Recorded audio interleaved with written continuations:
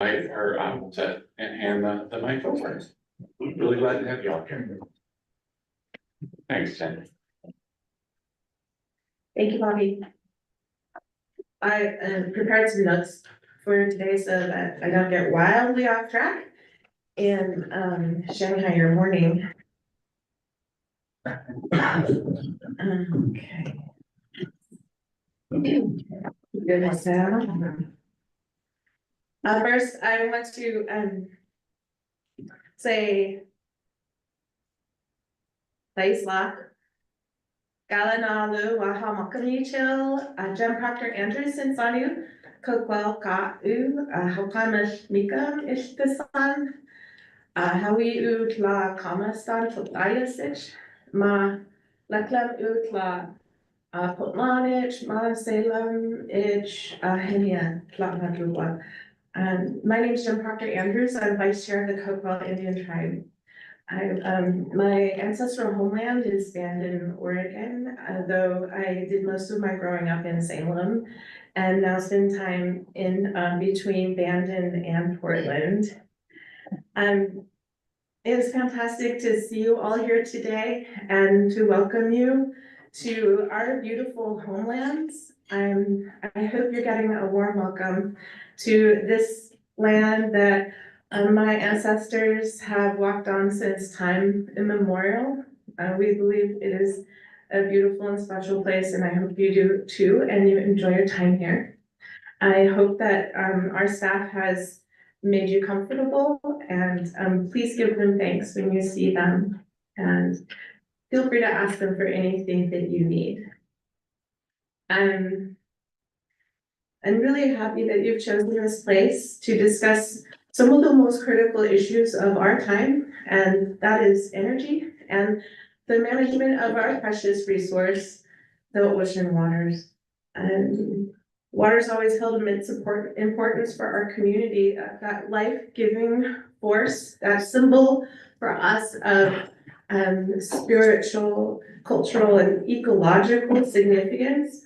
For centuries, we've relied on our salmon relatives who live in that water as a crucial food source and a symbol of our identity. And we take care of them, and they take care of us. And for us, that relationship will always be. It is really central to our lives and how we live. In recent years, however, we've noticed extreme decline in salmon populations and water quality, degradation, pollution, and other factors out of our control. So we're working for change on many levels through initiatives and community outreach and collaboration with state and local partners. And I'm talking about this now because this is what I'm seeing here in this room today. So we all know here in our different lives that it takes not only higher level collaboration, but real boots on the ground to do this work. We were the first Oregon tribe to enter to this voluntary agreement with the Oregon Department of Fish and Wildlife. And this is a memorandum of agreement that clarified our responsibility of co-management for stewardship of the lands and waters and the fish and wildlife that live there, to restore and enhance the wildlife habitat and the populations. And for us, this is this 5-county area of Lane, Douglas, Coos, Curry, and Jackson counties, and it includes their nearshore marine areas. And that agreement is a legal agreement that cleared the path for other Oregon tribes to walk into similar agreements, which has really amplified all of our efforts. It includes the efforts of everybody here in the room today, because when we tribes come to the table, we can bring other resources with us, and we work in collaboration, and we can do bigger projects together. And it really amplifies the power of the state and local goals. Some of that work has meant partnering with the Salmon and Trout Enhancement Program, which has rallied over 200 volunteers going door to door, knocking and talking to landowners about habitat restoration and being able to restore riverbanks to create habitat for fish to come home to. We partnered with the Port of Bandon to update salmon passage facilities. We held a bass derby, which I believe means there's still a $10,000 fish out there. Someone could correct me if I'm wrong, but if you feel like fishing it all this week, it could be very beneficial for you. It'd be a nice Christmas present. But starting tomorrow, right? Right, not today, we're busy today, so tomorrow. It is always a good time to fish for invasive species in Oregon. You can go whenever you want, pull them out. We've partnered, the point I'm making really is that we all benefit when we work together for these common causes. And I want to tell you a story. It's something that has been on my mind for a while, and it seems kind of particularly relevant right now. I made a friend while doing some work at the United Nations. Her name's Soleil Karina Mukta, and she's the president of the Sami Parliament, the indigenous people from Norway. And it is just so much fun to get to speak to people who have other interests in other parts of the world that are so similar to all of ours. We are all doing the same thing all around the world, no matter who you work for or what group you belong to. So the Sami people in Norway, they're reindeer herders, so they're in charge of making sure that Santa's reindeer are healthy and ready to go when it's their time. So a few years back, Norway didn't have the same process that we're going through right now. That they didn't really have everybody coming to the table, and they didn't have space for indigenous voices. And you've included tribes, you've recognized their sovereignty, the benefits of communication, you've recognized the legal responsibilities of consultation, and you've recognized the importance to all of us of those precious resources of land and water. And also considering economic development, which is so important to our community. But Norway didn't do this, they just thought, we're gonna build this wind farm on this Sami reindeer grazing land. And so they built the wind farm on the lands, and the reindeer couldn't graze. They had nowhere to go. So when my friend realized that her reindeer herds couldn't be healthy enough to pull Santa's sleigh when the time came, she did what she had to do. She asked Norway, hey, could you please get your wind farms off of our historical grazing lands for our reindeer? They do important work. And they didn't listen, so she took them to court, and based on Article 27 of the United Nations International Covenant on Civil and Political Rights, she won. The Sami Parliament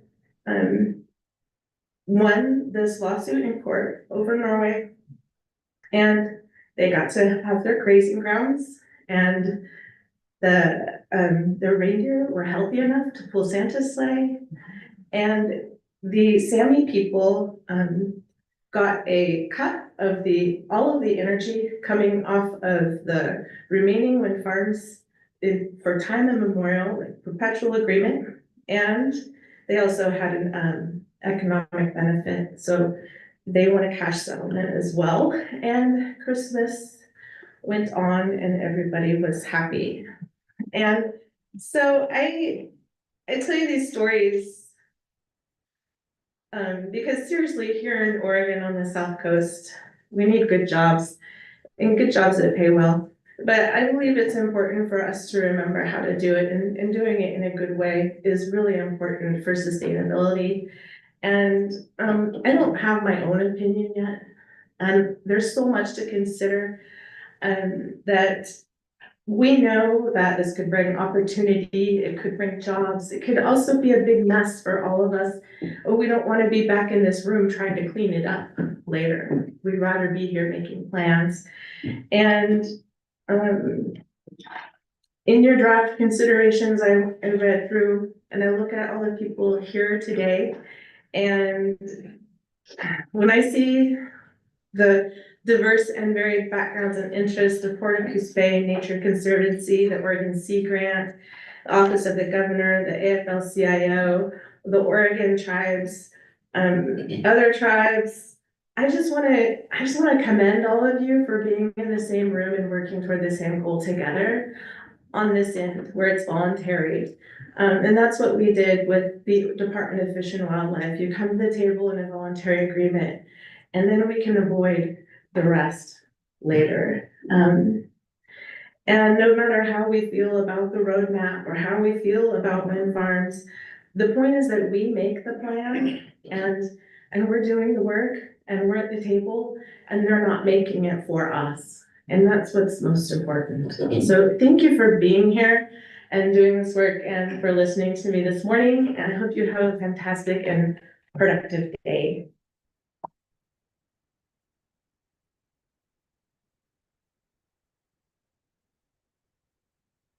Not sure I know how to turn this off.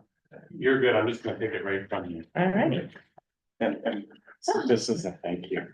I love pickles. So Thank you so the much. pickles are from the Cochrane Garden.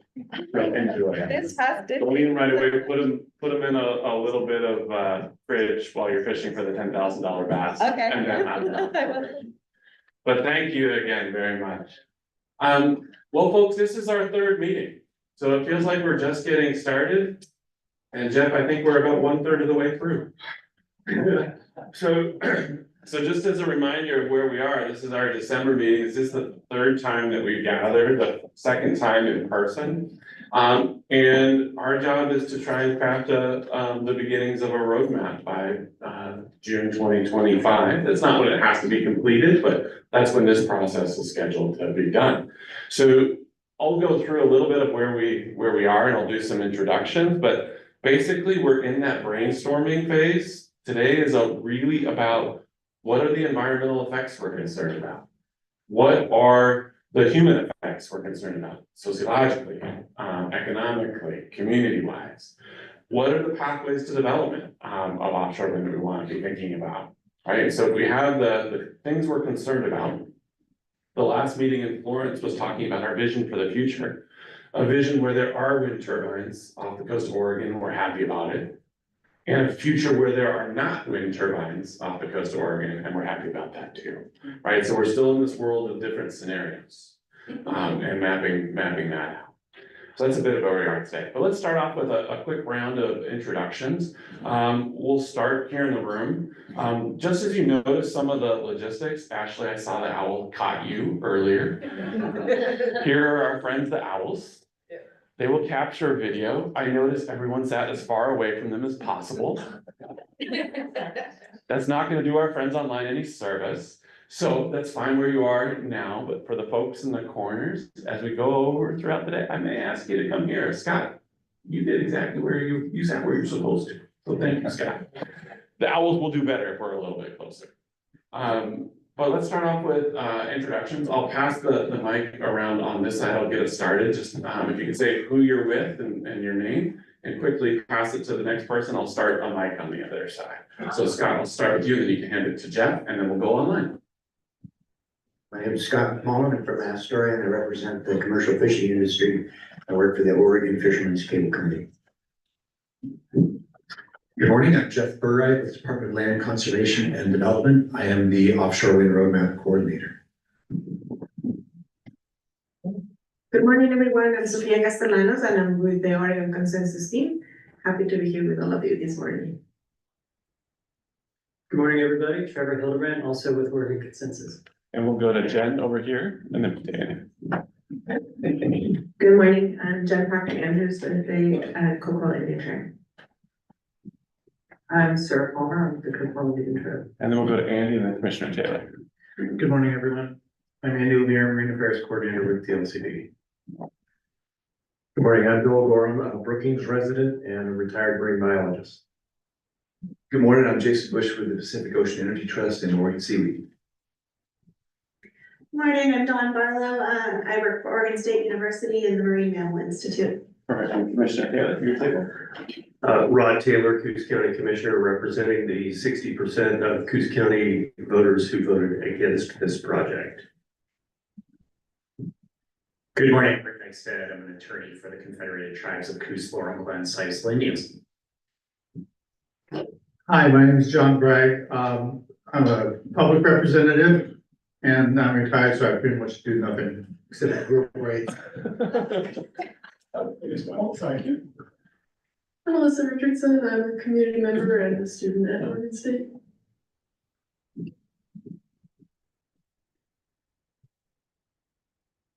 Nate Stokes, with the International Union of Operating Engineers, Local 701. Just table up front. I'm Jenny Jones and I'm a resident. Julia DeGraw, and I work with the National Wildlife Federation in the West Coast region. Ashley Dickey, I work with the Climate Justice Group, Road Climate, based out of Coos Bay here. Hello, everyone. Cynthia Smith with Oregon Department of Land Conservation and Development. I'm the Offshore Wind Policy Specialist. Lexi Woodward, Executive Director, South Coast Development Council. I'm Dale Beasley, president of the Coalition of Coastal Fisheries, which has 15 fishing industry groups involved.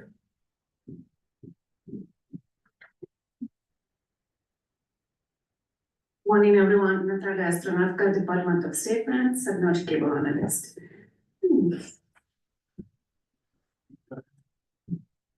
Alan Whitney, retired orthopedic surgeon, representing myself. Good morning, Carrie Silva, an advocate for the Charleston Fishing Fleet. Morning, Kyle Stevens, New Sun Energy, Port Coos Bay. Hello, I'm Ann Belisis. I'm president of the County Offices Audubon Society, which is the local conservation group in Curry County. Morning, everybody. Todd Buchholz, Coos County Planning Commission, Friends of the South Slough, and Coquille Watershed Association, Coos Bay resident. I'm Tom Halferty, retired biologist, geologist, used to work for NOAA Fisheries, and I just started my own natural resources research and development, innovative solutions for natural resource problems. Good morning, I'm Hoyer Domsky. I'm the South Coast Regional Rep for DLCD. Good morning, I'm David Petrie. I'm a tribal elder with heritage in the Coos, the Road to Tutundene, and the Kuruk people, and chairman of Ocean Winds. Good morning, Susan Chambers, Deputy Director of the West Coast Seafood Processors Association. I live here in Coos Bay. Our headquarters are in Astoria. I'm Mike Grego. I live in Charleston and I'm the executive director of Absolutely Nothing. I've retired as a natural resource coastal manager here in Charleston. Dean Lundy, president of the Divine Nature Academy at the old Boat Building Center, 100 Newmark, and an environmental activist. Morning, everybody. I'm Karina Nielsen. I'm director of the Oregon Sea Grant Program based at Oregon State University, where I'm also a professor of practice.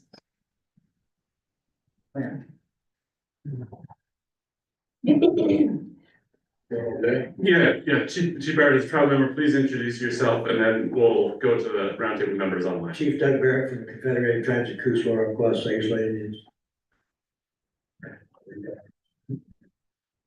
I was gonna offer for the DLCD staff and the governor's staff. Do you want to introduce yourselves quickly? Basically, what I'm operating under is folks that are sitting here are welcome and we're really excited to have you. And I'm paying attention to the roundtable member. So at any rate, would you like to introduce yourselves? Good help. They'll be seeing some of us later. I'm Lisa Phipps. I'm the manager of the Oregon Coastal Management Program and the Ocean and Coastal Services Division for the Department of Land Conservation and Development. Good morning, I'm Alexis Hammer. I'm the legislative and policy manager in the director's office at VLCD. Good morning, Jessica LaBerge, Governor's Office, Regional Solutions. Great, and let's go to the roundtable members online. I see, let's go to John and then Kevin and then Eva. John Shaw, Bonneville Power Transmission Services, Customer Service Engineering, Eugene, Oregon. Good morning, everyone. My name is Kevin Howard, and I live in Hood River, Oregon, and I am an independent climate risk management and sustainability consultant focusing on the financial services industry. Thank you.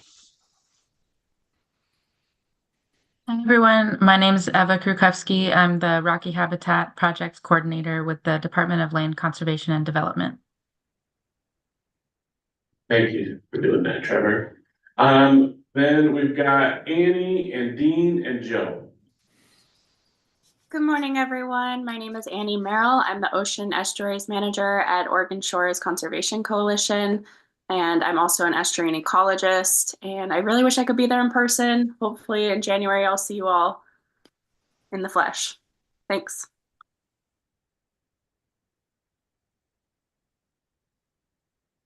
Go ahead, Dean. Oh, hi, Dean Apostle, a semi-retired landscape architect and scenic resource expert, not representing anybody, but I am doing some side consulting with the Oregon chapter of the American Society of Landscape Architects, who have taken an interest in this process.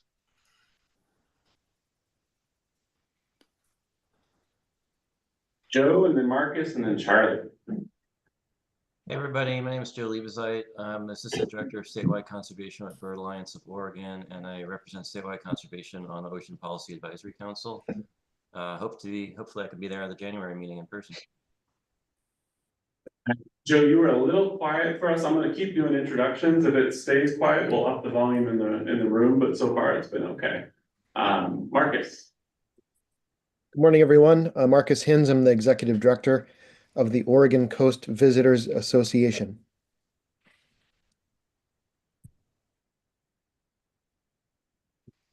Go ahead, Charlie, and then Joshua, and then John. Good morning, folks. My name is Charlie Plybin. I am the Oregon Policy Manager for Surfrider Foundation. I live on the Central Coast in the Newport area.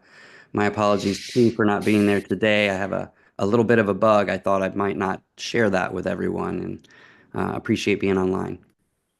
I mean, it is the season of sharing, but not that stuff, so we appreciate it. It's all right. All right. Joshua, and then John, and then Jonathan Allen.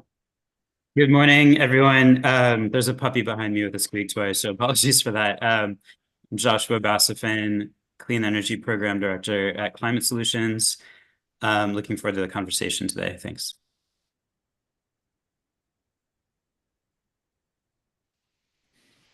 Okay, thank you. Jonathan Allen, and then Gina, and then Carla.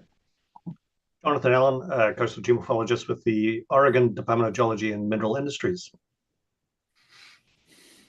Morning, everyone. I'm Gina Carter. I'm the Coast and Marine Director for the Nature Conservancy in Oregon.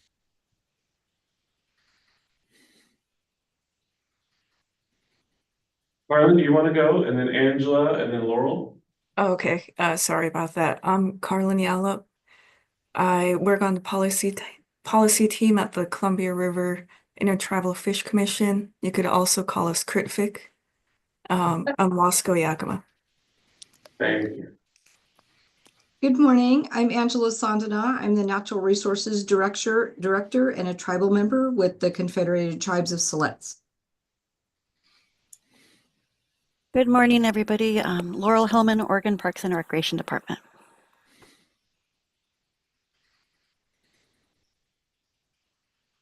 Stephanie, and then Caitlin, and then Jack.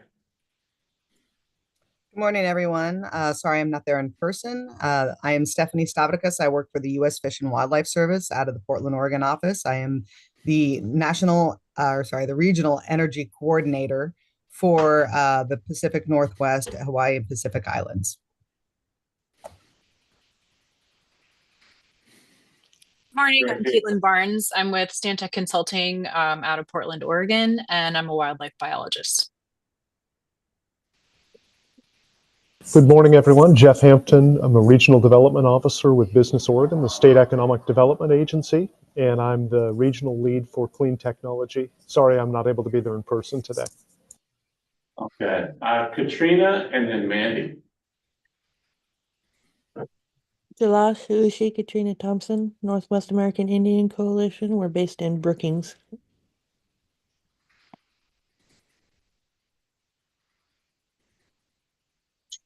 Mandy McNabb, Administrative Services for the Oregon Coastal Management Program and DLCD. And did I miss any roundtable members that are online? Maybe you missed Hannah. Yeah, I got missed last time too. Maybe I'm doing something wrong. This is Hannah. Hannah, I think one of the keys, if you want to be first in line next time, pop your video on and you get right to the front. Zoom knows you want to be. I'll try to remember. Maybe I'll be there in person. Hannah, John D. Kaplan, Bonneville Power Administration. I cover Oregon government affairs.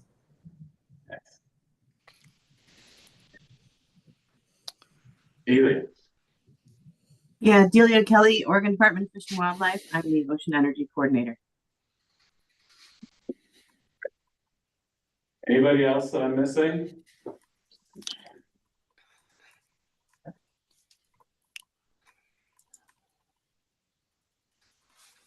That's it. Great. Well, welcome everybody. We're excited to have you. Are you my slide driver? Yes. All right, if you can pop up the slides for me, and just remember to share those.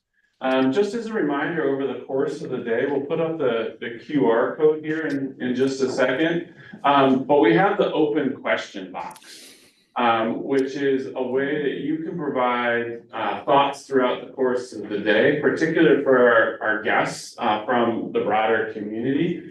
If you're seeing something or talking about something that here in the roundtable that's really important to you and you want to provide a comment right away, just take that QR code down now and you can just do it online throughout the course of the day. We'll also have 2 public comment periods where we'll invite public comment throughout the course of the day. So if you're not a roundtable member, no worries. We'll have a chance to hear from you, and we really do want to hear from you at the course of the day. All right. Jeff, did we want to try and check in on how the question box is working now, or do we want to kind of move through it a little bit? Maybe we'll come back around. Okay, so one of the things we want to check in on today is just how are the logistics working? You know, we're trying to get out materials a week in advance. We're trying to get the question box out there. We have questions about how that's working. So for example, I think last meeting and this meeting, we had about 25 RSVPs. We're getting about 4 times that amount, which is awesome. We're really excited. We just want to make sure we have enough food for you, and enough hotel rooms and all those kinds of things. So just want to check in and make sure some of those logistics are working out all right. And then let's see. So I guess that was one of the questions we had. Is anybody having barriers getting access to that Google form, that sequence that we're having, right? So we send out meeting materials, week in advance, we have a meeting, we follow up with a kind of a survey to get more individualized responses, and we use those surveys to craft the materials for the next meeting. Can I just get a kind of from roundtable members, a thumbs up, thumbs sideways, thumbs down on how that's working? So thumbs up, it's working just fine. Like thumbs down, hey, I need some help. Okay, I see one. Okay, sideways. All right, so I'll check in with y'all at break, see if we can improve some of that in a little bit. All right, so in terms of agenda overview for today, pretty quickly here, we're going to do a lot of work in breakout sessions. As members of the public, you're welcome to join those breakout sessions to observe. We are holding that space mostly for roundtable member discussions. Just want to make sure we mark that. There'll be plenty of opportunities to engage in other ways. We're going to check in first with Jeff on the visions that we started in Florence. What are those visions for the future? A future where there are no turbines and we're happy about it, and a future where there are turbines and we're happy about it. We're going to then go into thinking about the environmental effects of concern, the human effects of concern. We're going to break for lunch, and at lunchtime, I'm going to ask roundtable members to indicate which of those environmental effects and human effects are the most concerned.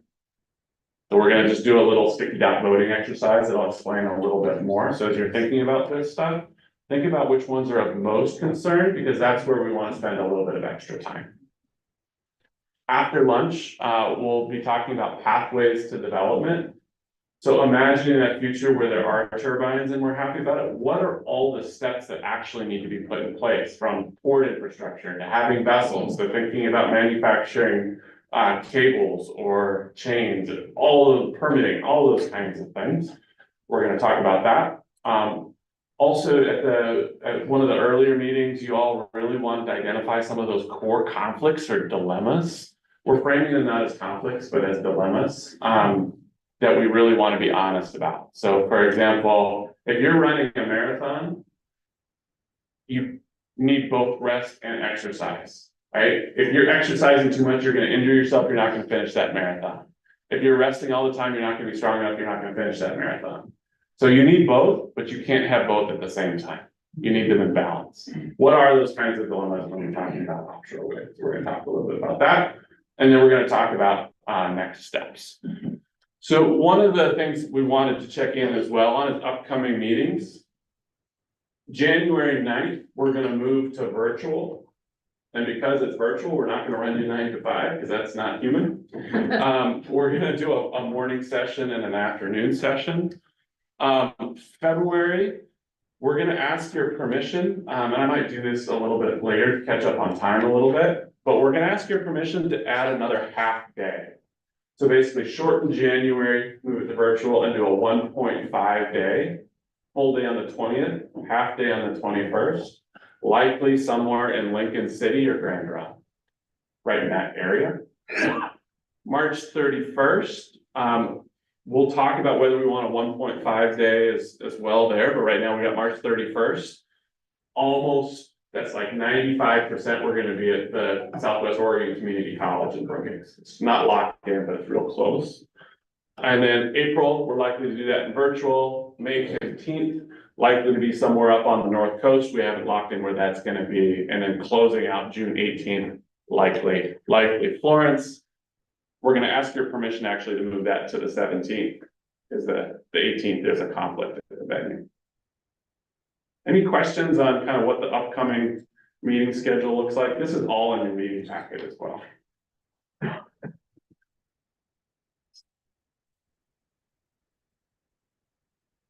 think I've covered this, but we'll put this in the meeting materials as well. It's just a way to track all the work streams that are going on. That is one of the other things we're going to do today, is talk about starting work groups. So you all had identified it would be really nice to move particular components of strategy forward. We're going to see if we can start up the first 2, 3, however many work groups you want, starting next month. And then also notice April and June is when we're flagging for kind of broader public meetings and workshops. Yeah. I just wanted to, I know this is very small for folks in the room. I apologize for that. I am modifying this as we go and as the conversation actually develops, as we realize what we have capacity for. One thing you might notice here that's different from the last time this was in our meeting packet, we'd originally intended to do a public meeting in the evening in January.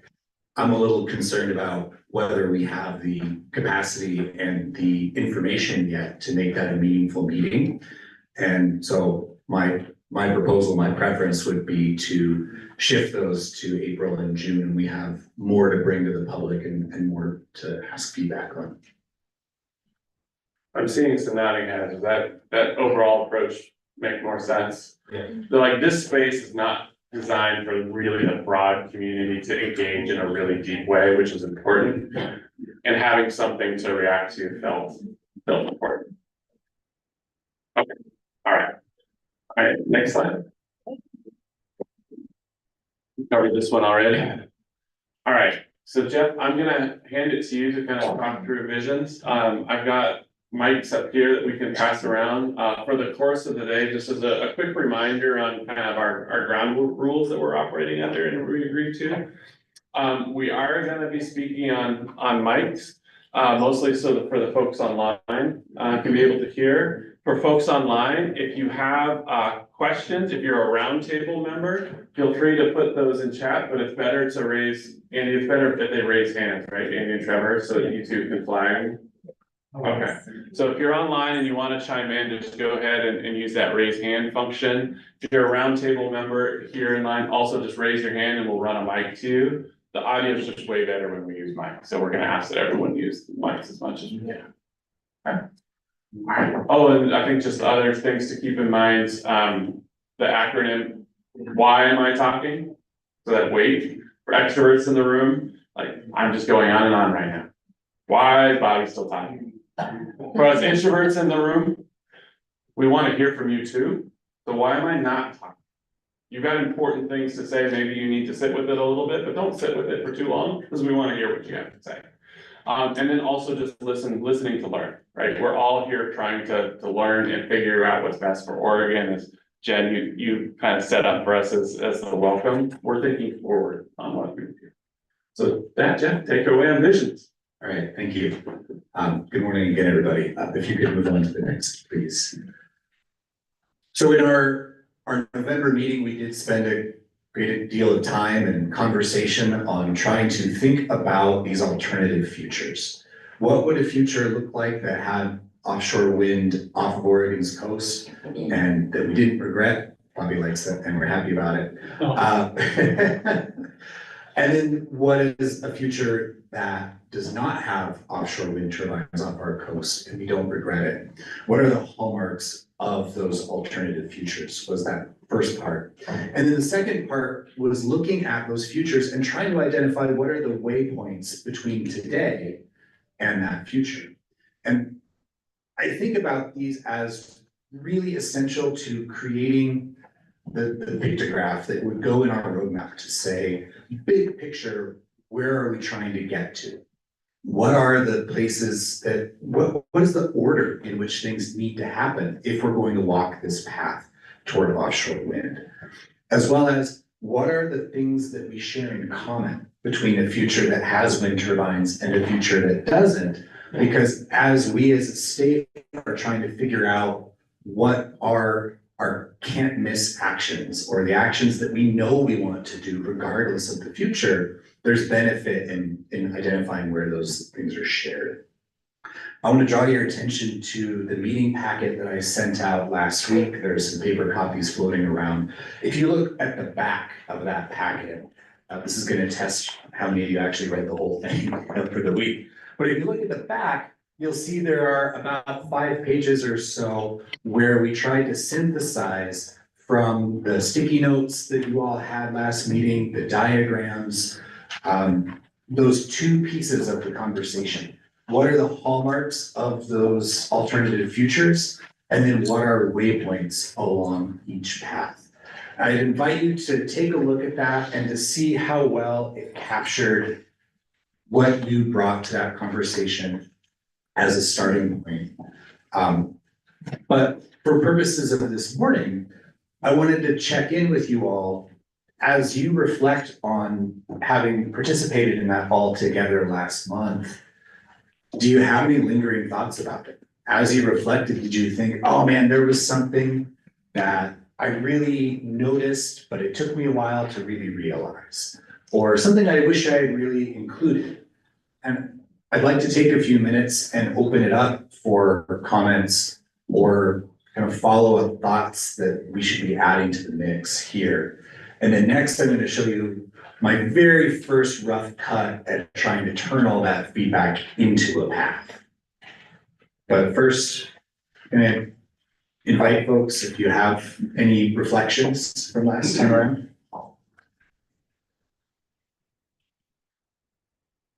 See my team. One thing I noticed on reading the summary, which is well done, thank you, is that the scenario, the no regrets scenario with wind is starting from a world without wind in Oregon. And what I see as a reflection of then the no regrets scenario without wind starts from a presumption that the world without wind has to defend itself against wind. So that instead of a no regrets scenario for what would the Oregon situation be without wind? The attention was diverted away from what a future scenario could be without wind. And because there was, in a way, a preoccupation of what would be avoided if the presumption of wind were stopped. So it seems like the intellectual orientation of the without wind scenario is somewhat different than the intellectual orientation of with wind. Because with wind is moving from a position of not having anything to having something. And in this in particular offshore wind development. But the without wind scenario, if it were possible to just not bother considering offshore wind, the scenarios that would be developed for an Oregon coast without offshore wind probably would have had a different emphasis. So there's no offshore winds now. And if we continued with no offshore wind, you could focus on, you would likely focus on different things. But I see what our group discussions summarized were how to fend off offshore wind as opposed to how we could develop the economy and energy development in the absence of offshore wind. Thank you. Don? Yeah, thanks for preparing the meeting packet. Those materials were really thoughtfully organized. So yeah, appreciate that. I had sort of a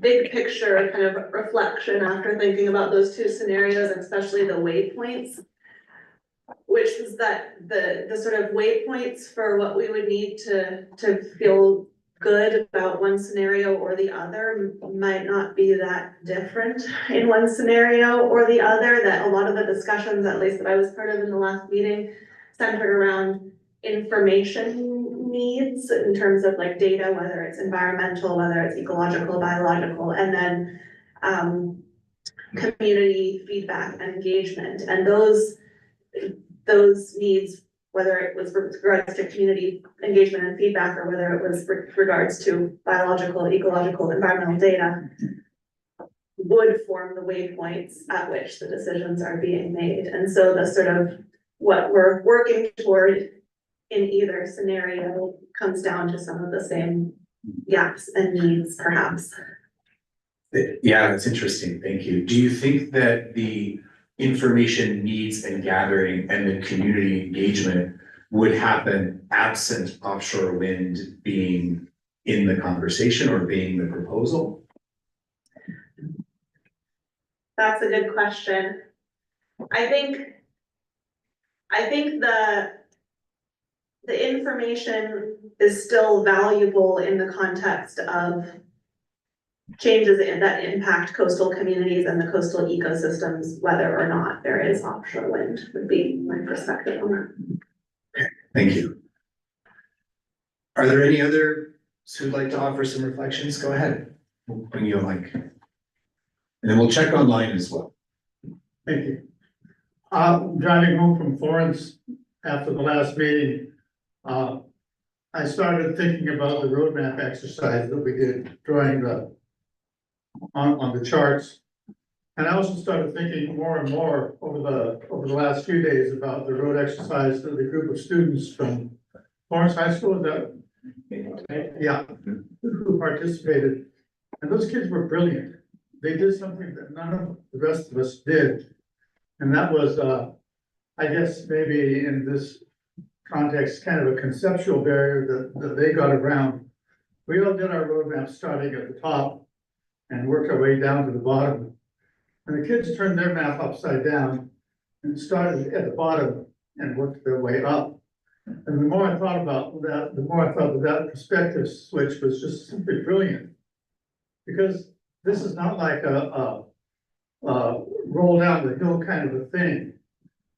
Doing what this group is trying to do is pushing a concept up a very steep hill and turning that roadmap upside down and thinking about it that way at least for me, just put a whole different perspective on the immensity of what we're trying to do and the difficulties in it.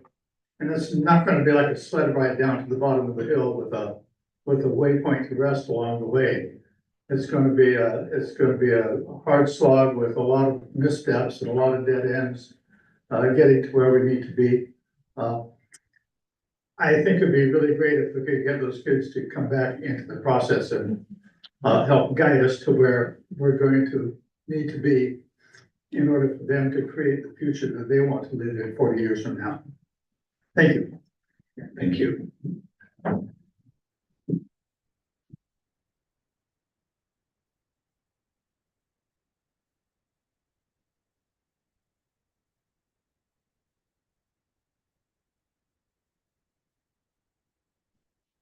Yeah, thank you so much. I like this document. It's so much transparency. I look at the outlines, state energy strategy interconnection, number 5, and the last one,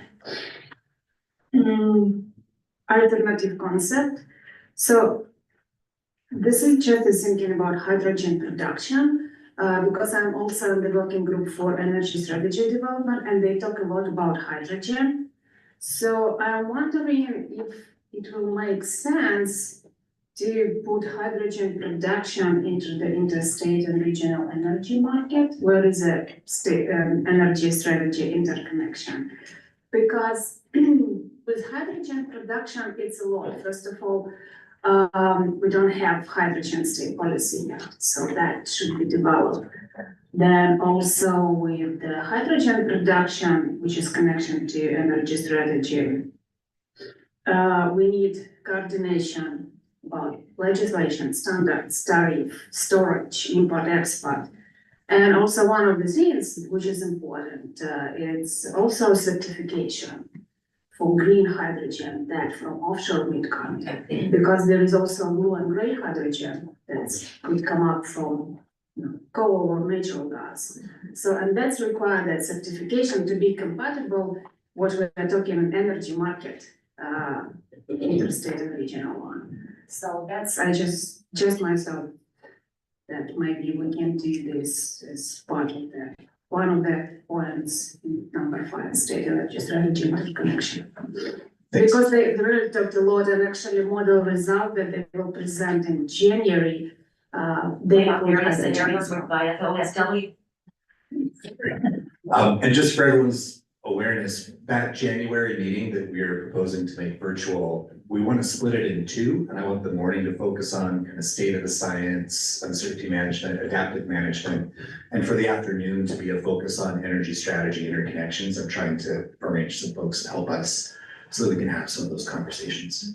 So Jeff, we have 2 folks here in the room, but I wonder if you want to just check in online. Yeah. Do we have anyone online who would like to offer a reflection from the roundtable? Nothing yet? Okay. Yeah. Oh. I'll see. That's previous. Okay, thank you. Yeah, maybe 1 or 2 more, and then I'd like to show my picture and then move on to the next.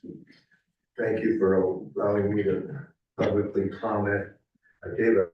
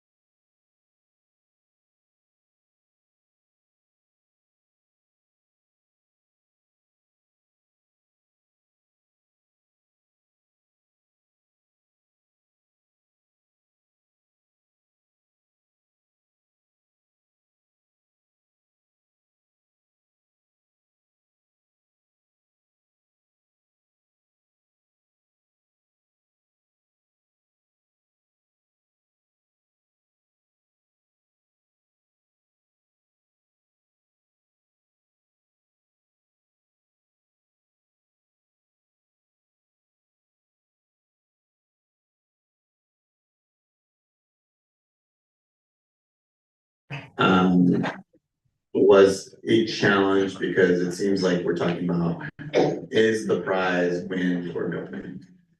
And I think it really challenges with a more core conversation that requires us all to see if we're on the same page around shared understanding, which is, it challenges to ask the question, the very basic premise is there a climate crisis?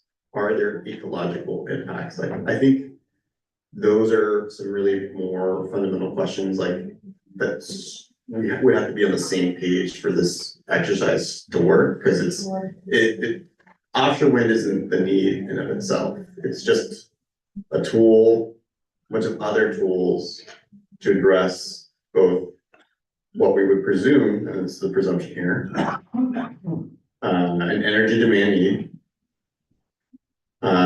It would presume that we would have to be on the same page that there is ecological impacts, but the deployment of other technologies will additionally have ecological impacts.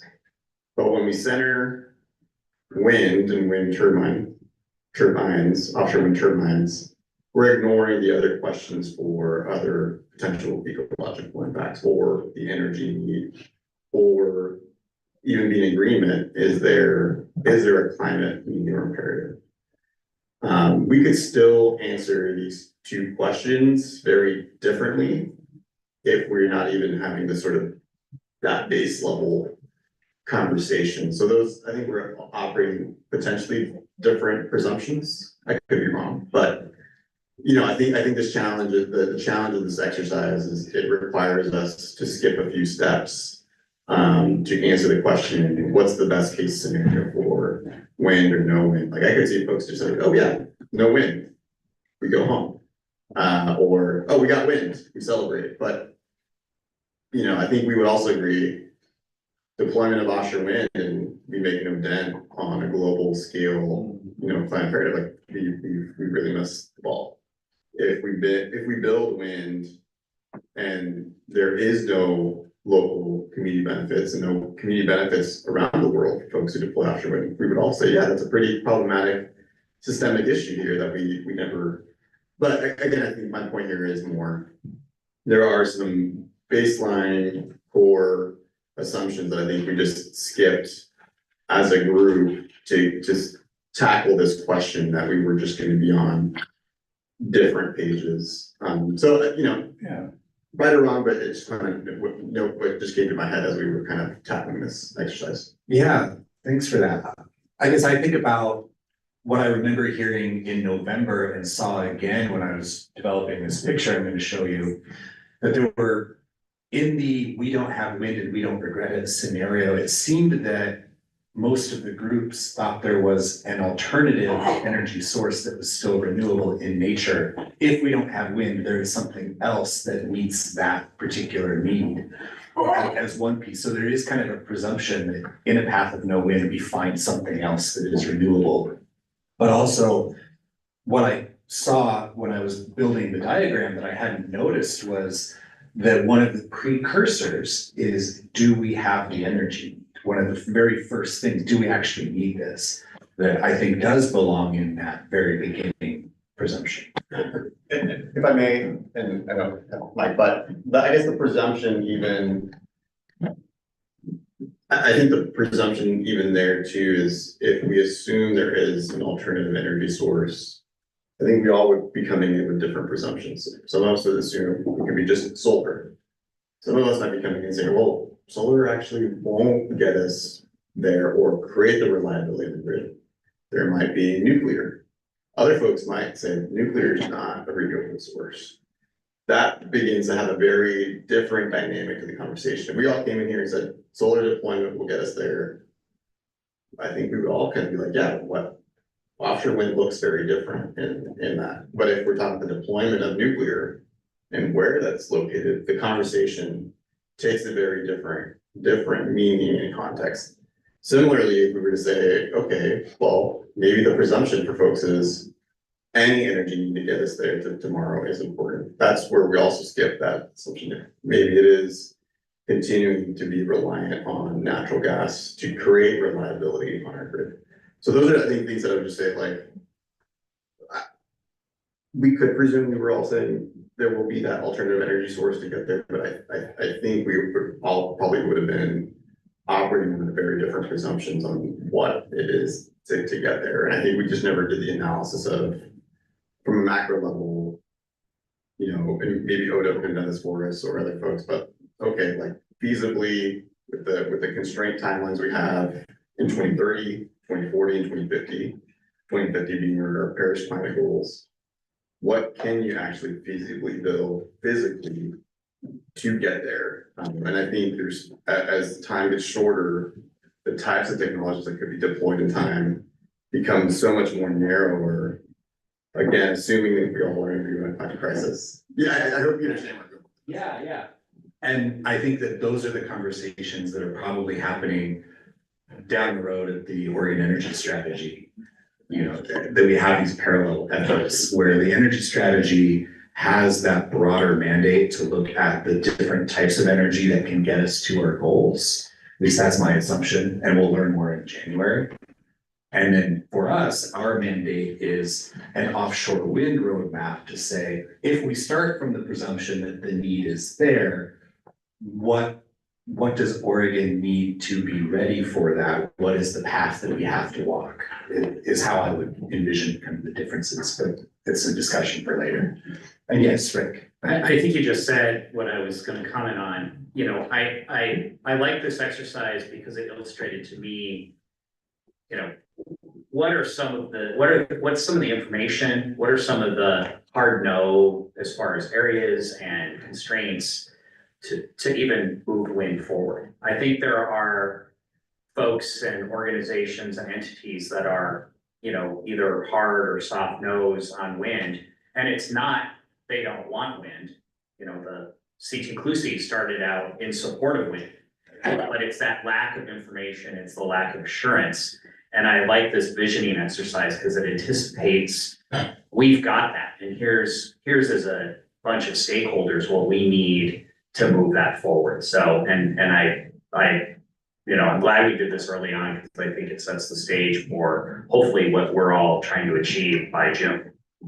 Thank you. I had this vision, maybe we'd have like the pre-test and the post-test, if you remember from grade school. Like we do this in the beginning and maybe we check in at the end and see how more refined our vision is.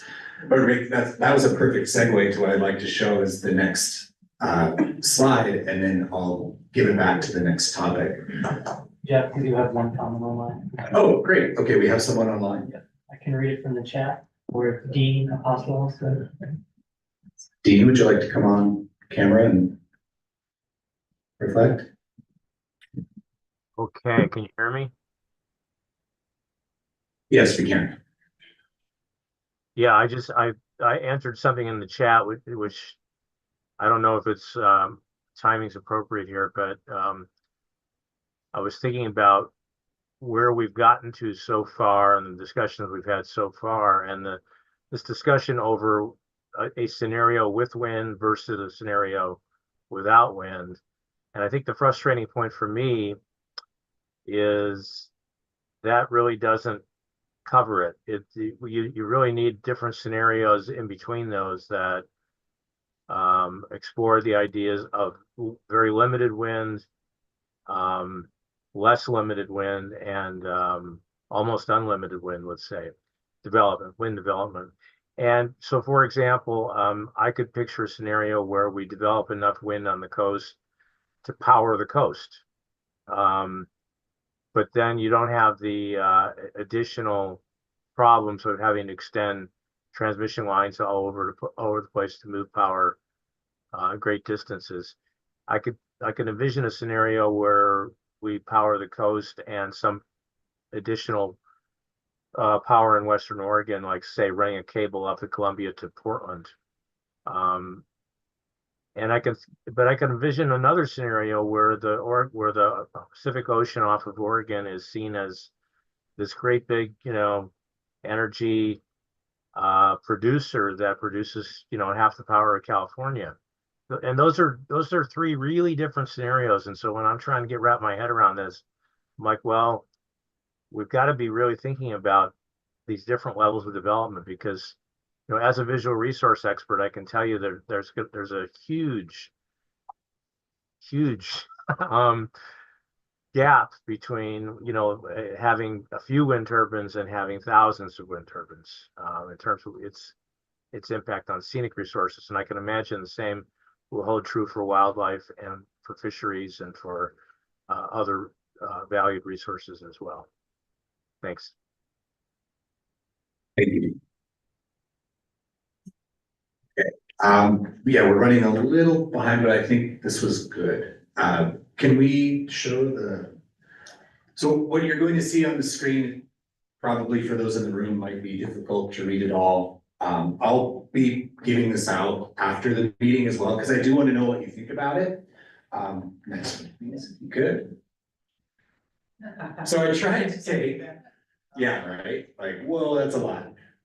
So I tried to take all that early feedback from November and say, okay, how do you map this into phases? How do you figure out what the gates are that you have to pass through in order to get through each dot? What are the pieces that have to be in place? And I don't want to belabor it. I do want to spend some time, maybe give this to you all to think about. This is the first cut. And I think that it needs a lot more refinement. And you'll notice there are multiple places where exits could occur. I think that we could have a whole discussion about what is the shape once an exit is taken. Are there types of exits where we stop at a rest area and then get back on the freeway? Or are there pieces of this where if we don't have it with us, we cannot proceed any further? I think that those are conversations yet to be had. So that's just a level of refinement that doesn't exist here yet. But I've tried to take the feedback from November, map it onto here. And so a couple of things I'll point out.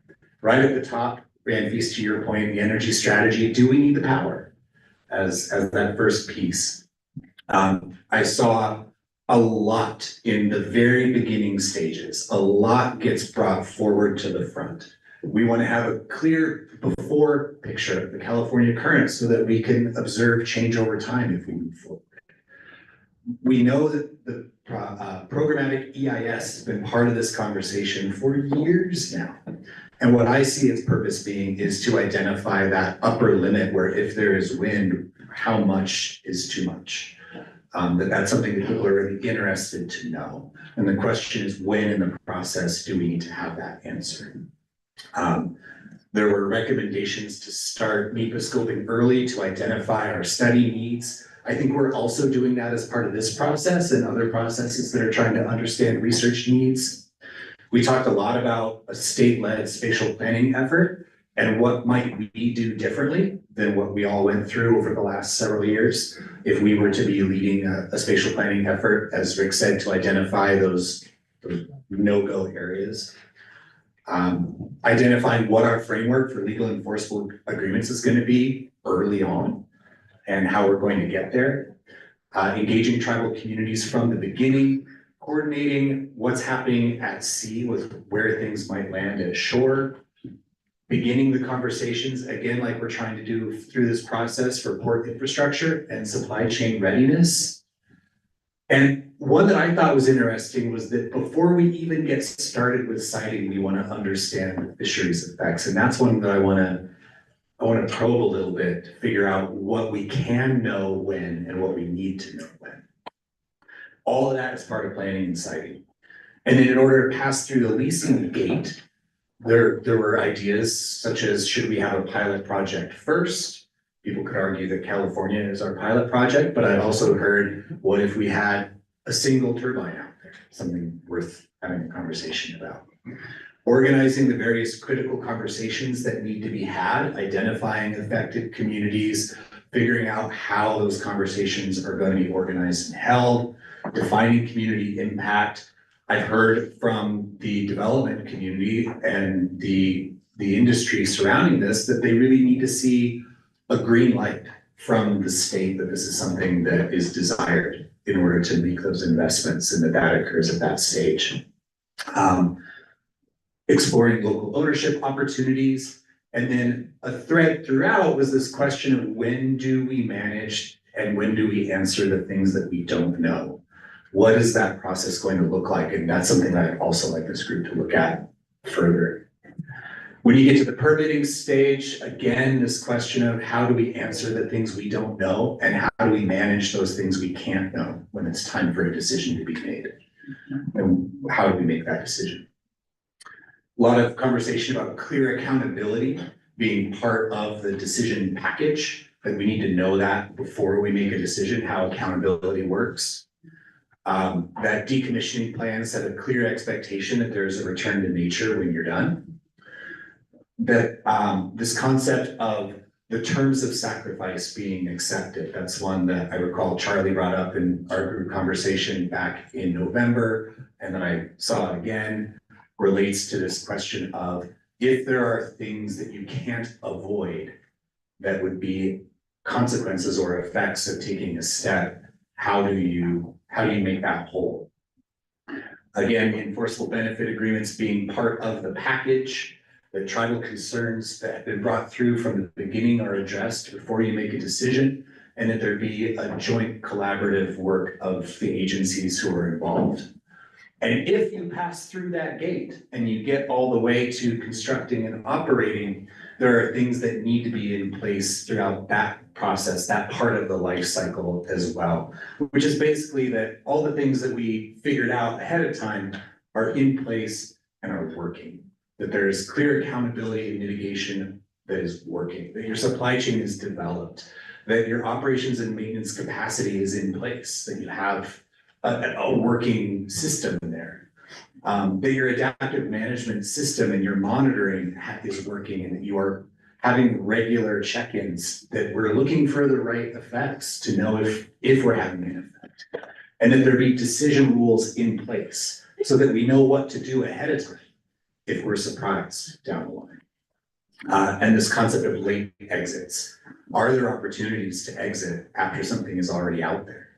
It's something we could explore. So again, a first cut.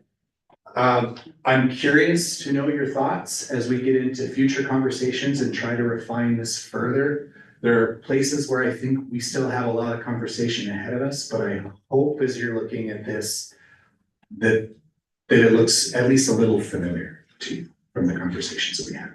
And Jeff, so if the ask is, what are your thoughts, and folks are seeing this for the first time, do you want a little bit of that now, just kind of quick hits, or do you want to follow up after this meeting? Well, it's a question of how much time we have. I know that. Yeah, we can take a couple minutes. All right. Yeah. Folks have some initial thoughts, gut reactions? It came up from the conversations we had last couple of days, and this is just terminology in terms of exits. And you'd mentioned an exit to a rest stop, which turns out in a lot of places is not an exit because the only way to do is you get back on the freeway. And you also just mentioned the term gate. And in decisions, when you have gates, you have to get through the gates to go on to the next step. And so I'm not sure what the right word is, but I think in terms of where do we say, all right, we'll look at the first part, and if A, B, and C isn't done, then we exit. And some of the conversation yesterday, especially from the development perspective, is some degree of certainty that if we can tick the different boxes, then we continue on the path. The other thing from a completely different side is my perspective is from recognizing the considerable challenge we have with climate change. And that's a driver. That means we don't have the time to do a lot of stuff, but how do we make sure we don't end up in worse conditions on top of climate change? There's just two different thoughts. Thanks.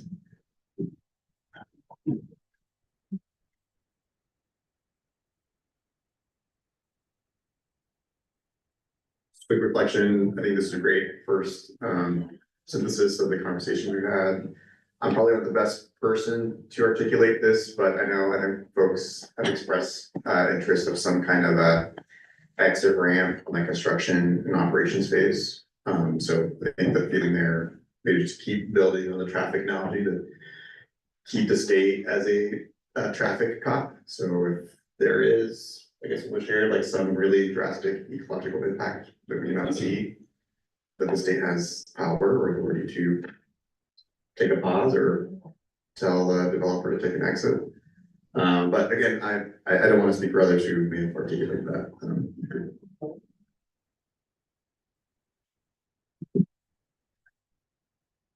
I can be loud. It'll help, fisheries- it'll help folks online. Sorry. Yeah, thanks. Sorry. The comment on planning and citing, the last one, fisheries effects now, I would say that probably should be broader, you know, ecological impacts are known.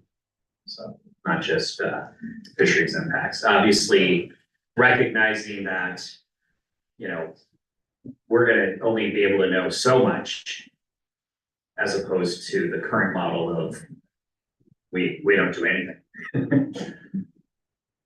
Fair point. Yes, I think we could have a fruitful conversation about how and when we manage what we don't know. And just real quick, 'cause I want to avoid making another person mad. Are you a roundtable member? Perfect, sorry, I don't know everybody's names in person. Thank you so much. Maybe this is just, you know, mincing words here, but conceptually, I don't like that constructing and operating are lumped together as one single thing. I feel like there could be moments where you're constructing and you say, you know, this is no longer a good idea. You know, in an idea of, you know, when we're just operating on models, and then you go in the field and you observe directly, those two things can be quite different, in fact, often are. So I would appreciate, and I don't know if everyone else agrees, but I appreciate that the constructing and the operating are considered separate, can have excellent ramps, just conceptually. Thank you. Yeah, I had to fit it on a slide. I agree. Right. You did a beautiful job. We have two online.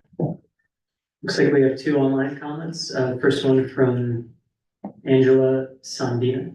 Sorry if I messed up your name, Angela. I could either read your comment or if you want to add something, go ahead, Angela.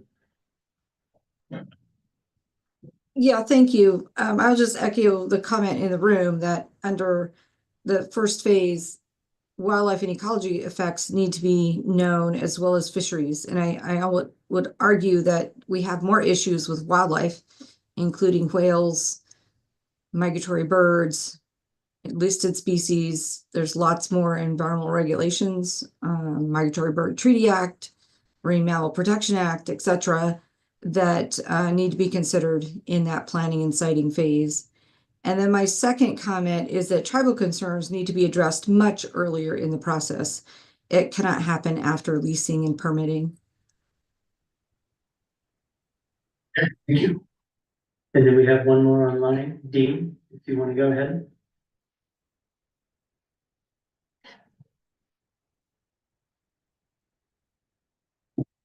Yeah, sorry about that. Having trouble unmuting. Well, I've had some experience working on some of the East Coast offshore wind projects off of Nantucket and Martha's Vineyard. And one of the things I learned working on those projects is that if your plan is to avoid or mitigate impacts, you really need to pay a lot of attention to that first column that you have. Because once BOEM issues the lease, there's a lot of money that starts changing hands, and power agreements are made between the companies developing the project and the utilities, and expectations really build. And so if you that first off ramp is really crucial to really understand how to work with BOEM to communicate to them that there are certain places along the coast that we really don't want them to lease, because once they've leased, we're kind of behind the eight ball. Jeff, I'm noticing I've got Kevin's hand, I've got Scott with the mic and Talia. I'm wondering, we're starting to talk and making a nice transition to think about what effects are of most concern.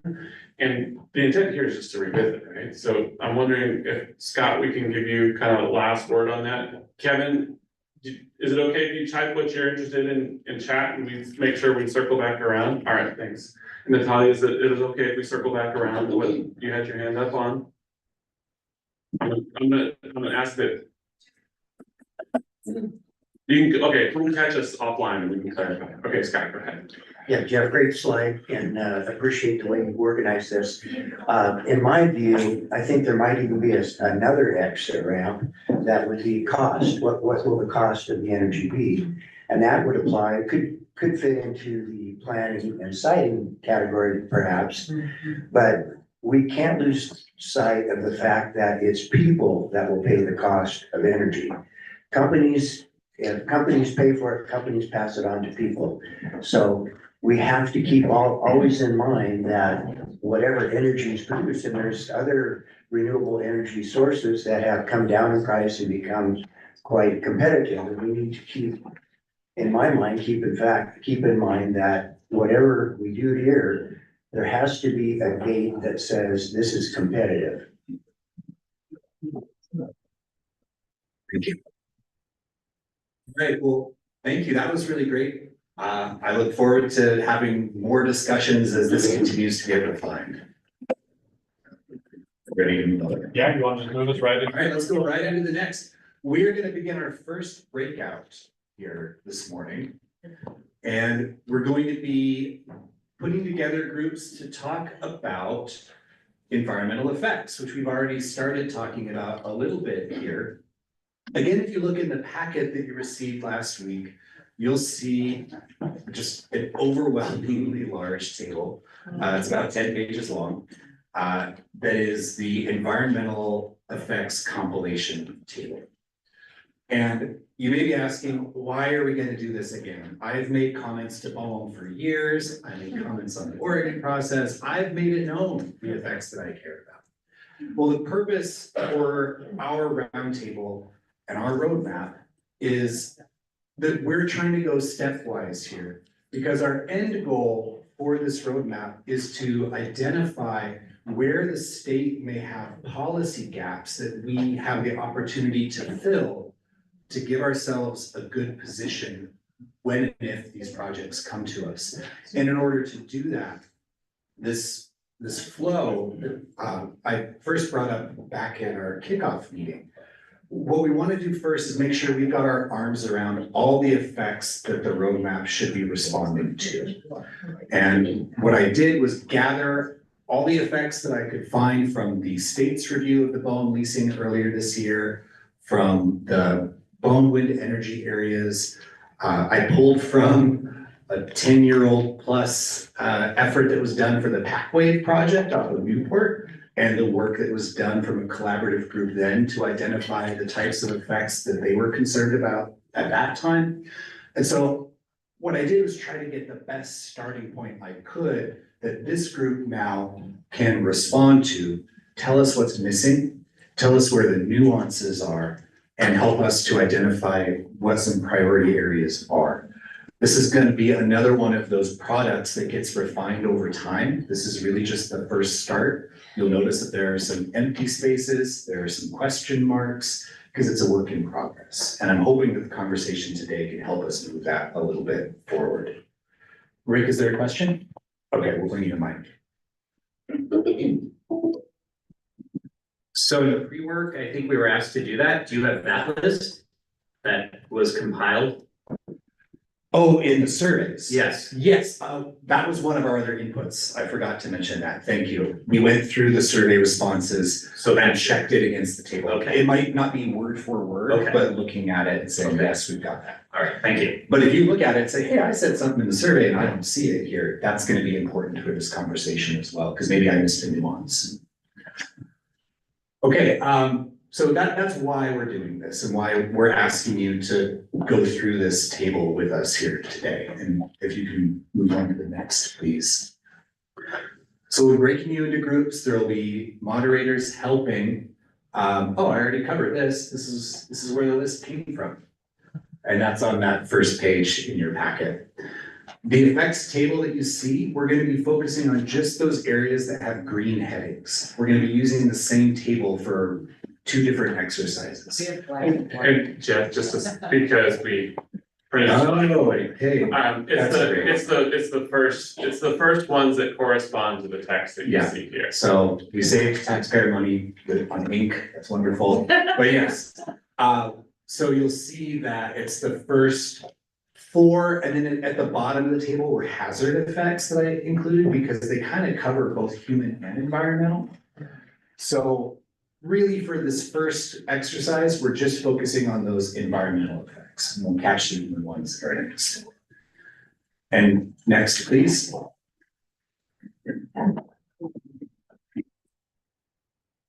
Sure.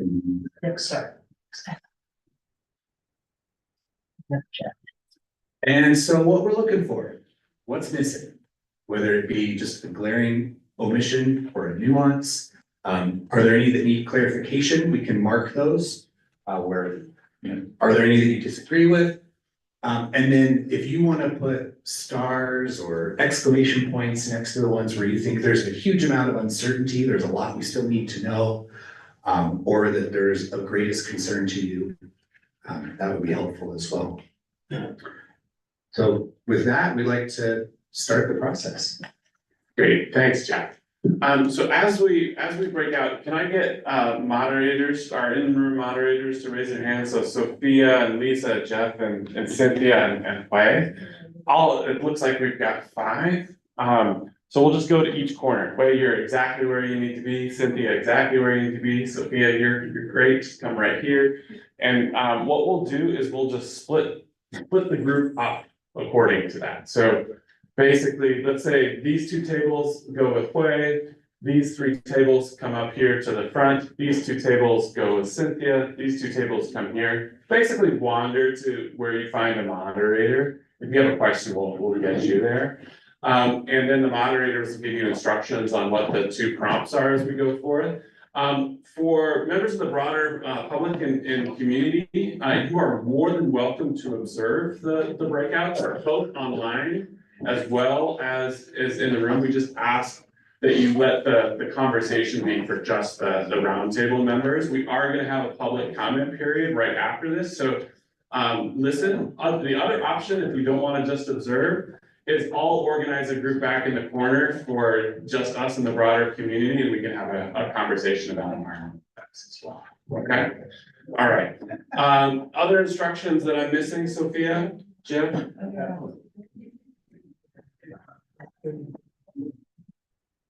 Thank you, Bobby. So we will do this, we'll organize the breakout sessions into 2 parts. Part 1, we will sit at the tables, as Bobby just mentioned, and we have the conversation for 40 minutes. And afterwards, we will have like the second part in which we have 20 minutes to report back to the larger group. For that, we need to choose one person from each one of the groups that will be willing to report back to the whole group. So that is how we are going to organize part 1 and part 2. So we will start right now with part 1. Thank you. I'll be here. And then for folks online, we're gonna go ahead and mute the audio and the visual here in the room, so you're not distracted if you go into the breakouts.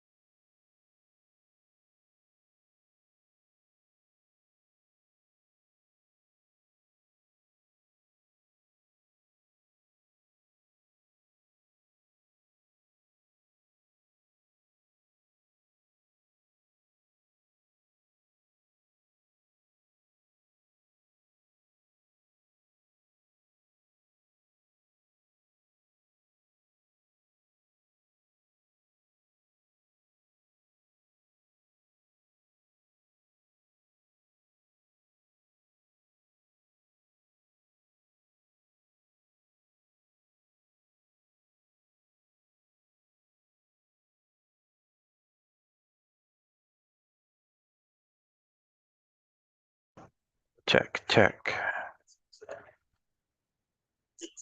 Andy, I've paused the recording during the silence. Yeah, thank you, Mandy. I was having trouble with my audio. Can you send me to breakout group 1, please? Okay. Any agenda?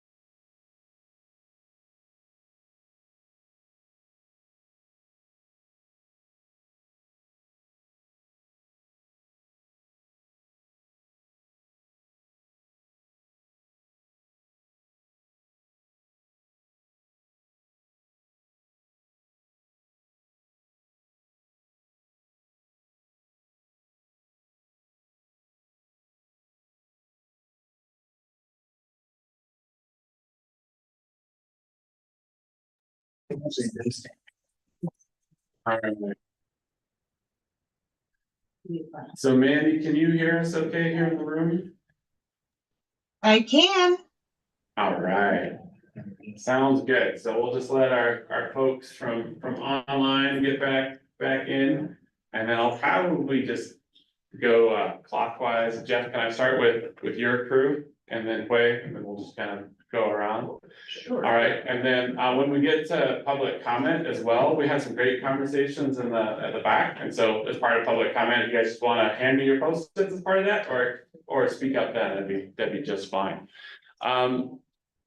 So I think on this one, we're not going to get all the specifics that each of your groups came up with, but maybe just pick like 3 themes.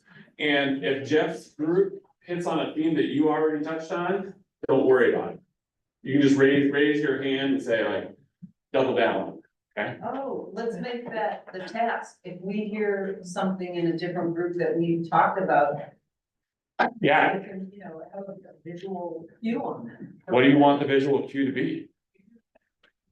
So far. Do you want to do the wave or just raise your hand?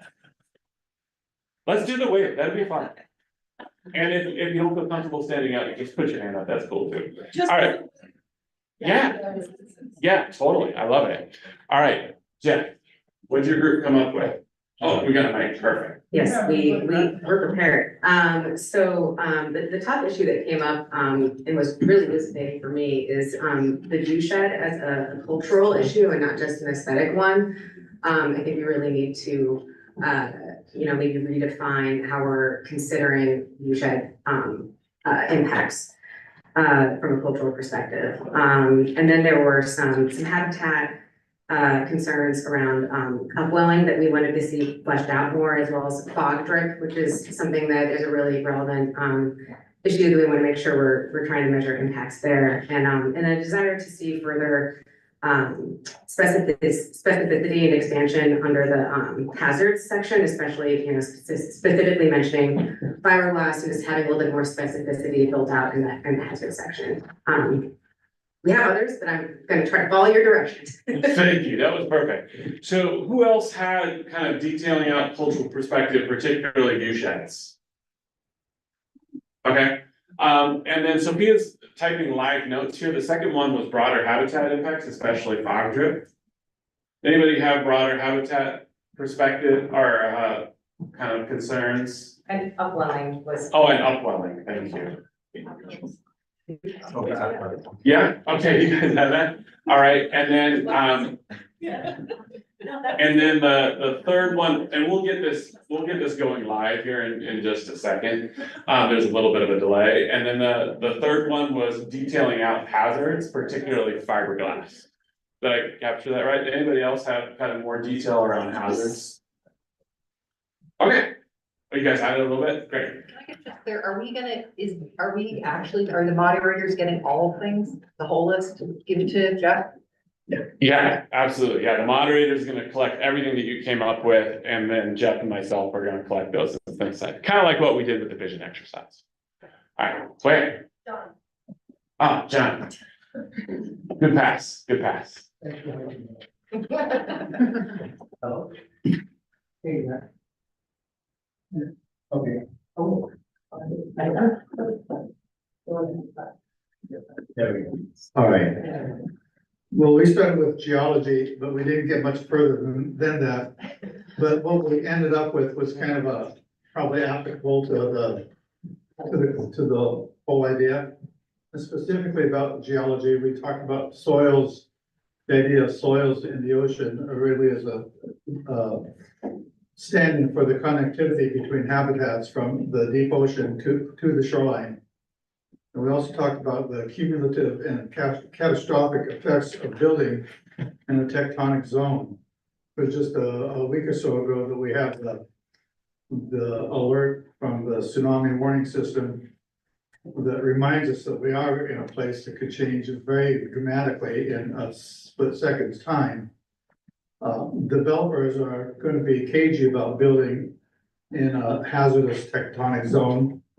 We need a lot more information. There's a lot of modern technology that we could probably apply, LiDAR buoys to gather information that we need about ongoing and changing conditions.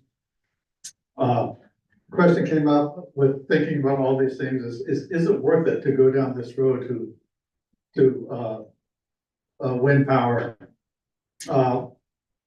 It very well may be. There's a lot of other things that are a lot more probably catastrophic with their cumulative effects with the systems that we're using on land now. But at the same time, there's the concern that, with the capitalistic system, everything that we're building out in the ocean might just be pumped into AI and cryptocurrency. So there's ongoing needs for research and monitoring and a need for perhaps a holistic view of connectivity and cumulative effects in walking down, trying to build this roadmap. Is that any other comments from the group? Does that cover it? Thank you. Thanks, John. Lisa, can we send it to your group? And then Sophia, I'm gonna come check with you on the third bullet under group one, is make sure we get hazards on there. Well, we had a robust conversation. We started out with clarifications and there were a lot. Jeff, you're gonna be getting a lot of resources in the next few days, just to be clear. I would say that some of the key things that came out were one, the effects are very broad and that they have so many parts that from, say, a research agenda perspective, it would need to be teased out quite a bit more to get down to the detail that would be needed. So we had some good examples in the marine communities, for example, would be a great example of where we have 1,000 different species and 1,000 different predator-prey relationships. How do you tell which one's the most important? We had a request that we have an extra column that talks about who's actually going to do the monitoring and enforcement of the issues that we raise. There's also some comments that this is a very comprehensive list on its face. I mean, it really does follow an EIS expectation. And so how do you prioritize in a way that's not about the loudest voices or the concerns versus the actual priorities that need to be addressed? Being concerned about something doesn't mean that it's a priority, but that we need to make sure, much like you did, Jeff, in the enforceable policy review that you did for the federal consistency, where you're acknowledging that there are these other issues, but here's why, they're not going to be on the list of things that we're going to address in this process. So for example, in what you were reviewing, it's about the lease, but not about construction and maintenance, for example. So let's see here. There is a lot of information out there. We do not want to reinvent the wheel, unless it's square, which I love that. Let's see. Also, there's some hyperbole in there that may be creating expectations that aren't necessarily accurate. We did also have some specific examples, but I can just get that to you. But there's a lot of information out there. Let's use it, but also figure out a way to make sure that it actually applies to Oregon. So making sure that the alignments are real. Did I forget anything big on the clarification side of things? Okay. Great, thank you, Cynthia. Yeah, and if we can just keep the reports as tight as possible. No, you're good. No, it's good. I just know folks, there's too much good stuff. We just say, Bobby, leg off. Alright. So you would be, and I'm gonna follow in Lisa's footsteps and kind of take my time and expand a lot more, if that's okay. This is your all's process. I'm just responsible for getting you to lunch at some point. Well, it was kind of, I'm gonna reiterate that it was a very comprehensive list and that most of what we talked about and were concerned about was that it was already on the list. And that there was also a lot of overlap in categories. We did briefly discuss beneficial effects of offshore wind, that might also have, complementing negative effects. So, some of the highlighted areas we didn't get through the whole list, but we focused a lot on marine community composition and water resources. One of the effect details that, because it's fairly new information out there, is a southern resident killer whale status that is fairly new. And then also the anchor chain sweep and the release of elements, whether they're naturally occurring or otherwise from the seafloor, might not be on that list. And I think that's just enough that's enough. I could keep going, but you don't want me to. Don't make me the bad guy. No, we want a flavor, right? Because this stuff is comprehensive, it's deep. And so it's enough to hear about what's going on in other tables, because that's part of how we learn and understand and like broaden our horizons on this.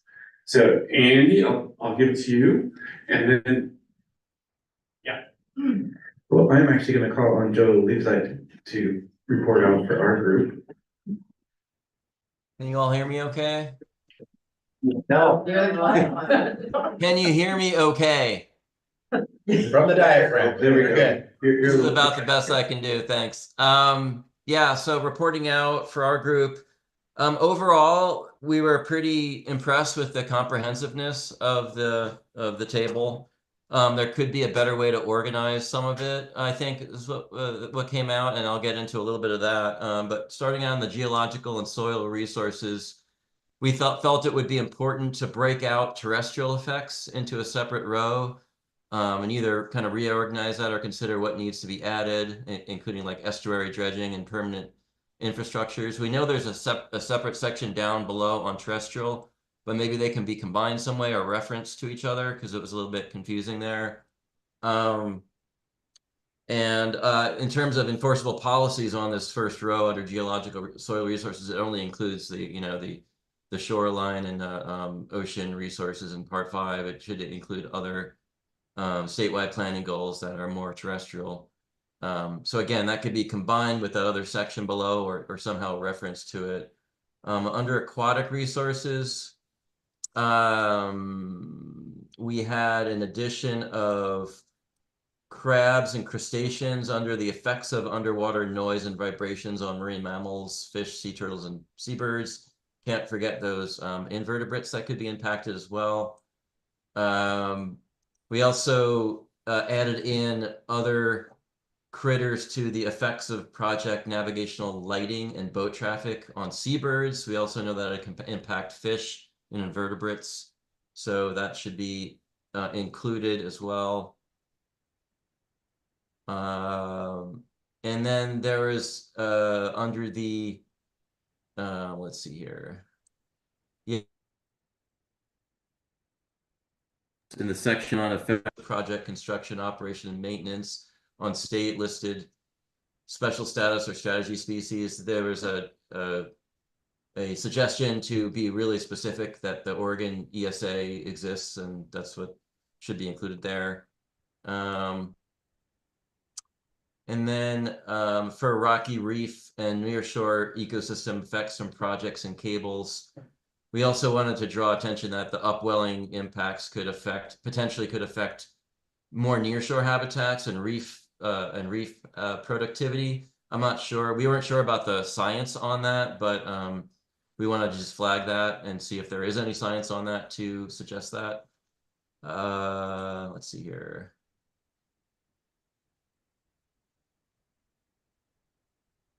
And then there was a suggestion under the cumulative effects for marine food webs to insert a row for impacts on project structures and a need for fish screening or entrainment in a device structure.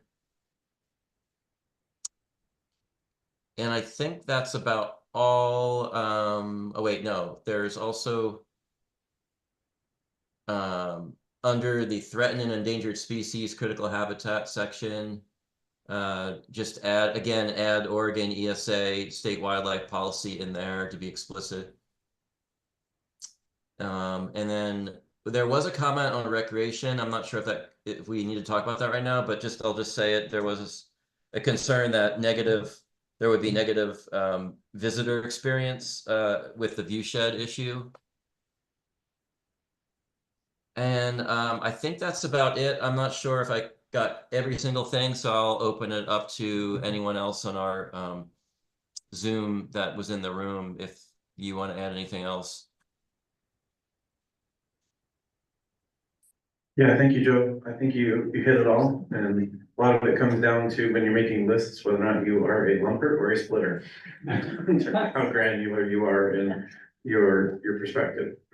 Yeah, and I heard from Lisa's group that lumping or splitting is gonna be important depending on how DLC uses this. Going forward, yeah.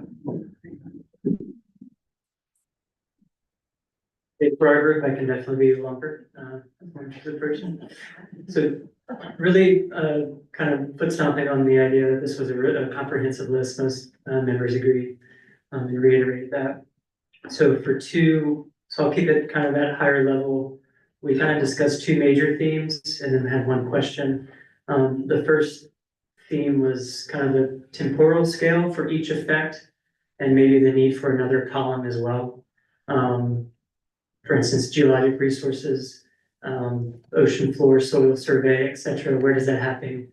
Planning, operations, et cetera. So adding another column with when does the effect occur? And then the second one was maybe kind of how we could use this table as a round table itself. On the far right side, where there's a policy gap, kind of focusing in on that effect as a key dilemma, where there's a policy effort that can be identified. That could be a first stab at finding those key dilemmas where there's no policy addressing the effect. And then the last question was, for roundtable members to be able to digest this information, is it possible for them to maybe send you a document after this meeting as they go through each effect? And anybody from my group wants to chime in, go for it. Yeah, thank you for that. I think that pretty well summarizes it. The other thing that came up for me is where and how to identify where there might be a cumulative impact to consider. I don't know if that would be another column or if there's a way to highlight that a certain species or resource will be impacted at multiple stages, particularly if a species is migratory or if there's going to be repetitive impacts for whatever reason. So any guidance on how to move forward with that would be helpful.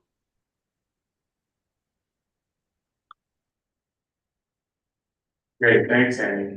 So Jeff, I was gonna give us a 10-minute break for the human effects and then let you give the context after the break, but you wanted to mention something, and I also just wanted to check in with monitors, how that worked, if we needed to adjust anything. Great, thank you. Trevor, to a couple of the points that you made and questions that you had, I do welcome you. If you have your thoughts after this meeting that you want to email to me or email to our roadmap address with greater detail, that's the point of this, right? This is iterative. So please, yes, give me your thoughts. And to your point about that rightmost column about what is the corresponding enforceable policy, that to me is the heart of this. That what we're trying to do is to say, we have an effect. Do we have a policy that covers that effect? And then in like February, that's going to be the next iteration is we say, we had all these effects that you cared about. Let us show you what we have on the books that is already there to address that effect. Does it cover it or is it missing something? And so that's really what we're after here is let's make sure we're populating the list of effects so that then we can go and compare it against what we've got on the books and come back to you to let you know what we do have, what safeguards are already in place. And then out of that, that's where that'll get us to the next place. Wow. Nice, thanks, Jeff. Eva, promise we didn't forget you, I just didn't see you, which is even worse. But Eva, I want to hear everything you have to say. What did your group come up with? Thank you so much for the spotlight. So our group online, we talked a lot of what we mentioned has already been mentioned. So in terms of uh, areas that need more nuance.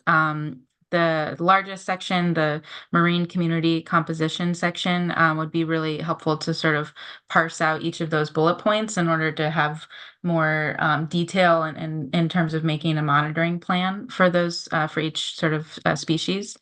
And then next is the collision and entanglement section. Um, and then the cumulative effects to the marine food webs. I think, another section could be added of just sort of additional cumulative effects that could impact the ocean ecosystems regionally, and also considering what are the impacts from offshore wind in California and how does that impact our ecosystems in Oregon from the California current, as well as in Alaska. We sort of a big point in our group was discussing the differences between environmental impacts focused on the call areas and federal waters versus impacts in the nearshore habitats in the territorial sea. And so we're talking about how it's a very different conversation if you focus on one or both of those areas. And so we decided to focus the conversation on the call areas, but then sort of identified what would be different in the nearshore habitats. For example, the geologic effects are very different when you're considering federal waters versus the nearshore. The nearshore would be different because of changing climate conditions and concentrations of energy, and sort of where the cables are laid underwater. But it's seemed as though from a geologic perspective in federal waters, there's slightly less impacts to be concerned of than in the nearshore.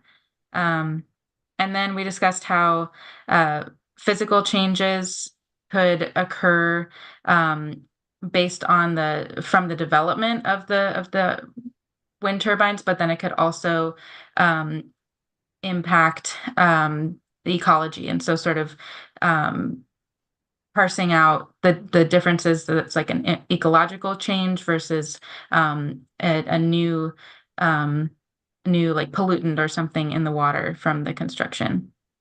And then an idea came out of our group that physical modeling and numerical modeling could be very beneficial to kind of truly understand the ecological impacts of all of these projects. And I think I'll leave it there. Thank you. Thanks, Ava.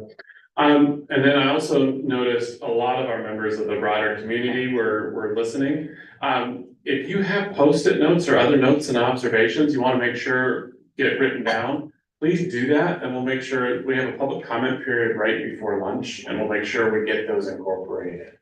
For moderators, we're gonna take a 10-minute break and then come back and do human effects. How'd that work? Any adjustments we need to make as we go into human effects? Go another round. Okay, perfect. All right, gang, let's take a 10-minute break. And then be back here at 11:40.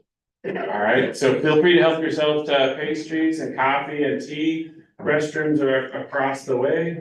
And 11:40 sharp, we'll get started. Maybe 11:39.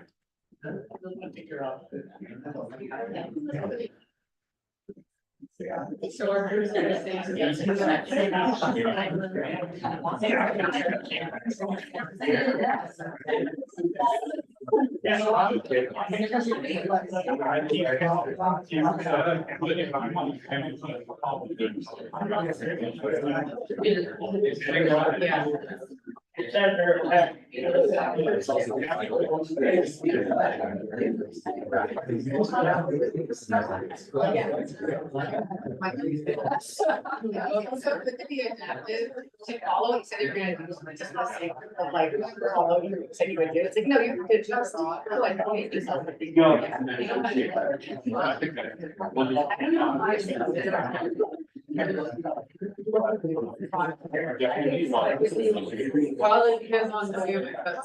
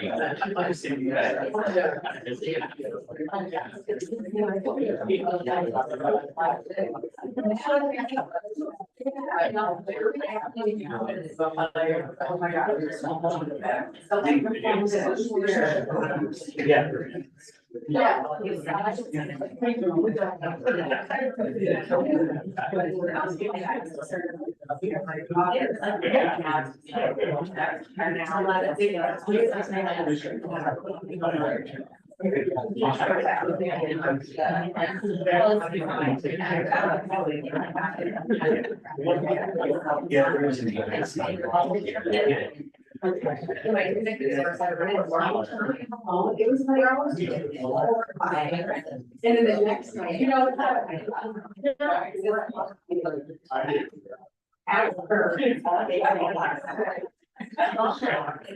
And I was standing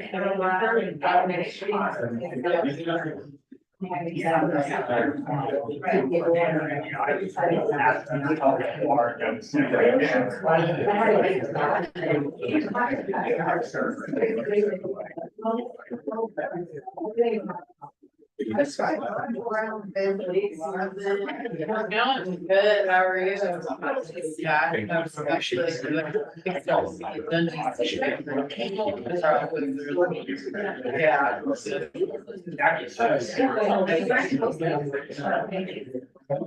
I haven't checked the numbers of their things.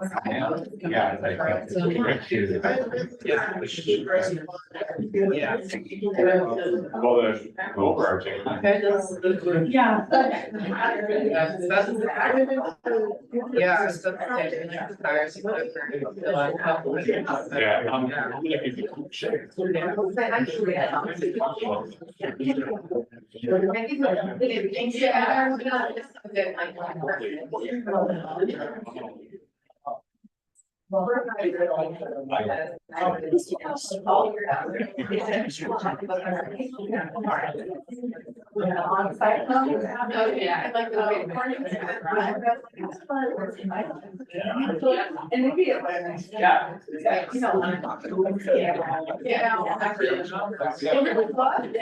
But it's like. I, but, yeah.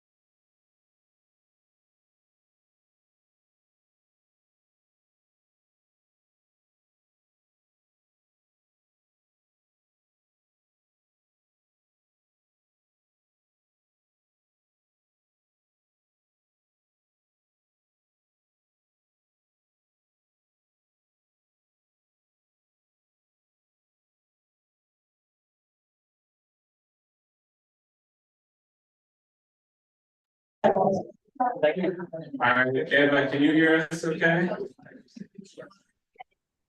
Yeah. We can hear you. All right, great. Well, welcome back, everybody. Trevor, if you wouldn't mind sharing your screen and then getting the human effects slides up, that'd be great. All right. Randy, we listened to you last time. We tried to make 15-minute breaks and an hour-long lunch. So that was our plan for today. And it's fun how every time we make a plan, you change it. So we're just adjusting on the fly. But hopefully you guys got a chance to chat. And throughout the day, as we have breaks and lunch, I'd encourage you to find someone you don't know and get a chance to just say hi and introduce yourself and why you care about this subject. All right, Jeff, take it away. All right, y'all. Second verse, same as the first. We're going to be having the same breakout that we just had, but we're going to focus on the back half of the table now. And if you had a color-coded version, or for those of you who are maybe online and gathering the packet off of our website, you identify those effects so that we can compare them to what we got on the books and then focus on where we might have policy gaps. It's helpful to know how we might answer these questions, but really our focus is on, do we even have all the right effects as a starting point? Go ahead and go to the next, please. So again, they would be orange if you had it color coded, but we're gonna be looking at that back half by categories. Again, hazards, is there a second time? Because I do see that there's some overlap there. If you didn't get to it the first time around, you get another chance. And I go on to the next, please. As a reminder, we're really focusing on those first two columns, the effect and the details. Are there any that are really missing? Are there any that need clarification? Any nuances that you want to make sure that we capture as we go and look at what policies we have on the books? And then for yourselves, for our sticky dot exercise, pay attention to those ones that you think have the highest uncertainty or greatest concern. And with that, I think we're ready to get rolling. Thank you, Jeff. So it will be more or less the same.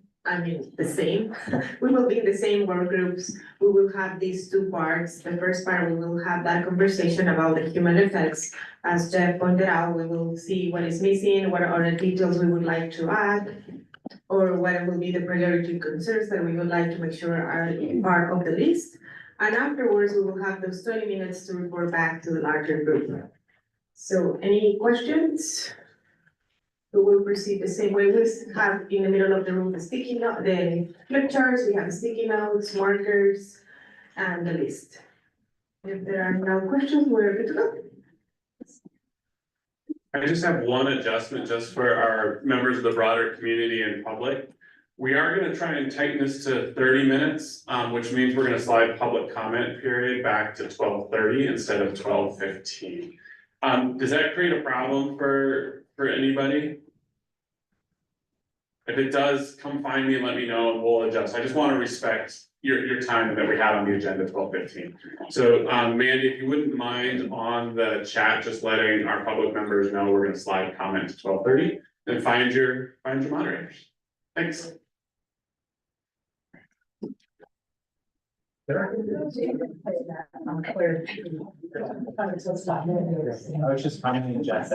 In discussion. Well,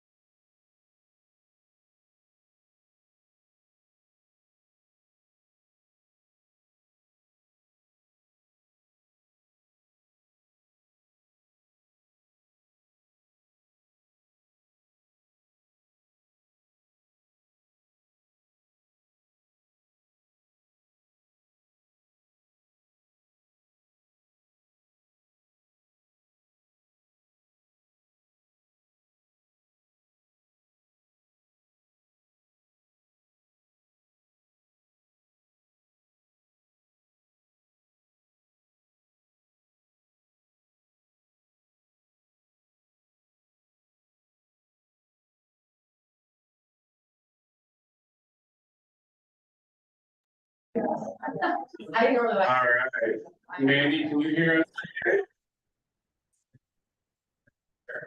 We can hear you. All right, great.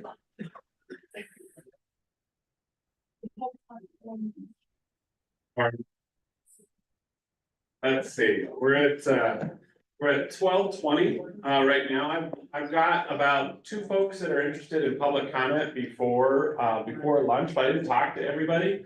Is there anybody who I didn't just talk to in the last 5 minutes that's interested in public comment before lunch? Gotcha, okay. And we'll have another opportunity after lunch, and if you hear stuff in the afternoon, you're welcome to comment before and after lunch. We'd love to hear you. Okay, that's great. That sounds good. So as we do report out, I am just gonna ask, and Jeff, for like kind of top 2 themes. Does that sound okay? Yeah, okay, but I'm not gonna start with you. I'm just asking for permission just to type. Sorry. You're the boss, so I was just asking for permission. I'm gonna start online this time. So Andy, can I start with your group? And then we'll go Cynthia. Unless you're not ready, then I'll go Cynthia first. Okay. Marcus, are you there? And do you want to take a stab at our top 2 themes, as Bobby just mentioned? Sure. Yeah, I'll give it a shot. Top 2 themes. Yeah, that's pretty tough. We had a bunch of them. I think the top 2 themes would be maybe access and obstructions for commercial recreational vessels, but also for emergency responders such as the Coast Guard. So access and obstruction was a pretty big theme. And also changing ocean patterns, the effects of potential changing ocean patterns on recreational users, from surfing to recreational fishing, and kind of changing patterns and currents. I think those are our top 2. Thank you, Marcus. Bobby, if I could add one more, I think the topic of effect of attainment of Oregon clean energy targets was something that a lot of resonated with us, including trying to understand how much carbon offset happens with offshore wind developments, and recognizing that a lot of fossil fuel may be required to actually develop them. So what is the balance and the concept of energy, right? How much energy it takes to produce something versus how much you're gaining from that is in line with that idea. So really understanding that big effect of this action. Thank you, Andy. We will continue here in the room, please, Cynthia. Thanks. So our group, I'll try to wrap it up in 2. Recreational land use and tourism, I'll just group that all together, trying to balance economic impacts during, say, construction. And refocus, so you're gonna lose some you're gonna have some impacts economically if for tourism, if there's construction going on. So trying to focus that to other areas of tourism, whether it's ecotourism, a climate permit tourism, maybe having an offshore wind museum or information center. There was a lot of discussion about economics. There's nothing on the list regarding the cost of electricity to residents and businesses. Also, public utility interests and the cost for them to develop, and whether it's too expensive. And lastly, on economics is looking at there's a positive effects economically with workforce and property taxes. Thanks. Thank you, Cynthia. Let's do one more work group here in the room, and then we will go back online. Would you like to report back? Before I do our 2, the clarifications that we expressed for the environmental effects are applicable here generally. And also we wanted to make sure that as we're going through this, that people are thinking about this, not just in terms of the current leased areas in front of us, but just generally around wind energy off of our coast and anywhere that it can happen, so a little more global thinking about it. So two of the many that we talked about would be the accessibility of those areas where turbines are located from a user and a uses perspective. It's really unclear who's impacted by that. That needs to be sussed out a little bit. Concerns around displacement of existing businesses and how you value one entity over another. And I guess that's. I'm not happy with that. All right, I'm not gonna be invited back. I feel like I should keep going. Okay, next online, The next one, yeah. Thank you. Okay, so our group, I guess the general theme would be perhaps this section could provide a good balance to the previous environmental effects, meaning negative and positive effects. We could maybe start to identify the positive effects of offshore wind and use this section to do that. General idea is that within the energy market, there is choice, and if California is moving forward, or other markets are moving forward with offshore wind, that choice for those developers could move away from Oregon, and we could miss out on an opportunity. Or as energy demand increases, that choice could move towards fossil fuel industries who are more established and have infrastructure in place to increase their capacity. So increasing negative effects in this way could add conditions that would limit development and lead to missed opportunities. That, with a healthy dose of caution of providing the balance with the negative environmental effects. And then, other than that, we have a bunch of other lists, but that was kind of the major theme. So, Thank you, Trevor. Back in the room with. Thank you. John.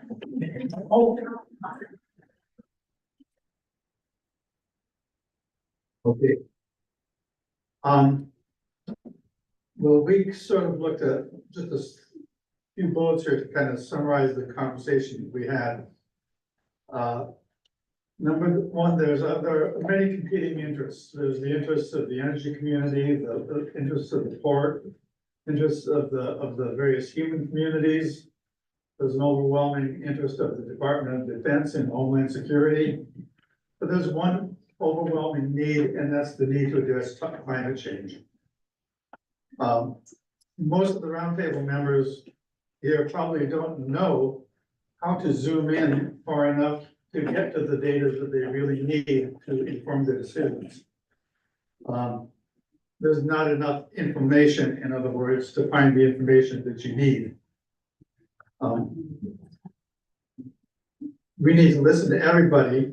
The idea of the Native American talking circle kind of is key to the point that every voice is important to listen to. Everybody has something that can contribute to the conversation. Visualizations will really help. It's without them, it's hard to look holistically. And that tends to be a problem. And hopefully we can rely on the Department of Land Conservation and Development to develop visualizations that can be available online and will help us understand things like, will there be a view from the shoreline? How far away from us are these things really? And be able to get some capsulize of the size and scale of the projects we're talking about. Then we talked a little bit about need.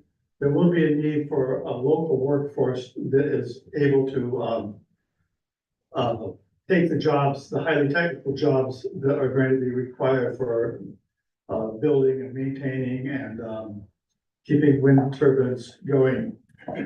That education probably needs to begin in middle school. And it needs to continue on because it's the people who are in middle school 5 or 10 years from now, when these things start to come online, that are going to be needing jobs going forward. Things are kind of moving fast, it seems like, but there is time right now for us to plan for this industry. And so this is a good thing to be.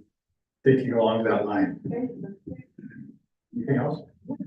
Thank you so much. And our last group here in the room. All right, thank you. In the category talking about effects to workforce and economic growth, we talked about the effects related to a pulse of growth that might occur during construction and how that might stress systems like housing, like the infrastructure that supports housing. There was thought about quality of the housing, that if you're building things like man camps in the beginning to support that, is that housing that can be used in the future that creates prosperity for others down the road. And that also brought in questions about things like just other increased social problems that might come along with rapid growth, crime, security, and this question of where does the prosperity go? So that was one long one. We'll just call that for now. Oh, recreational economic opportunities. Thank you, Ted. And we have one more group online. Eva, please, could you help us reporting out for your group? Yes. So we talked about a lot of things, but some major themes that we discussed were social and environmental justice, making sure that the communities that are impacted by the wind turbines are benefited, and particularly underserved communities and people of color and local tribes. And along those lines, Jeff was just mentioning sort of workforce development, and so it was brought up the Tribal Employment Rights Ordinance, or TERO, TERO, and so it's a compliance where development that happens in traditional homeland, might trigger this compliance, where contractors would have to provide job opportunities for tribal members. And we also discussed tribal consultation largely, and sort of the issues and maybe some assumptions that happen with that process, and just how important it is to have consultation be an ongoing process, and really centering the power that tribes should have. We discussed veto power and sort of voting power in making these decisions. And there were other things we discussed that I'll share in my notes. Thank you. Yeah.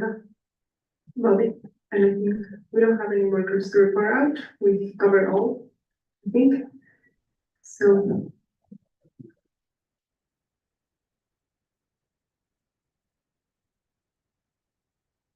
Yeah, thank you, everybody. How did that one feel going through the human effects? Did you get as deep and as far as you did with the environmental effects? For day 2, right? What's that? We're gonna do day 2. Day 2. That's why we need day 2s on some of this stuff. Jim, I'm gonna think out loud with you here for just a second. Because one of the things we had thought about is to try and flag the environmental and human effects that were of most concern to people. I'm feeling like we didn't get the notes or other things in a form that would let us do that, so that after this one. Okay, so for the group, what was just going on there? We were trying to figure out, are there something like fog drip or local workforce housing quality? It's like, yeah, I want to spend more time on that and to have you flag those, but your top 3 kinds of things. We might do that in a survey afterwards. We'll figure that out, but they're definitely not here. Yeah, Randy. Well, I think on this note, Hold on. Well, I think on this note, it should know that just because I don't think we really talked about it. House Bill 4080 does set workforce goals. So there is a 15% apprenticeship training rule. So to be an apprentice in Oregon, you have to be an Oregon resident registered to the program. Additionally, we did set a 15% workforce equity goal. So it states that you have to be recruiting, training, hiring, and retaining women, people of color, and Indigenous workers. So that's embedded in 4080. It's also embedded in House Bill 2021, so our state's clean energy standard. So those are already what I would call the floor on standards. Like, I think, I just want to sort of know for folks, like, that's not the ceiling, that's just the floor. So I think as we think about other things to further encourage local workforce development, that's the floor. So we can sort of continue thinking about further exceeding, like, what could those pathways look like for coastal community members. But I just want to remind folks, it was never highlighted here, but that was worth noting, renoting again. Yeah, thanks for that, Ryan. Because I think it also highlights a little bit of, if we said these are the most important, these were the ones we wanted to dive into more deeply, right? Going back to 4080, I think it also came up that idea of, if there's not an enforceable policy that covers a particular, there's different criteria we might use for that. All right, let's go ahead and open it up for public comment. We're really excited to hear what you have to say. I think I'm gonna ask the folks try and keep their remarks to 1.5 minutes. If that feels like it's too short, we've got another public comment period towards the end.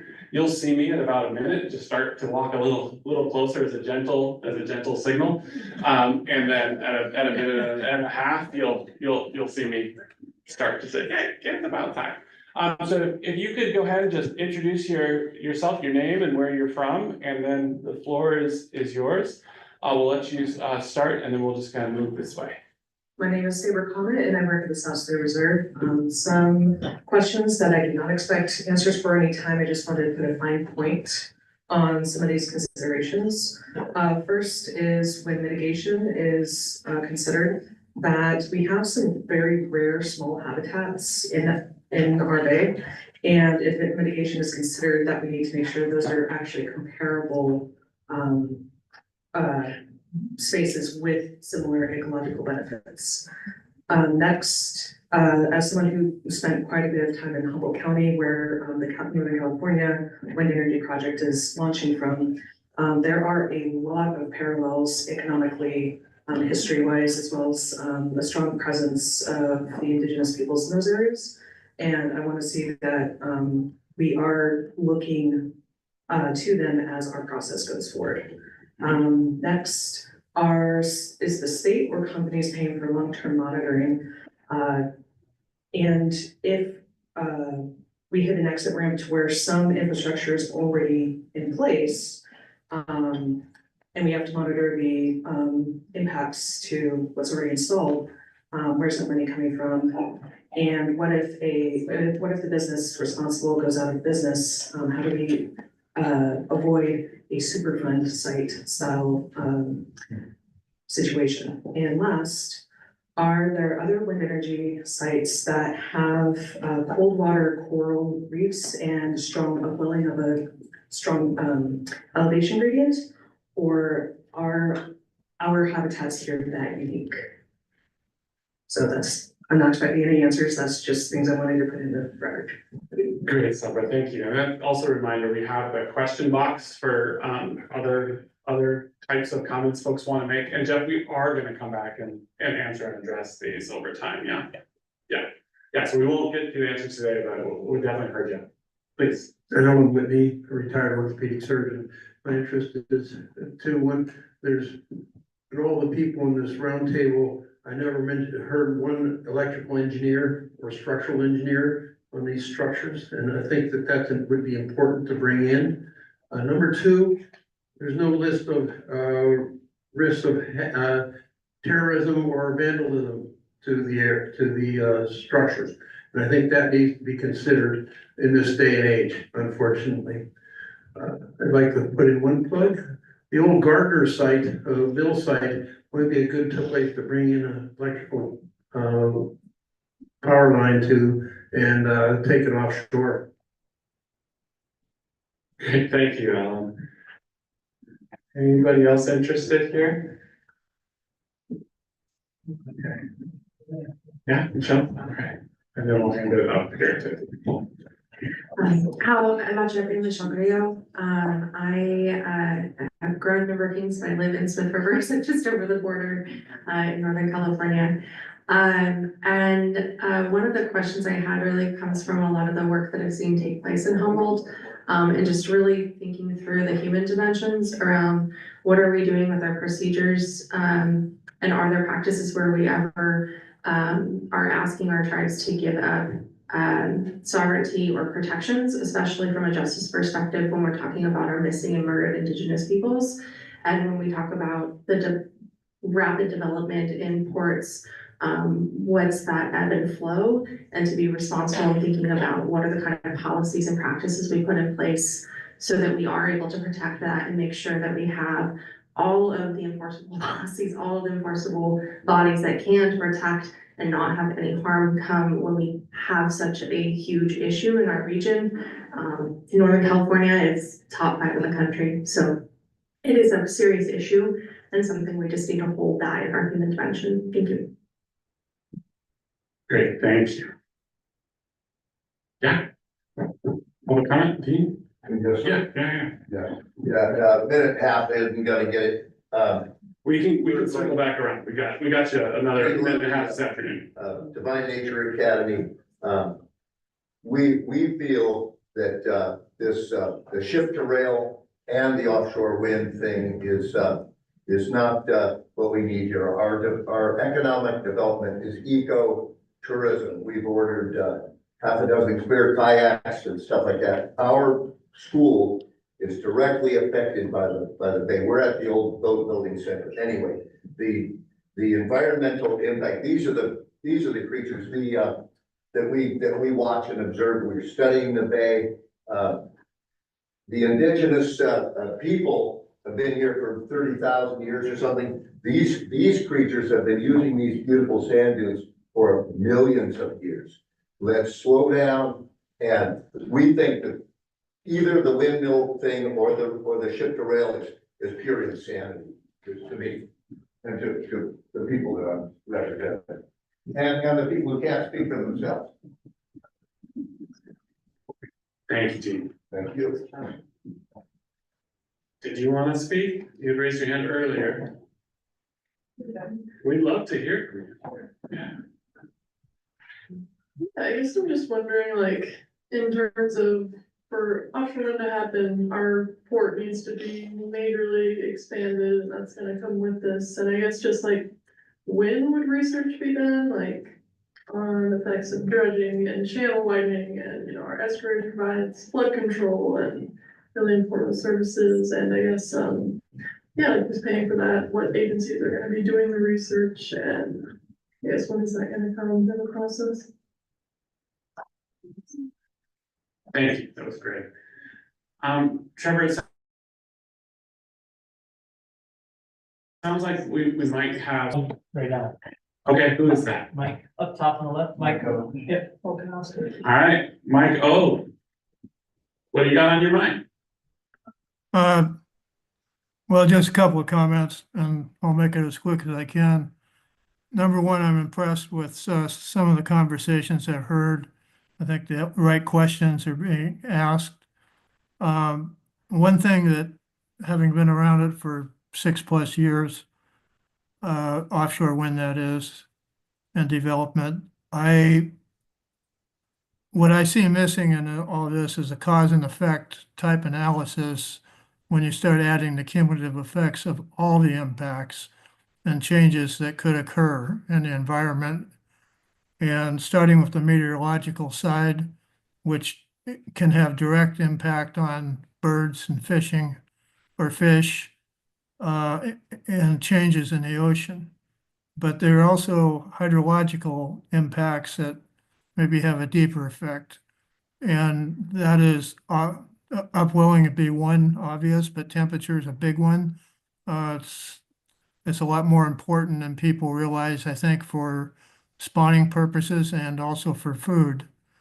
One of the things I see is, or I'm asking about, is the changes in phytoplankton. I've heard a lot of answers that phytoplankton won't be impacted that much, but if you change temperatures around, I think it could be, and also just the currents and everything else.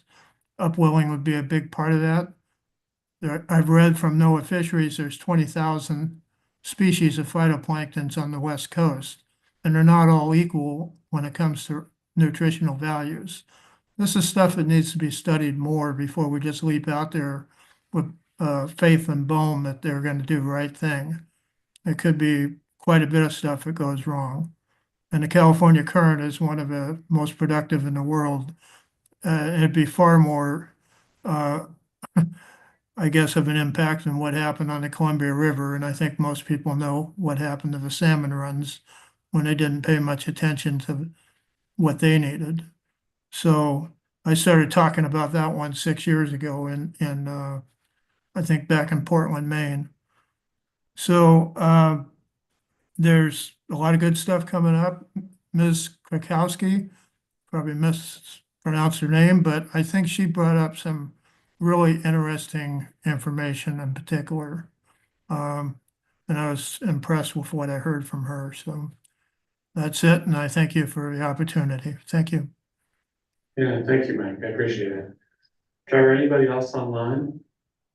Nobody else. Okay. If it's okay, there's a number of really good conversations back here that ended up on some Post-its. So if that's okay, I'm just gonna read those into the public record. So my name is Bobby Cochran with Oregon Consensus. I'm reading those not for me, it's not my opinion, but it's these nice Post-its here that came from a number of folks in the public. Some of the effects to think about: environmental. There's particular geographies that matter in the context of environment. So particularly if you think of sea to banks or the physical proximity of where cable landings are, the geography matters when you think about effects. One of the other ones was secondary entanglement. So marine debris that gets caught in chain and infrastructure and what that does. So not necessarily the entanglement with the primary infrastructure, it's the secondary debris that gets trapped. Process language came up. So particularly as the state is thinking about its effects language, lining that up with what developers are going to be putting in their EIS statements so that those crosswalk. So in particular, there's a phrase called impact producing factors that are incorporated in the EISs. So it's making sure that we can be speaking the state language between state policies and what might be in federal EISs. And then a number of the effects that we're laying out have experts and research that's ongoing. So as we think about the research agenda and other things, who can help us articulate the nuance within effects? Also, thinking about the alternative technologies within the turbines themselves, that's evolving very fast. And so looking at the useful life of each component part of the wind turbine infrastructure, and what the effects might be of that useful life. And I think we covered everything else. I'm looking back here. Okay, that's it. Thank you. All right, anybody else on public comment? Nice morning, everybody. Give yourselves a round of applause. Nice job. Let's go ahead and grab some lunch. It is 12:47 now. We will reconvene at 1:30. So for the lunches are off to the side. Thank you again to our folks here at the Mill Casino that have been taking such good care of us today. Yep, really appreciate that. Thank you, Tiffany and your team. We have lunches. If Roundtable members can go ahead and grab those. I think we also this time have enough to support lunch for other folks too. We would really like to do that. So give folks a little head start, and then we'll do that. If you let us know that you had a dietary restriction, Tiffany, if you can raise your hand real quick, just find Tiffany or one of her team, just let her know what kind of lunch you were after, and then she can get that for you. All right, we'll see you at 1:30.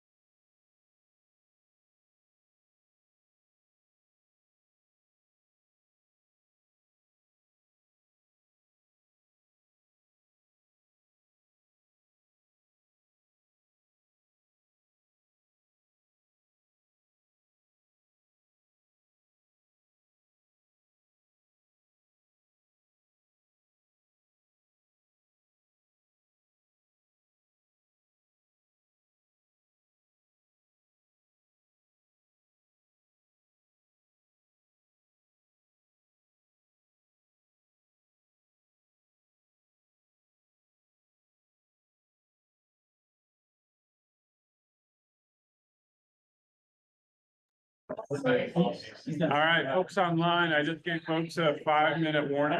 We'll reconvene here at 1:32. So take your stretches and we'll get back and do some more online breakouts.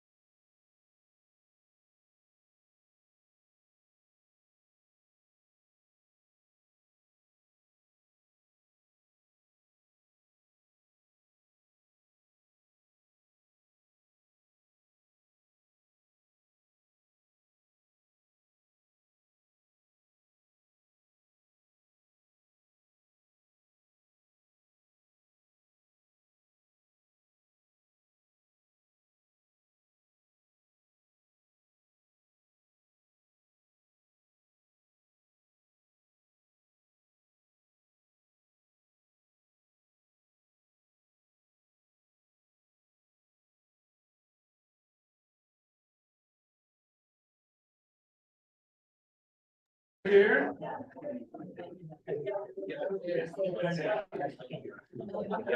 Trevor, if you wouldn't mind just popping up the slides to the path development.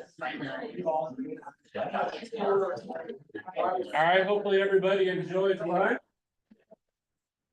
Got all that? The warning, we now have hot mics. So all that stuff that you're talking about will be recorded for posterity. To tell a really good joke. We'll get there. It'll be in public record. Yeah, that's right. For all time. All right. Let's get going. All right. So for this next stretch for the afternoon, there's gonna be three things we're gonna try and do. The first is another kind of breakout, almost exactly what we went through for effects on the environment and human side, but this one is gonna be thinking about the pathways of development. What are those steps along the way towards successfully having offshore wind with no regrets? What are those elements we need to be thinking of? Jeff will introduce that here in a second. We're also going to be talking about some of those key dilemmas that you all identified in the survey. And figuring out if those are the right lists, and we might pick some that we really want to hone in on. And then the third element is really thinking through work groups that we want to start. So a work group, we'll define that a little bit more, but that's a place where we really want to dig deep on a particular strategy. So those are the three things that we have to up for you, and then we'll close with next. So with that, Jeff, I'll hand it over to you to talk pathway to development. All right, thank you. For this next breakout, there will be some similarities in that we're asking you to get together and talk through some things, but this one is going to be a little bit different. So I want to explain what that difference is. For the morning activities, we were trying to get our arms around effects that we are trying to then correspond to policies. We are shifting gears now, and if you remember from November, when we looked at the outline, there were parts of the outline that were focused on our enforceable policy assessment, and there were parts of the outline that were about strategic opportunities and strategic steps that the state needs to make. We are now crossing over into that territory for this activity, where we're trying to put our strategic hats on and thinking about what are those ingredients and those steps from here until there are turbines out on the ocean, if that comes to be. You know, what are the different pieces that need to be orchestrated to bring all that together? And that can be things on the industry side, like we need to make sure that there are actually chains and anchors available when we need them. Or it could be there are certain conversations or certain agreements that need to be in place at certain steps of the process before we proceed. And so what I'm asking of these work groups for this next exercise is to take a look at one of the entries in your packet. We're returning to that. It's after that effects list, there was another section called Pathway to Development Memo, I think, Pathway to Development Considerations. So if you get into that, what you'll see there are some different sections that kind of lump together some thematic categories of places where we need pieces to come together. So those include increasing certainty that there is a market for offshore wind energy. So what is the green light that is needed? Clarity on regulations, standards, and expectations is another category. Local planning and infrastructure is another piece of all of this. The supply chain as well. The workforce is one. Research, development, and third-party testing. And then finally, exploring the viability and need of a pilot project. And within these, you're going to see a lot of sub-bullets because there are a lot of different pieces within each category that could be part of this. So if you'll go to the next slide, please. We've tried to prime the pump with this piece of writing here. What we'd like you all to do is to go stepwise through it. Think about each one of those different categories that need to come together. And similar to this morning, let us know what's missing under each category as a piece that needs to be orchestrated. And really the piece that I think will be the most interesting is for the items that are under each one, who's responsible? Who's responsible for making sure something comes together? Is it the state? Is it a developer? Is it a federal agency? A local community? A university? Somebody else entirely? Trying to understand who ought to be in the lead position or who needs to be involved for each one of those, to the extent that we can just annotate, mark that, what you think, or if we don't know, we don't know. Because that's where we can really identify those strategic opportunities to figure out if this moves forward, what does the state need to be doing, or what conversations need to be organized, or what coalitions need to be brought together at different stages of the process. And then along the way, you know, as you're having your discussions, if there are those areas you identify that have the most uncertainty, let us know. Or if there are areas where you think there's a great concern or an opportunity there, those can be good points of discussion to expand a little bit. Are there any questions about this exercise? Yes, I see Mike.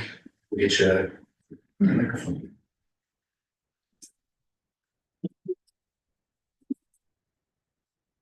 This morning, I made a poorly articulated attempt to characterize the conceptual framework that this exercise has been framed in.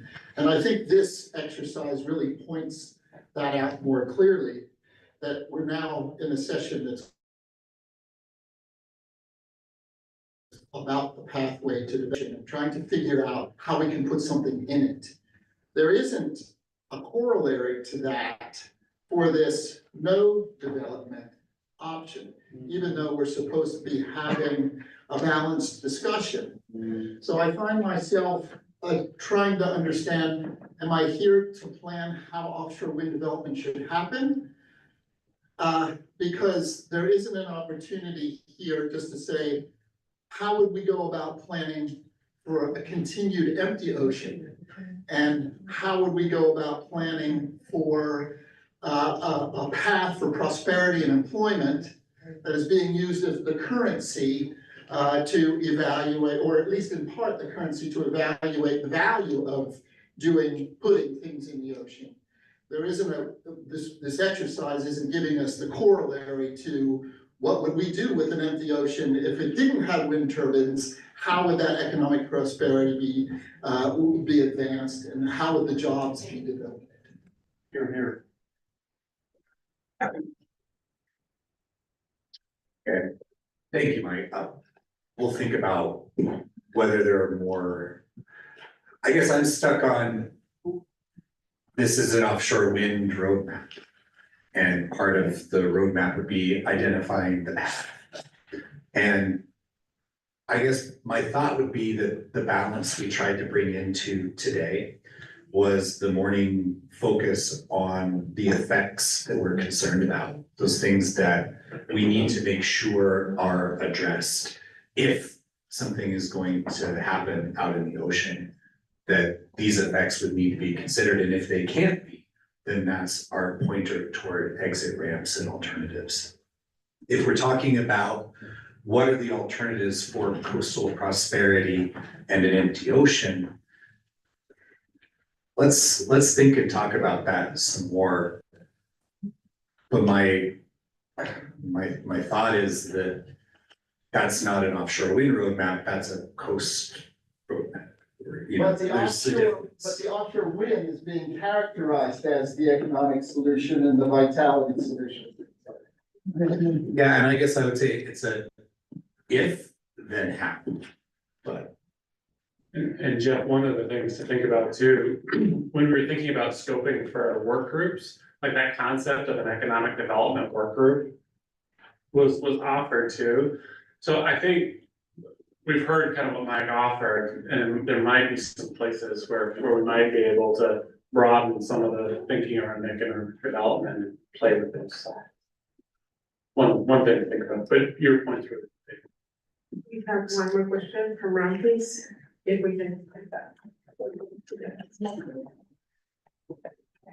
Yeah, just to, respond, I think fair point, but I think, the legislation was just clear, it's developing a offshore wind roadmap with exit ramps, I think there's nothing in the legislation that's in this exercise that we're working on that says we're gonna build it. This is really just, I think, the genesis for the interest and reason for a roadmap was just all the levels of uncertainties and questions around development and the potential impacts. And we thought, hey, as a policy state, we really should do the work to engage various different stakeholders to understand what are the impacts. And I think that's the idea of a roadmap. Without us doing this exercise, we can't feasibly look and bring more certainty to this or further explore different state interventions. So I recognize the imbalance, but I think that was, as I recall, just the original legislative intent. I think the intent's still there around, exit ramps. You can't take an exit ramp without knowing if there's a road options here. So I think I understand the frustration, for sure. And we'll, Moving Alliance is always welcome to work with other groups for, coastal, roadmap or whatever what the example that would be in another legislation. But I think this exercise is very limited in scope. So I recognize those challenges that I think our facilitators are working with, but I agree. Are there any other questions about the ask for this next breakout? And I see Rick first.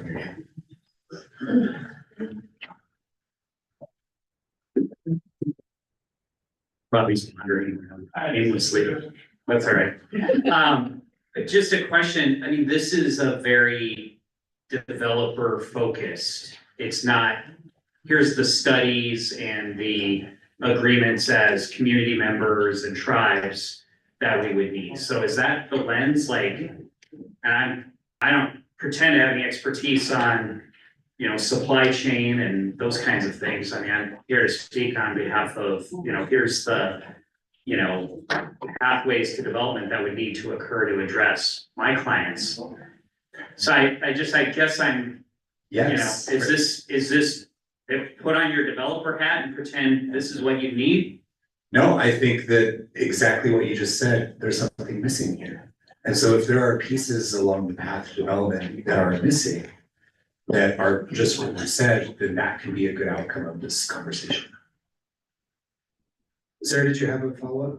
Oh, I mean, I just, but your first two things are improving market certainty and reducing financial risk for energy developers. And yeah, I'm not quite sure where the people I work for fit into that at all. And yeah, I appreciate that. I think that this roadmap is trying to have many different pieces to it. And one of those pieces is to ask the question, if the state decides that this is something that moves forward, how does it need to do that? If this is a path that we want to travel, what does walking that path correctly look like? And that's what we are seeking here. And I think that there are concerns from people not in the industry of offshore wind, and I have also heard concerns from people who are in the industry. The fact of the matter is that 4 of the 5 bidders pulled out their interest from leasing when they had the opportunity. And what I've heard is that there are risks on that side as well. And I think that is what we're trying to aim for here, is to address risks around the spectrum, around the entire conversation.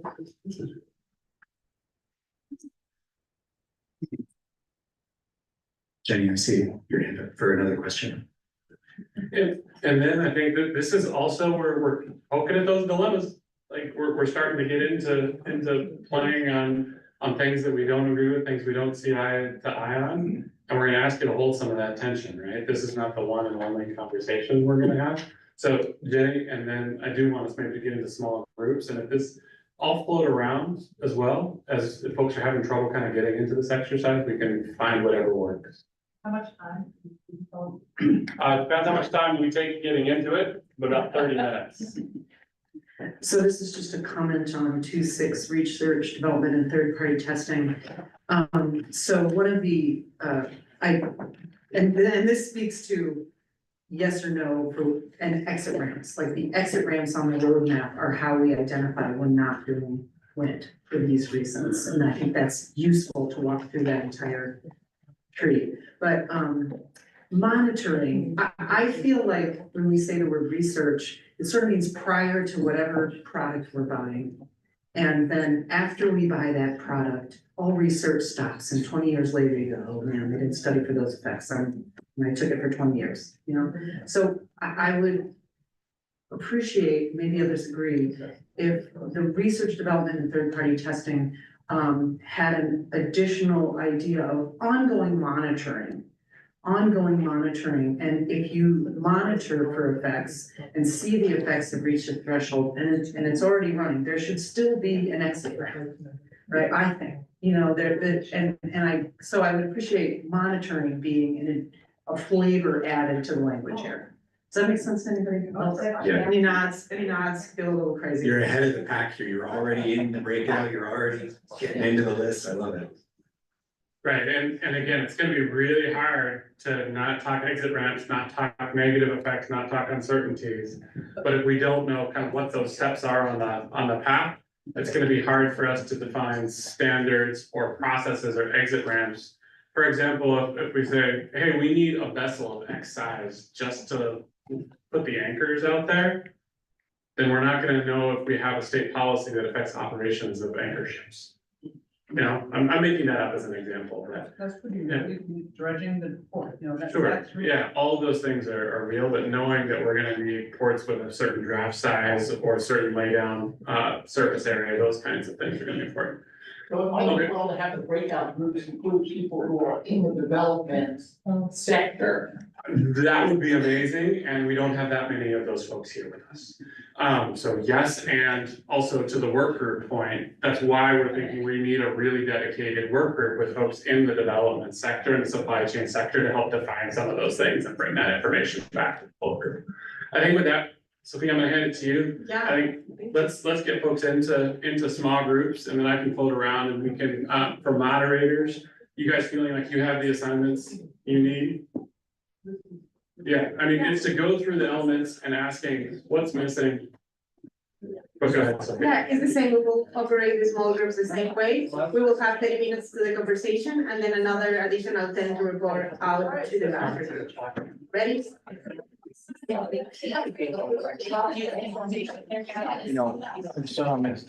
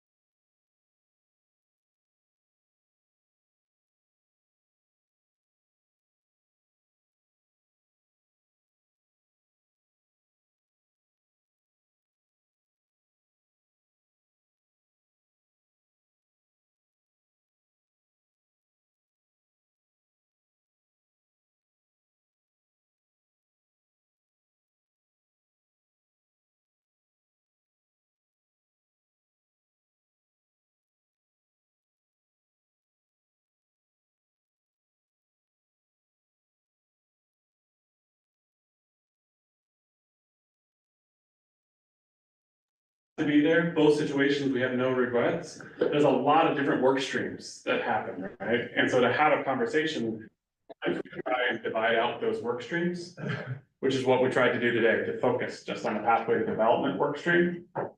And that didn't necessarily work, and we heard from other folks that was really important to do.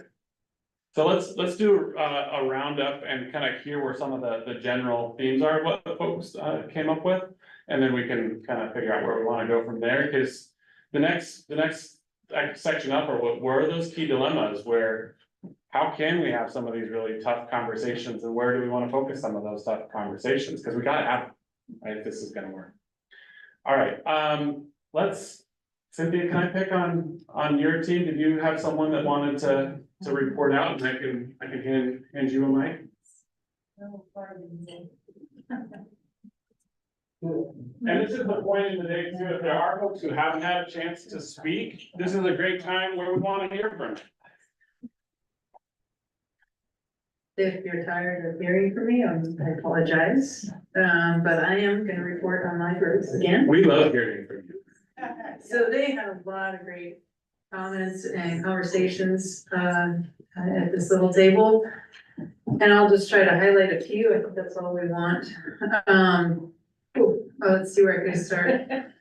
So under 2.2, clarity on regulation standards and expectations, or expectations, sorry. There's the comment about state regulations being in line with the good international industry practices and guidelines. Because if there's international players, they'll be very familiar with this. But it was important. Also, it's in addition to community benefit agreements, adding other legally enforceable agreements. This will empower groups more than what might occur in a community benefit agreement. We talked a lot about bonding, somehow making that into policy, and making sure that transferability, in all agreements, bonding, or with bankruptcy, and funding and capacity for oversight and compliance. See what else. Under workforce, I'm just gonna highlight a few of these. The comment of making sure that House Bill 2221 and 4080 are made into enforceable policies. And then we talked a bit about the pilot project and the negative of a pilot project, positives, and then maybe looking to other projects as our pilot project, whether it's looking to California or the Pac Wave project. And if anybody wants to add anything, but we talked a lot about it, so. Great, thanks, Cynthia. Andy, can we go to you, and then after you, we can go to Eva online. Yeah, thank you.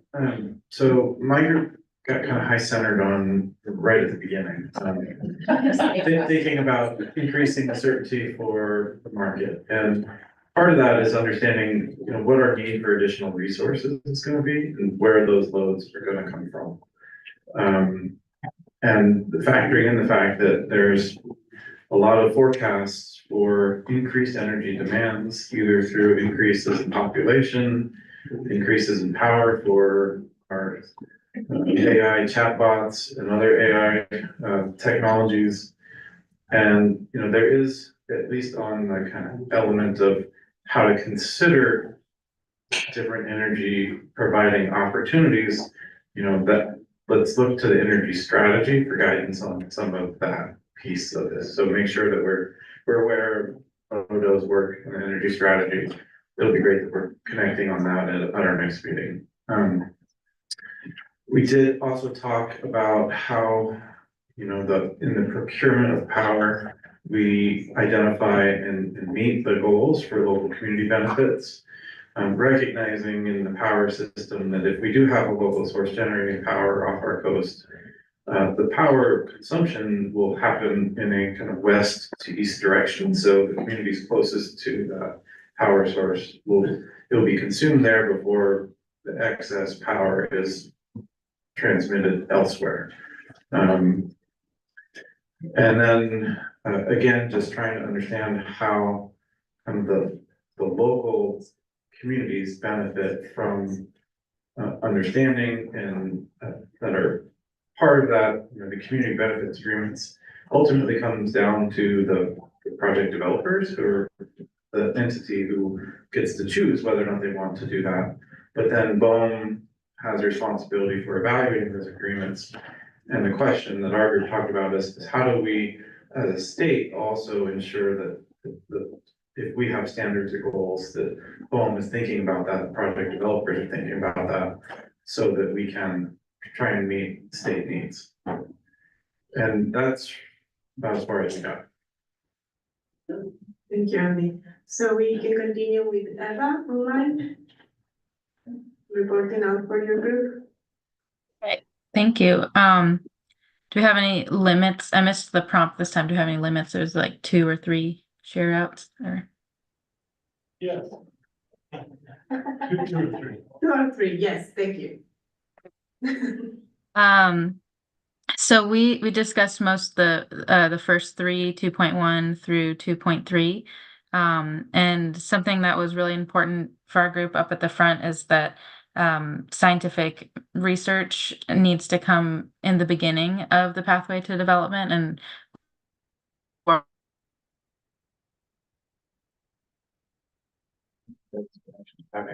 Yeah.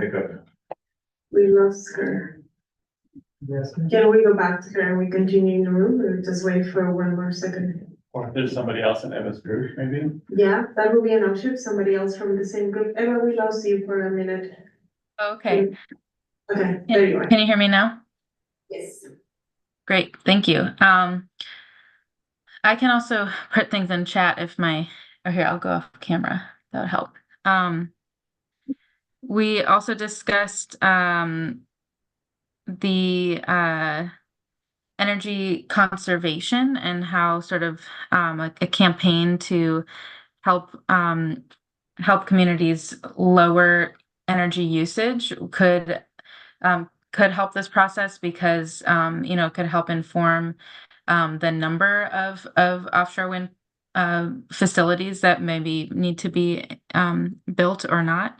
And we also talked about the need for community benefit agreements, and something like a microgrid could be useful for communities. And coming back to the idea of communities need to benefit, if impacted communities need to benefit, and so just sort of discussing what that would look like, and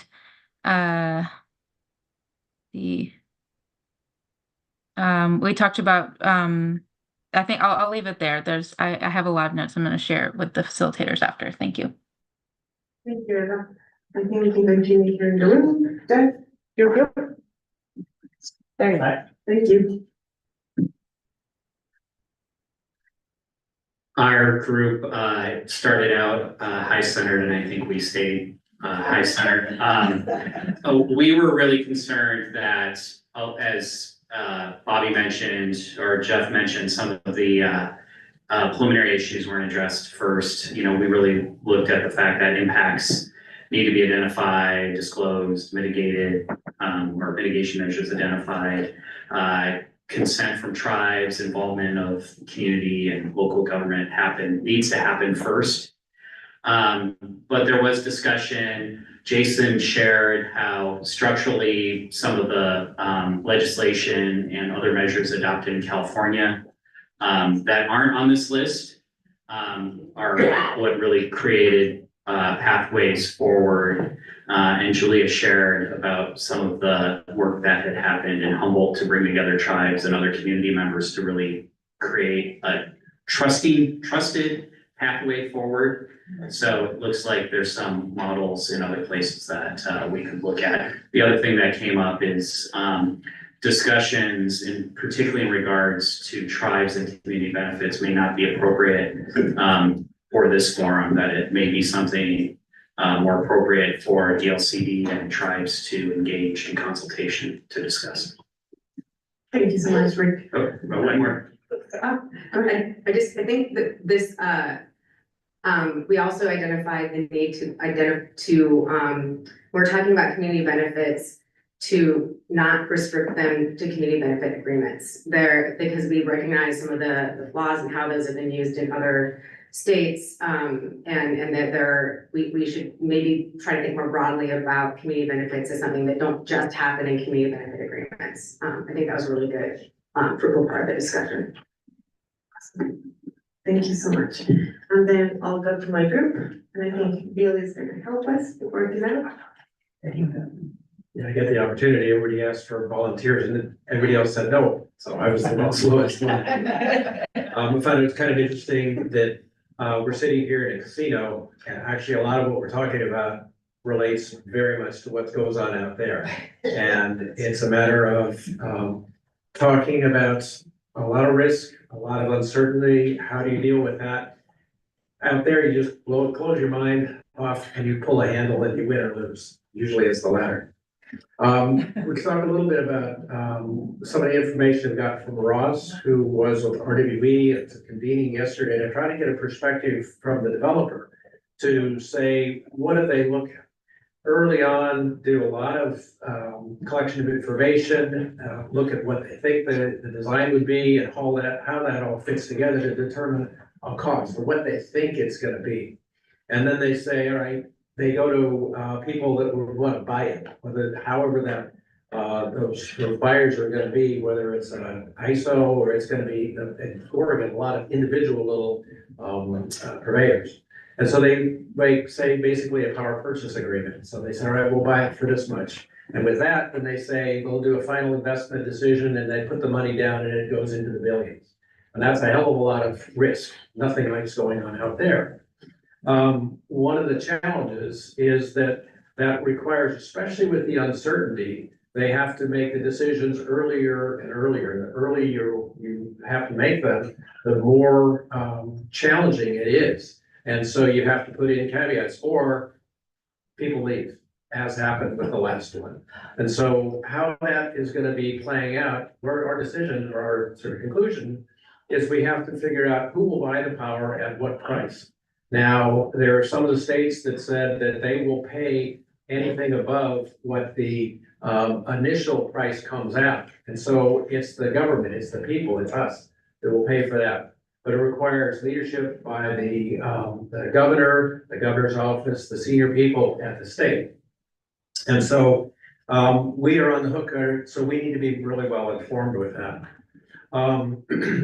One of the aspects about reducing the uncertainty is to revamping the grid. That's a benefit, but that's a cost. How does that fit into it? There's a whole bunch of different pieces to it that are important. Now, there's been other things that have been mentioned, so I won't go into those. But there was a discussion about a pilot project. And interesting about a pilot project, that's going to be the most expensive turbine that you're going to put out there. If you do 2 or 3, they're going to share the cost a little bit. But the price of that, I mean, how much information do you get from that if we do it off Oregon when there is all these others that are way in advance from us? So personally, to speak for me, I don't think a pilot project makes any sense. But it's making sure that we're checking with other projects that are way in advance of us. And that's as much. Anybody else wants to add? That's it.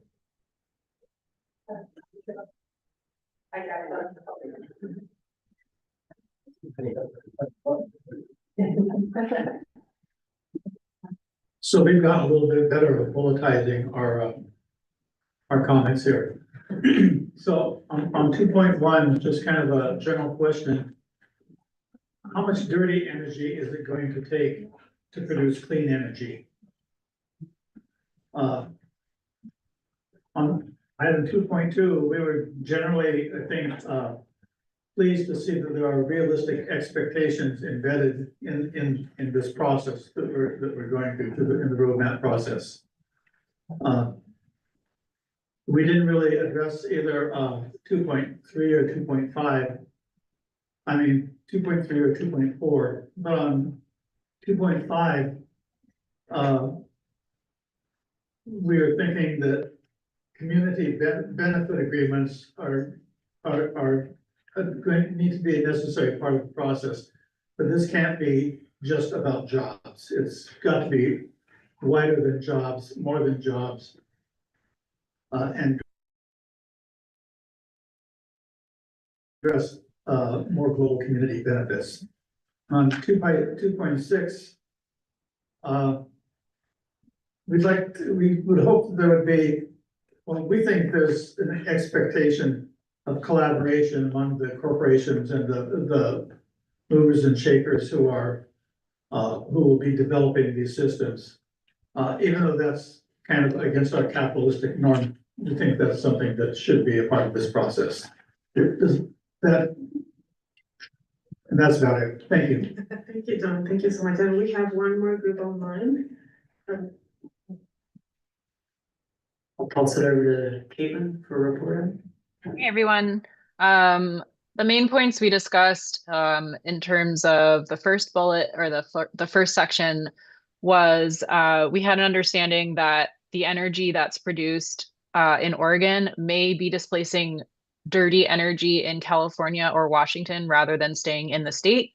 So we discussed our interest in keeping the energy within Oregon, potentially via incentives for those purchasing the power, like PGE or PacifiCorp, incentivize them to keep the power within Oregon, or if economics are just going to be what they are and the supply needs to go to where the demand is highest, how local residents and residents of Oregon in general could benefit financially in other ways.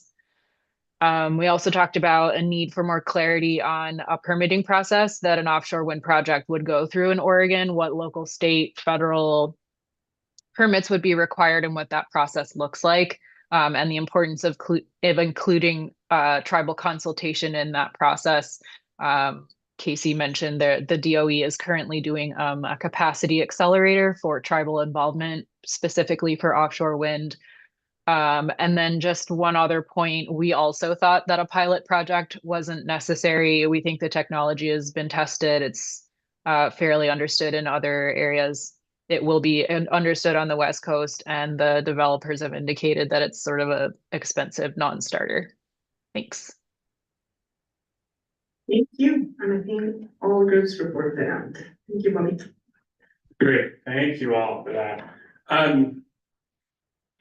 So I think with this one, we're trying to peel off the topic, talk about it, fill that top end of the funnel, and then kind of start to synthesize it back. I think that Jeff, my lesson here is, hey, we got as much as we could fill up for now, and then it just needs to be connected into these other parts to really kind of continue forward on it. Okay, we've got 2 more sections. I think, Jeff, you feel like you got energy to go after dilemmas? Yeah. All right. We're just checking. We're getting towards the end here, and I know we were working hard. Like, y'all are working hard, which I really appreciate. Thank you.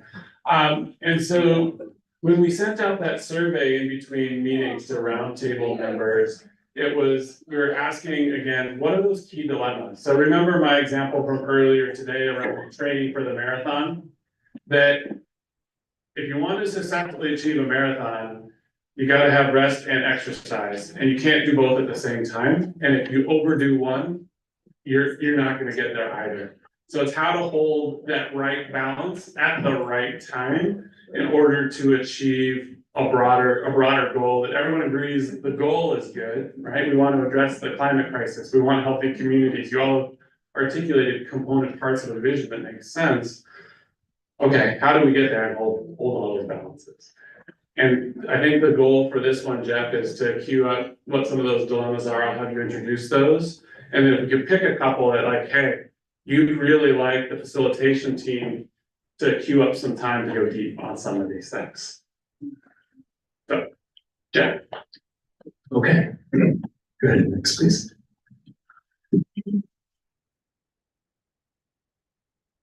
I'll go through these on the list. Just where this came from was the survey that went out before this meeting. One of the questions that we asked Roundtable members was to identify what was a dilemma that you thought deserved a deeper conversation.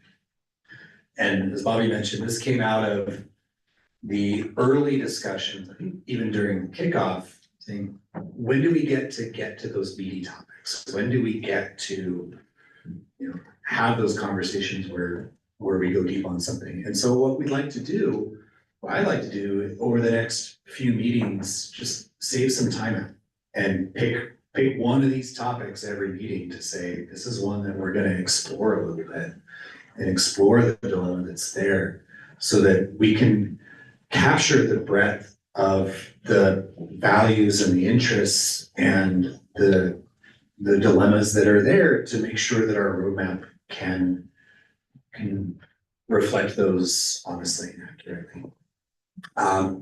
So the first one here, there were many different comments that recognized that there are tensions involved in the desire for a healthy ocean and the desire for renewable energy. And they were described in many different ways. You know, what is the acceptable amount of risk that we will take? And what is acceptable loss? What are the terms for that loss? What are we willing to give up in order to have something that we want to have? And on what time scale? How much time do we need and how in order to understand those effects? This question of what kinds of compensation are appropriate if we identify that in order to have something, we have to lose something. And then this last point brought up was if we have standards for ourselves that make it such, it's kind of the other side of it, right? That if we swing the pendulum too far one way and our standards are high enough that it's never attractive, is that something that we accept? So there's a lot that we could dig into in that. The second one, we want to protect the environment and have good jobs. Bonnie, I'm trying to remember this one. This was one, I can't remember where the tension was in this one. Could you help me remember this one? It was basically like, the way it came up in a couple of different ways. So there was a lot of wanting to have good jobs and not at the expense of the environment, but it also came up in the context of the environment and good jobs is a false choice. Like, don't set up that dichotomy. So so when Jeff was asking what it meant, and people were coming at it from 4 or 5 different angles. And then all of these, we tried to high grade here a little bit. So, Yeah, people were very eloquent and expansive, and I kind of just want to put that whole list out of what people responded in the surveys if that's something. And we can. We can. Because that's probably better than what's here. We're just trying to summarize. Coexistence of multiple ocean users and risks of spatial interactions. What I remember with this one really related to the fishing industry and coexistence of uses and whether coexistence is possible. Can 2 uses occur in the same space?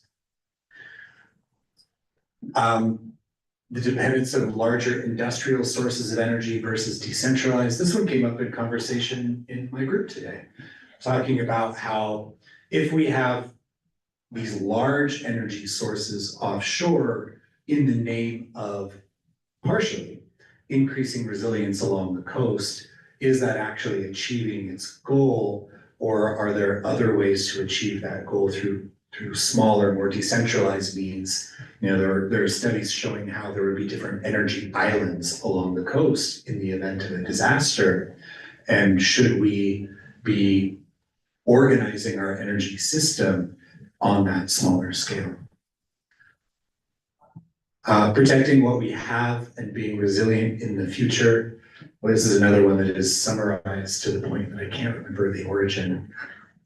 It's more like current generation, future generations. So like, we know in the future, we could have, sea level rise, what that impact looks like, what does economic resilience look like, a whole range of different things in the future.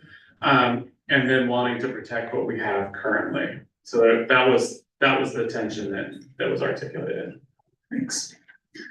The next one, balancing trust and skepticism. This is one that the way I would interpret it, or the way that it makes me think would be, we need trusted information in order to make decisions. Where do we derive that trusted information? while also maintaining or I don't know, I'm gonna do a terrible job of explaining this one too. No, you're getting at that one, and then the other one was a little bit on the source of the information. There's just generalized growing mistrust in expert information. And if we mistrust expert information or lived experience information or tribal ecological knowledge, then what are we left with? Skepticism. And there's so much uncertainty out there, unless we trust in some things, we cannot make decisions good. So it's like, yeah, what are the sources of trusted, true information, and what is truth? Some really good philosophical stuff. Wow, what is truth? Okay, yeah. Yeah, I mean, y'all, we wanna come onto the mountain, we can go onto the mountain. Oh, all right. Well, this last one's a lot more tangible and practical, I'd say, in my, oh wait, we're missing one. So this next one, how to decide with imperfect knowledge and the timing of knowledge gathering. I would say this is one that we've been touching on multiple times throughout our conversations of what do we need to know? When do we need to know it? How do we manage those things that we don't know? And how do we leave ourselves options if we're wrong? Just kind of that, how do we design a good decision? And then one that, did it get cut off the bottom or is missing? Yeah, so the last one was about, or Bobby, did you have a thought? No, you finish yours, and I think I have an answer for you. Okay, so the last one was the view shed question. It's one that I've been hearing in many different conversations, and it's one that I would just like to open up and talk about a little more. Yeah, and it's hiding there in the notes. There's two, the view shed and the development on the abyssal plain outside of 1,300 meters were the other two really specific ones. So those are embedded a little bit on we want to help the ocean and we want renewable energy. But some of the way those bullet points are framed are so big, it might be actually hard to have a specific conversation. So we might want to narrow down even some of those bullet points of a dilemma into, let's talk about the view shed. Just a second, Mike raised his hand, Jeff, but what questions did you want to queue up? Because folks are ready to jump in on conversation here. Yeah, I think the question is, if we had 3-hour-long time slots in the coming months that we could dedicate to some of these difficult conversations, which ones should we put on the agenda? And if we don't get it fully detailed today, that's okay. We can, if you give us a direction, we can give you some options to get further down, yeah? All right, Mike, and then Andrew, see your hand, Bob? Yeah. I'd like to offer an additional dilemma to the list, if I may. My approach to this would be, it is really dependent on what we're going to do with this new energy. We've had conversations about trying to fix this climate, or avert these climate catastrophes by doing renewable energy. And so the proposal that's on hand is, well, then let's put renewable energy in the ocean. But the dilemma for me is that the policies that we have to say what this new energy will be used to do are ill-defined. And I think we really need a policy framework that defines what this new energy will be used to do. Will it be used to explicitly displace the climate harming forms of energy? So are we going, if we add this new energy, will it subtract climate harming energy? Or is it just going to add to the supply? Because the thing that really triggered this dilemma is the notion of one of the commenters said, hey, we should give priority for the east to west use of the energy. And the first thing that came to my mind is, well, does that mean the coast gets data centers? Because if there's priority of use of power that's coming from offshore, but that for me is the dilemma to say, well, that's just adding new energy. It's not actually fixing the climate. Sure. So anyway, that's my dilemma. Yeah, so it's like, I would approach this very differently if this was being used to take a dam out, or something that we know now has known environmental harm or climate harming things. Will it replace a coal plant? But if this is just a proposal to add energy, then that's a dilemma for me. I hear you. Yeah, so I guess the question back I would ask of this group and maybe even to Jeff, is that this group's job? Right, or is that the state energy strategy's Well, job to it's not look just, at that? clarity on regulation standards and expectations. Okay, all right, we'll add it into the mix to take a look at. And again, we can add a couple on here, but remember, we're trying to get 2 or 3. So we can add as many as we want, as long as we end up subtracting some. Well, I would just, I'm not gonna be as eloquent as you, Mike, but I wanna build on what you're saying, which is, I think that, I mean, more from a local community's perspective, is if you're asking people to make trade-offs in our ecosystems, in our values, in so many things, the dilemma is you have to create a framework whereby we really understand the costs and benefits.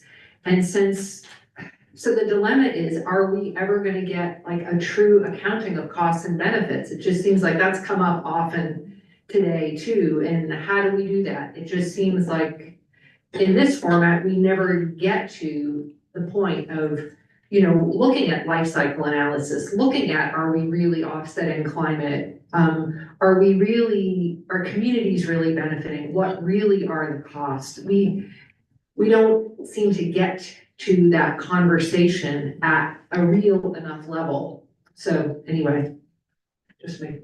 Yeah, thanks, Ann. And Jeff, I'm wondering, like on that one, if that's a little bit of a combo we might think about is, what's a framework for getting a true full accounting of the costs and benefits? And then just the decision framework for how to manage trade-offs given uncertainty. Because it's both of those, right? It's what's the framework for the full accounting of costs and benefits and just recognizing there's still gonna be uncertainty, right? That's like the 2 sides of the coin. I mean, businesses, right? And I got mine and I got a couple of hands over here. I agree with you that those 2 things, well, or maybe you're not saying this, I think those last 2 things where you either get your full analysis and find the full costs and benefits, or you talk about risk and go forward. And that is the real dilemma. We will not have enough information unless we go forward and that information comes at the end of the project. You know, businesses do not know their return on investment until they sell that investment, right? That's real. We are walking that line now. Yeah, and part of what we were doing this morning by categorizing the effects was starting to put together that framework of all the various effects to look at and starting to get towards trade-offs. You wanna circle back around on that before I go over this way? Okay, all right. Just to build on what you're saying, which is, that is also one of those key dilemmas that was identified earlier, which is that we, you know, from the development side, there is a desire to lease first and move forward. And whereas from the other side, we want all this information ahead of time. So it's that, and it might be in there, but that is one of those, the sequence of knowledge things and the sequence of moving forward. That's a fundamental dilemma. I actually like that framing, like a sequence of knowledge, sequence of action. Yeah. Yeah. All right, Trevor, it sounds like we got someone online, and I see you then next, right? Yep, we have Dean online, referencing. Dean, I see your comment online. If you want to share here live about the, we want to protect the environment and have good jobs, key dilemma. So go for it. It was a comment that had to do with the conversation over, I think somebody mentioned it, we're faced with what they call the false choice. And I didn't really understand that. I think it's a real choice. I don't think it is a false choice. I mean, if at some level, you start building wind turbines offshore in Oregon, and there's some economic value that you're going to get from that, employment, electricity, port development, etc. But you can also overstep. So there's at some level that development is going to be additive to what you've already got on the coast, which economically includes fisheries and includes tourism. But there comes a point where I think there comes a point where wind turbines offshore would start to take away from the economic benefits that we already have. So it is a real choice. And I don't know how to find the sweet spot. But I know that we should direct our energies towards leading the roadmap to help Oregon find that sweet spot, I think. Thanks. You thought about kind of where in this process we have conversations around, Dean just used the word sweet spot, other folks have talked about thresholds or tipping points, kind of identifying some of those thresholds or tipping points that we really need to be mindful of.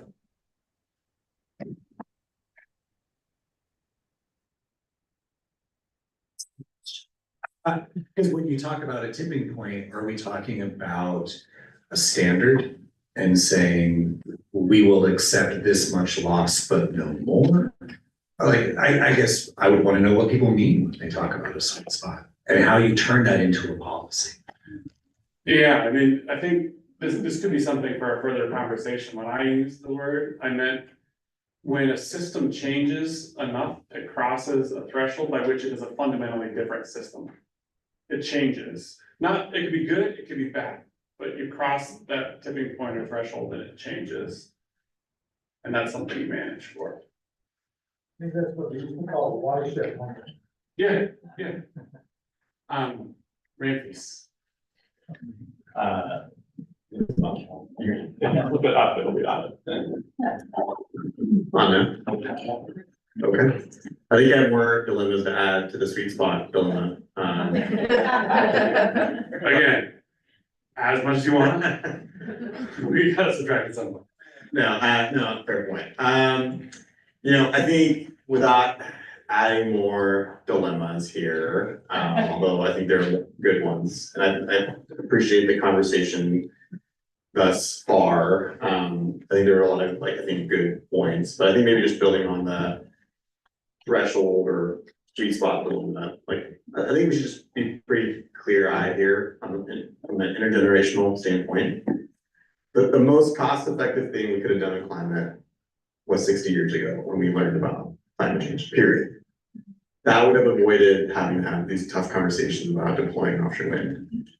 We've just now inherited an infrastructure that is making us debate real tough decisions at a very micro level, where we're talking about the real impacts locally. So the conversations we're having here on the ocean are conversations other communities are having in their oceans and their uses.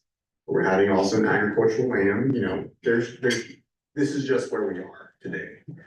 And I think, not to be a counterpoint to your point, Sam, but and I know we've talked about ratepayer costs. There's a lot of costs of inaction as well. The further we wait and delay on climate action, that's a cost that's not going to show up in our utility bill. Those are costs that we're going to see today. So I think that to me describes a dilemma. You have a dilemma of action that could have occurred 60 years ago that would have been the most cost effective. Every delay that just makes any solution just that much more expensive. So to me, it's it does come back to the dilemma of the sweet spot.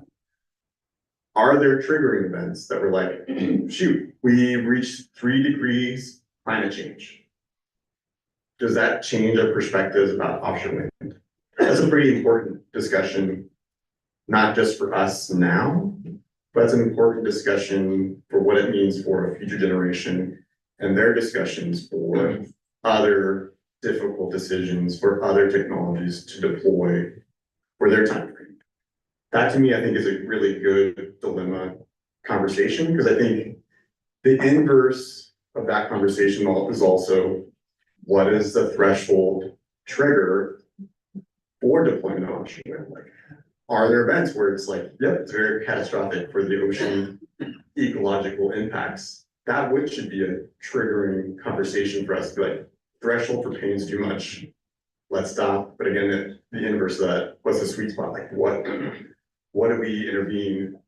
But those two questions to me seem to be tied, because I think, again, if we take the science of inaction as a local actor for a global problem, the science tells us we should be pretty much concerned about ocean life without a real action. So I think to me, I think it's a good one to kind of tackle. I don't want to add another dilemma to that, but it seems to be like the central one that we're kind of tugging at here. So anyway, I just want to kind of highlight and appreciate the. Yeah, I hear kind of both sides of that, of like, there's the cost of inaction, and then just the time, the time component is important.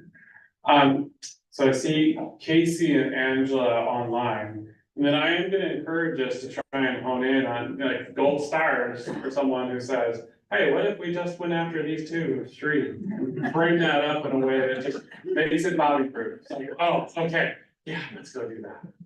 All right, Casey, you're up. You can shoot for the gold stars or say whatever you were gonna say anyway. Great. No, I was going to maybe amend that first bullet, which says urgency for renewables, and maybe just make it urgency for energy, because I think that we're at an energy demand point that is maybe we need to elevate the importance of that here in this conversation, in terms of, this isn't just about the transition to renewable energy, it's about meeting the exploding demand that we have right now. So maybe inserting that into that bullet. I don't know if that counts as a gold star, because I'm not adding in a whole new one. And then just to comment on that, like, where do we find that sweet spot? How do we make changes? I think I'd be interested in exploring, like, what exactly does adaptive management look like? Like, say we went for this, what are the tools that we can have in place for, if we're seeing an impact and want to address it, like making sure that we have an understanding of exactly what that looks like. So. Angela? Yeah, thank you. I found Dean's arguments really compelling. And I think that for me, we need to maybe look at things a little bit differently. And we're working on the supply side of the issue. And I think it's just as fruitful and helpful to look at the demand side and the efficiencies of how we use energy in this country, and why we continue to think it's okay to impact our environment to provide our desires for energy, rather than being better stewards of the energy resources we already have, and looking at the demand side versus the supply side.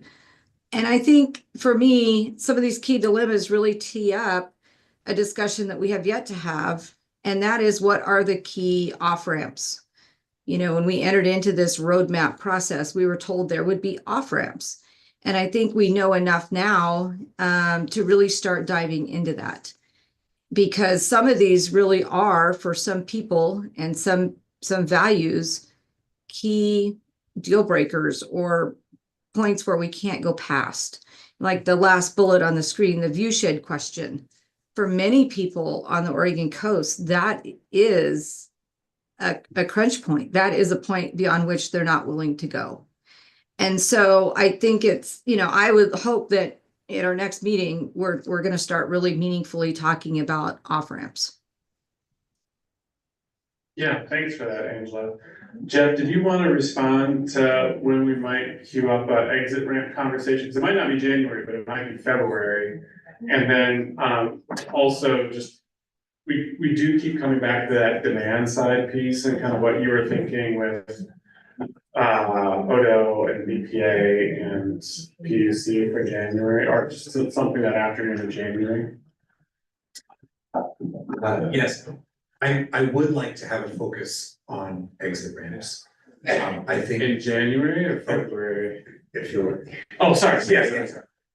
Speaking generally, I would have to look again at our conversation arcs diagram to remember when we wanted to put that in.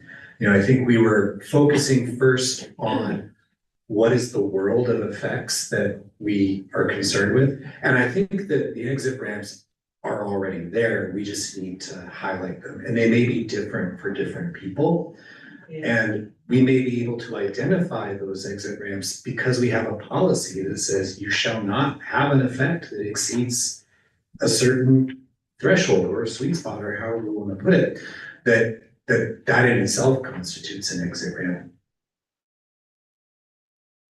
But if we are missing some, or if our policies don't yet reflect that there are effects that are exit ramps for people, I think that that can emerge from that conversation. So I do absolutely want to have that conversation about what the exit ramps are, but then also, as I mentioned this morning, when I showed the very first cut at roadmap path, whatever you want to call it, that we do need to talk some more about what an exit ramp looks like. You know, what does the rest stop look like? When do you know that you have the ability to go back from an exit, if in fact you do? That those are conversations I want to have. We just need to figure out how to slot them in and where. To the question of, and I've heard it in many of these recommendations about, let's think more broadly about energy. Let's think more broadly about energy sources, energy structures, the demand side, and whether that is an alternative to pursuing this path at all. I think that yes, I'm trying to get some energy focused people from ODO, from PUC, from BPA. I'm still working to get that all together where we can ask some of those questions. But I keep coming back to this question of what is the scope of the action that we're trying to take in developing an offshore wind roadmap versus those questions about our energy structure and supply and demand seem to me to be related to that state energy strategy. And I know that there's an interest in seeing where these two efforts meet and if they meet. And I think that that's something that we'll keep coming back to. Yeah, thanks for that, Jeff. I think on the last piece around demand, that one's gonna take a while to sort itself out. Because there is a lot of coordination to happen there.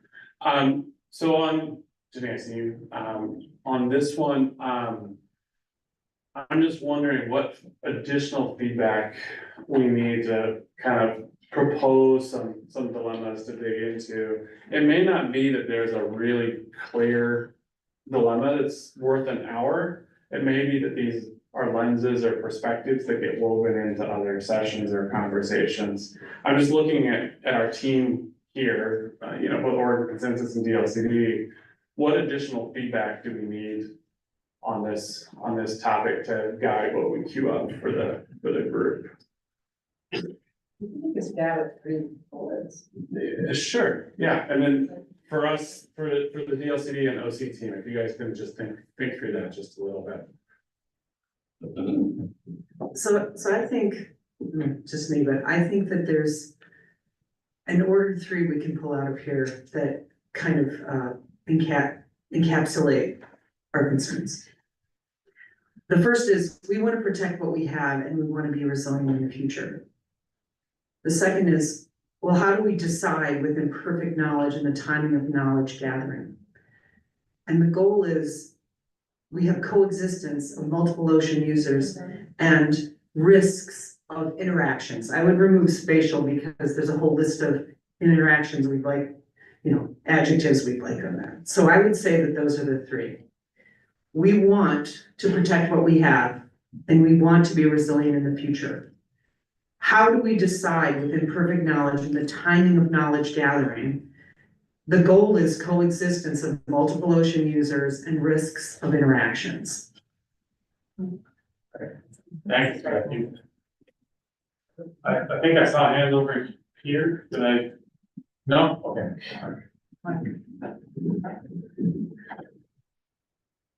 And again, this is a great time for folks we haven't heard from today as well to let us know what's going on. No, you guys are good. Don't, I'm not silencing you. Say as much as you want to say as often. I'm inviting others into this space. It seems like policymakers like to solve dilemmas. So if we're starting from scratch where this activity never existed, it's unlikely that there's a policy framework to address the issues that are associated with this activity. So if this group identifies the dilemmas, this looks likely to me to be the birthplace of policy recommendations.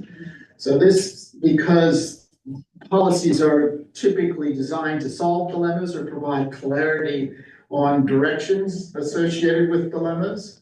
So I think we should take this category fairly seriously, because I think hopefully if the goal of this is to create some enforceable policies, this looks like the territory where those recommendations for the establishment of enforceable policies may grow from.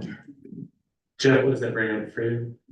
It's a dilemma of dilemmas. We got meta on this. That we really ought to focus on including in the roadmap these things that we've all agreed are dilemmas, and leave that, or I guess cue that up for what comes after. That's kind of what I was hearing, that it's actually framing this list out to be even more specific is the activity, not necessarily resolving any one or finding Yeah, I just want to build on that one. I like that recommendation. It's kind of my experience with policymakers. They like to avoid stepping into solving dilemmas. I think it's just a reality. You know, I think if you're a savvy politician, you want to push for the policy that people love, and avoid the policies that people don't like. And if you have a diverse set of stakeholders who don't agree or disagree on issues, but can say, yeah, this is the thing that we agree on, makes it a little easier for politicians to step in and step up for it. You know, I think I personally, selfishly, I would love, for us to be like, yeah, all clean energy should be for the benefit of Oregonians. That's a great thing to say. I think we're presuming a lot here that the only way to build these things is just through private development and for the benefit of private. It'd be great to figure out what are other ways to explore development of offshore wind for the good, the public benefit. Folks are talking about the reality of data centers. We actually don't regulate the demand of energy. That's just not a government intervention point. We let markets decide, and we're kind of at the problem of we've let markets decide. And technically by law, a lot of the decisions we make around the projects we build is, lowest cost or cost effectiveness. So we're basically here because of market systems and cost effectiveness language. So, we're kind of inheriting the system that we've already said this is a problem. Or we could disagree it's a problem. But I think that's again, from a policy standpoint, should we regulate the demand side of energy? We should. Should we give preferential energy and low cost energy for coastal communities? I would love for us to be explicit and say, yeah, let's do that. Let's incorporate things similar to BPA, where they have that kind of system for public power or utilities. But I would caution that I've yet to meet the legislator who'd be like, yep, I see the dilemmas, here's a solution. I think it's more powerful when you have a bunch of folks who agree, disagree, but come to some solutions and more powerful. So anyway, just want to sort of suggest, I like your suggestion. I think it's worth doing. Okay, thank you. I think with that, let's go ahead and take a 10-minute break. We'll be back at 3:30. And it's like final push. Take that nice deep breath, go outside, enjoy the bay, get that last cup of coffee. We have some fruit and pastries and stuff out. And then we'll focus on work. All right, online folks, back at 3:30.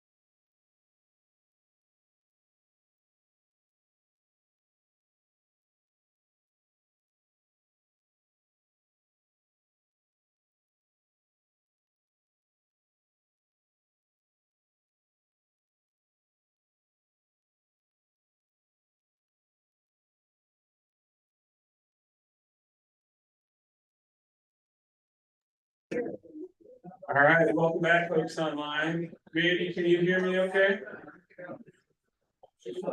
I can hear you. All right. Sarah, can you advance my slide for me to start sharing it? Can you get a chance? All right. So afternoon quiz. Who remembers what the role of a work group is in the roundtable process? I can turn it into multiple choice if you want to. Yeah. A work group is A, the group that's in charge of buying the drinks after meetings. The work group is B, the group that's responsible for telling jokes at the opening of the meeting. Or is it work group, item C, work groups are in charge of a particular piece of strategy or planning or conversation that moves the work of the roundtable forward and provides information back into the full roundtable. All the above. Oh, yeah. That's exciting. All right, well, we are going to be sitting down and chartering what these work groups do. The correct answer is C to start. I don't know if you could have guessed that. If they choose, they can offer A or B. All right. So that is the role of the work group. We scoped for the role of the roundtable several of these work groups. I think what we want to do is Sophia's going to give us some survey results on kind of which work group topics you all have identified as really important. We can, and I know you guys like to add stuff. And this one, I also want us to have a reality check lens.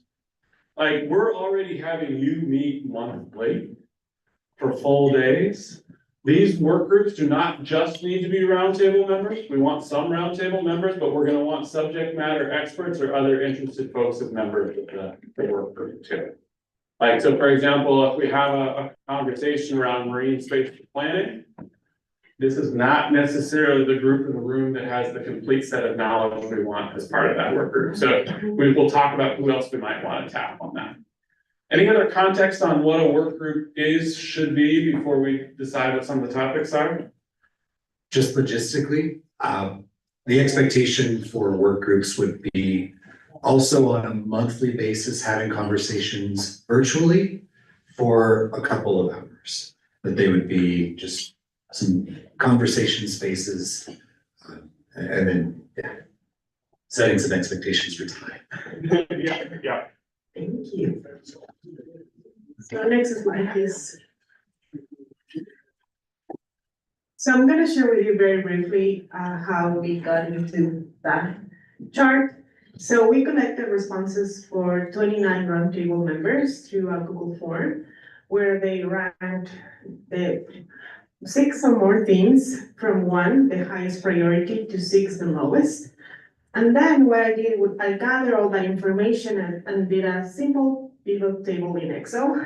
And I specifically used the max formula to find the ranking of the most, one of the most voted options within the themes that you voted for. And the results show that here are the 4 main groups. So the first one is the marine spatial planning. The rank is the top priority with most votes from 1 and 2. So high and a little bit below the high priorities. Then the second group was community benefit agreements as a second priority. And in the third spot were the fisheries. And then the remaining themes were research agenda, energy policy, and supply chain. Also, we will check based on the 29 responses, next slide please, Trevor, additional themes that were suggested. And among those themes were environmental impacts, including the visual and sound impacts of the ocean, in the ocean, and then economic development. And within this main broad topic, we had the housing, workforce training, and port development in coastal cities. And the other thing was tribal resources. It was highlighted as an additional area of importance.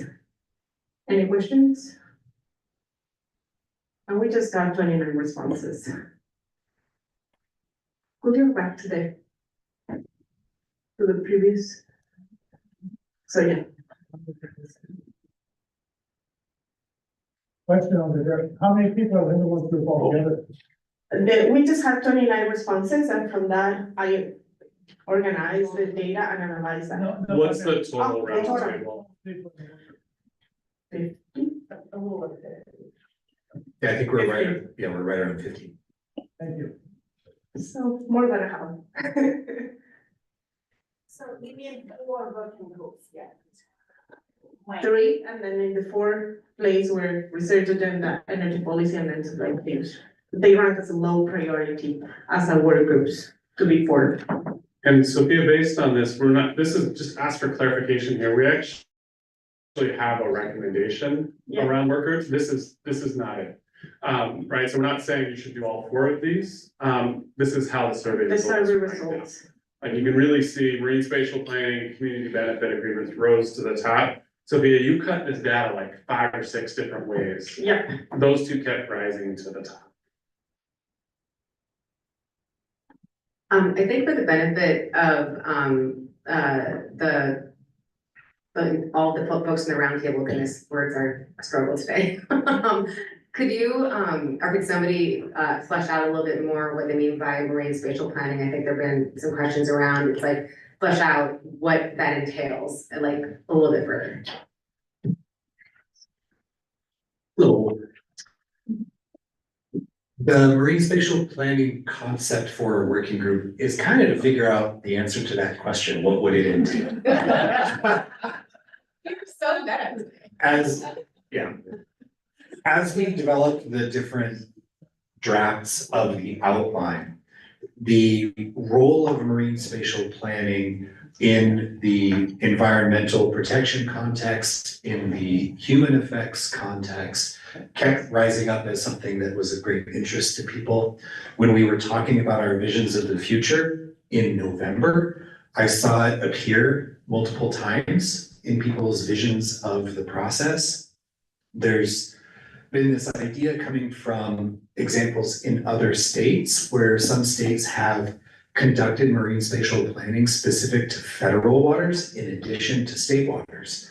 Even though the state doesn't necessarily or does not have any direct authority on federal waters, other states have nevertheless taken the opportunity to identify what are those critical resources, what are those no-go areas from the perspective of the state, to provide as information to the federal agencies who actually have the jurisdiction to conduct leasing and activities out there. And so this question would be for this group, what role does further marine spatial planning beyond what's already existed play in the future of offshore wind in Oregon?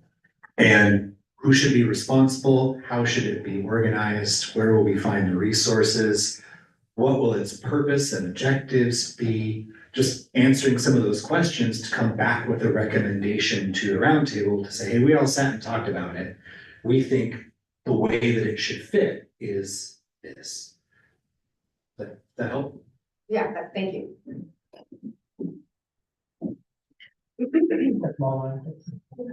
All right, it looks like we got some online folks.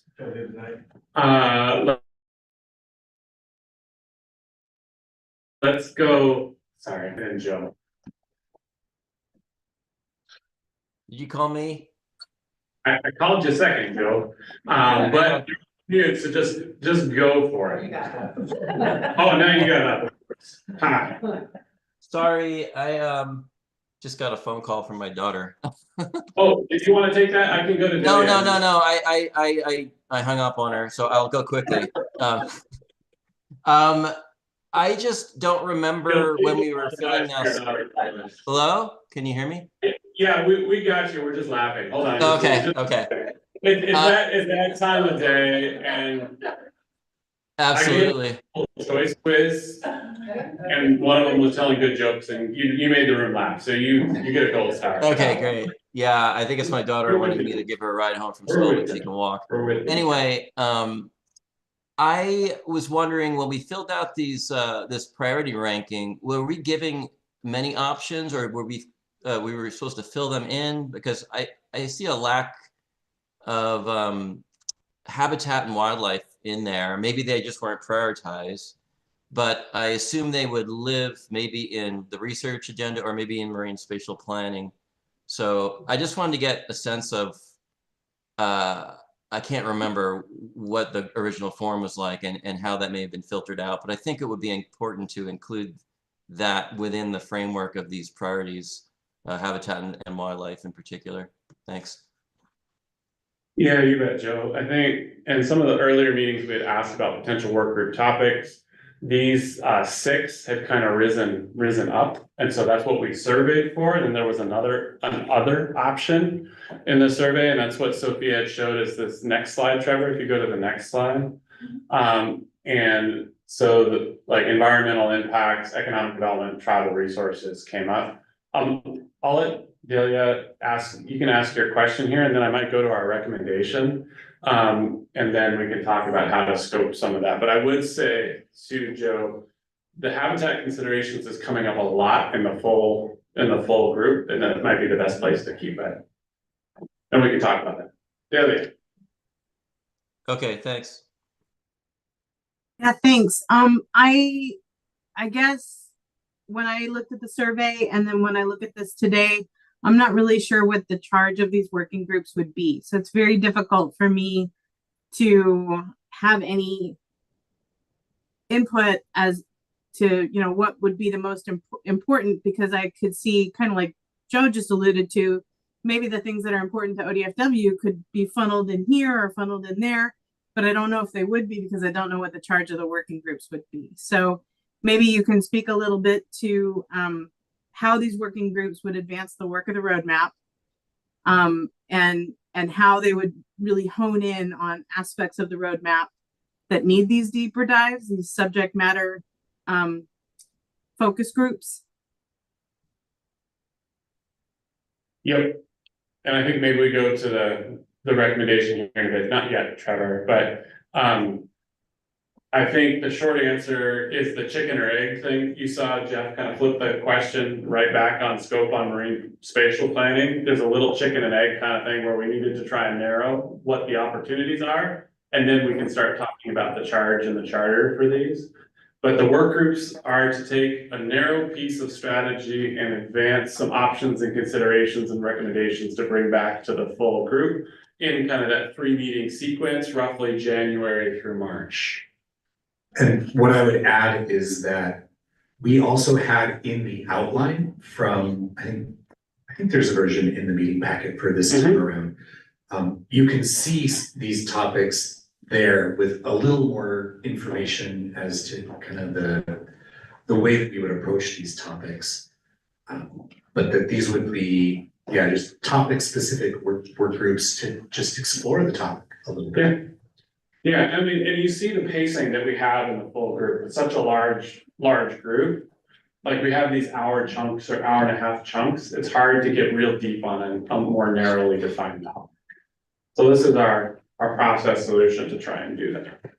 And if there's a better way, we're always open to better ways. But this is what we had thought through. So if I can get the next two slides, actually. Yeah.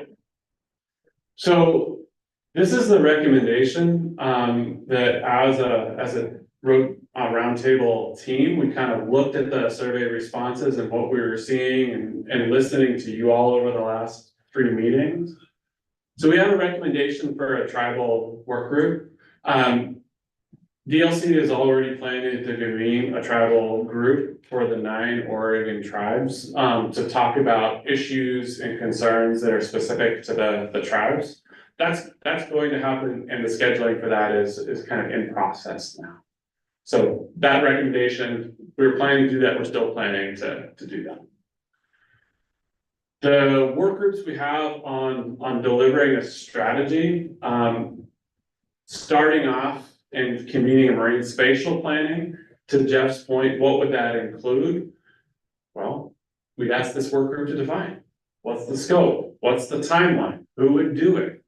What's the difference on what this roundtable plus other subject matter experts feel would be different than how BOEM did their marine spatial planning and running the NCOS model. Basically, what led to the definition of the call area is, what would this group define as a different way of doing that, or what would be different? So that's about as far as we got on marine spatial planning. The community benefits agreements, we heard two component parts of that. One was community benefit agreements as they're formally and legally defined, both by BOEM or in labor statutes or infrastructure statutes. But then we also saw the broader piece of how do we ensure community benefits outside of the kind of legal community benefit agreement are realized by local communities. So we saw both of those things, a framework, a state role, standards and template. Ramkis, I see your hand, but I want to just get through this and I'll come back. The research agenda also came up as something that was important. We hear it, but we see it as a little bit different. It's not necessarily a work group that defines a research agenda, because the defining of the research agenda seems to be happening in a lot of different places and may be important regionally, but might be more about how the Roundtable and the state of Oregon coordinates with OPAC, the West Coast Ocean Alliance regional groups, to kind of ensure that the questions you all are asking that are important to get answered are being tended to in a way you want them tended to. Not necessarily that we have to have our own research agenda, but that folks are looking out for us. So more of a kind of coordination, connecting the dots kind of scope. And then the other two is kind of supply chain and fisheries. A lot of that is still early on in outreach.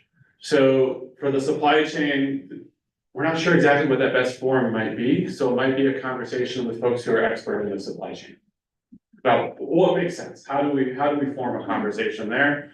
And then similarly on fisheries, part of that is to have ongoing and sustained conversation over long periods of time. And DLCD and Sea Grant are thinking through what that could look like in conversation with fisheries groups, and that's just gonna take more conversation with fisheries groups. It's not something we necessarily need to find in the state. So that's the recommendation based on what we got from the survey feedback and listening to you all on, okay, how can we try and meet the interest that we were hearing from all that in a way that also matched capacities and kind of strategically focused energy on some things that could be really helpful. Jeff, any other context before we kind of open it up to reactions, questions, if this proposal looks okay? Okay. So going online first, any questions on clarifications that you have or initial reactions to this? Yeah, Carlin? Hey, I think the 9 Oregon tribes work group / planning, wonderful. Good to hear. But the HB 4080 statutory text says any communities or Indian tribes impacted by offshore. And it was raised in a work group that there are tribes that aren't federally recognized, they're state recognized. And also the tribes have been raising that we kind of look at the ocean more holistically, and we don't want to kind of create these very harsh, rigid structures. And so there's a lot of tribes, for example, in Washington that are closely following along. For example, there's Macaw tribe here, and there's other tribes. So if you could explain kind of how you're going to incorporate them, and then the 9 Oregon tribes, I guess I'm starting to see a divide there. Thank you for that question.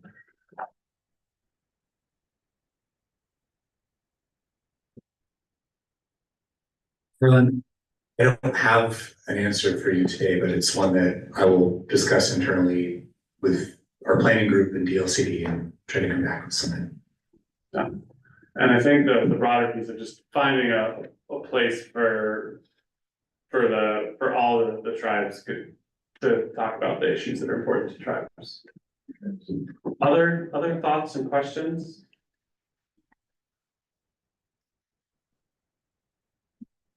I'm in a similar place to Joe in that the environmental and like habitat concerns are pretty top of mind, and I'm kind of wondering if, would you see that being something that can fall under the research agenda work group, where we're making sure that those concerns are, you know, prioritized as we see fit there? And I'm trying to figure out how we can be inclusive of like I think that's a really major topic for a lot of groups who are at this table, and it's why we're at the table largely. So I just kind of want to see if that's not called out directly, do you see that fitting in the research agenda, or do we need to explore a different structure?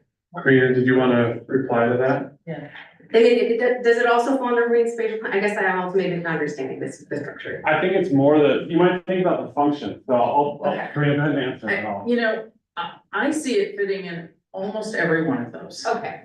Personally, like there is a place for some aspects of habitat, species, environmental concerns in almost every one of those. I think it will come out of the tribal group, whatever form that's gonna take. I think it will come out of the marine, I think there will be a piece of it that has to be in marine spatial planning.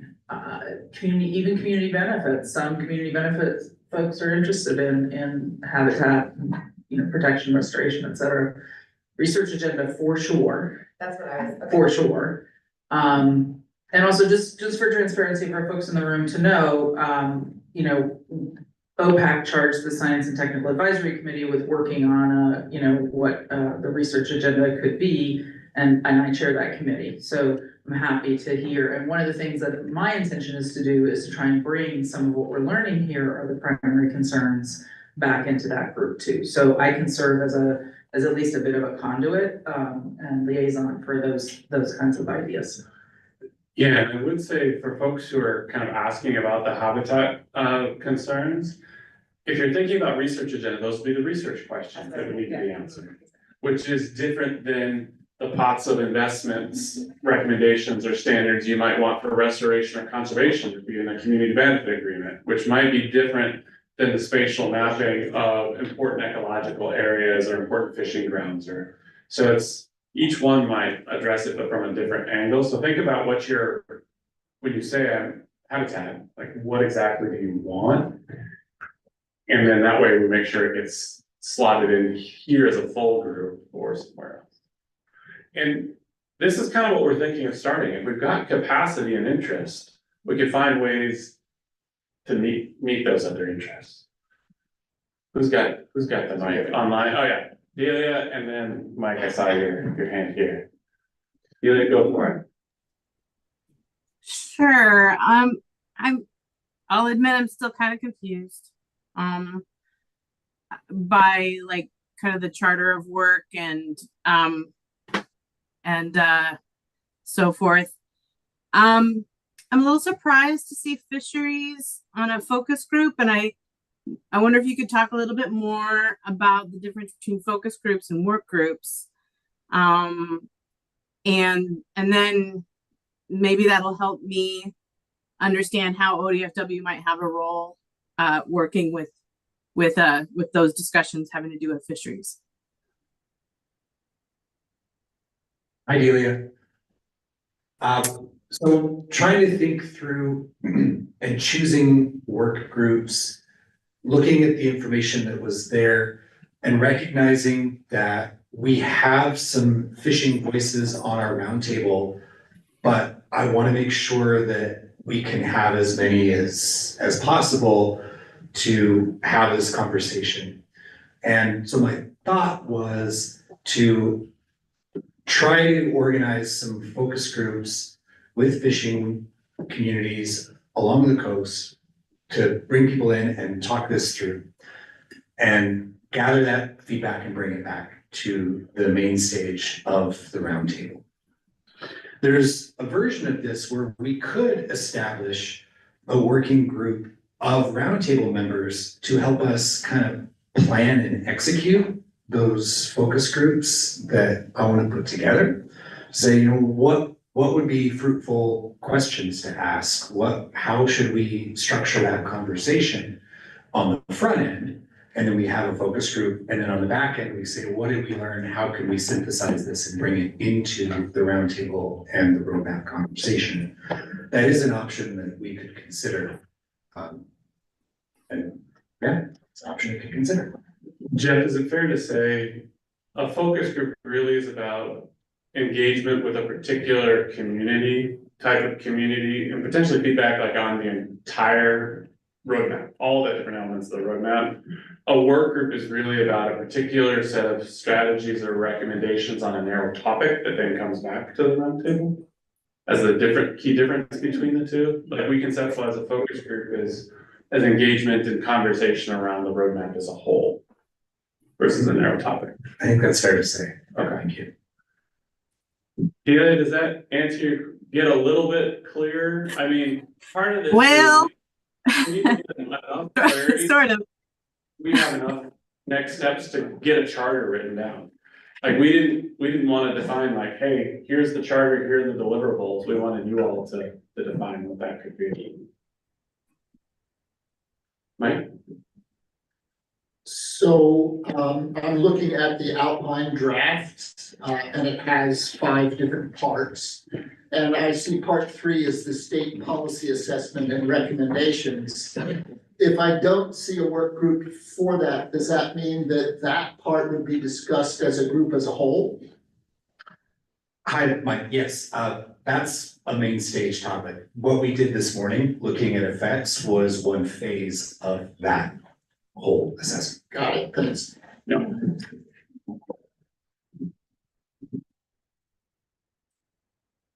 Thanks. Yeah, I think I have a similar question to Mike and maybe Delia. For me, like for us as DSL, I'm wondering which group do you plan to put permitting process? Because, well, for me, permitting process is 3 main elements: spatial planning, environmental and social impact assessment, and stakeholder engagement. So it's everywhere. And particular DSL is going to do rulemaking for power cables. It's new for us. We don't have it yet.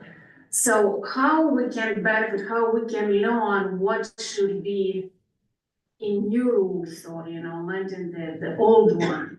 And yes, connection to the outline, how these groups will inform, because we have a lot in the outlines.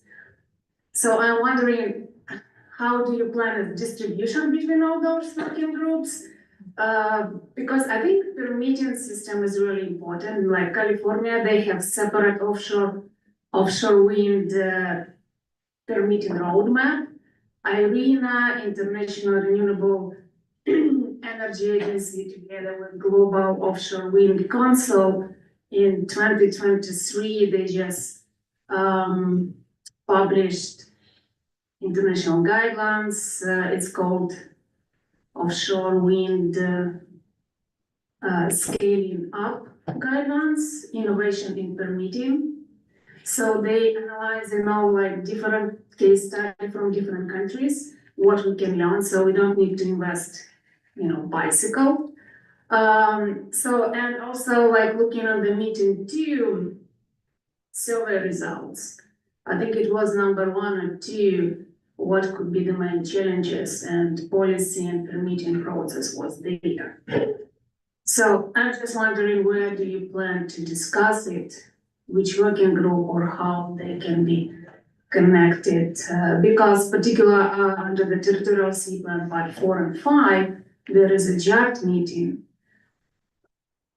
which will also now preparing pre-application guidelines, that the main goal before any project starts, how should we coordinate? So, and I just wondering where those pieces are. Yeah, great question. Thanks. Jeff, did you want to talk a little bit about kind of what the thinking is for interagency coordination around the state agencies, or this is also one of those ones around main stage, right? The permitting process has come up with some main stage topic. Yeah, I think, I'm trying to remember our conversation arcs, but I think maybe we're going to dedicate a little time in the spring to talk about community engagement expectations and the permitting process. And as you know, we also have our state agency core team that meets regularly to talk about offshore wind topics.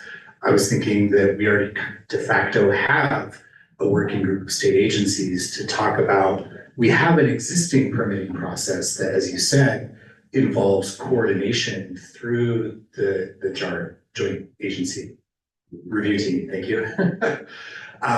And would we make any recommendations for improvement that out of that group, we could then bring to the main stage of the roundtable to say, and then, yeah, so that we have conversations happening in many venues, but the idea being that if there are these conversations happening, that they come here to the roundtable if they're going to also be involved in the roadmap.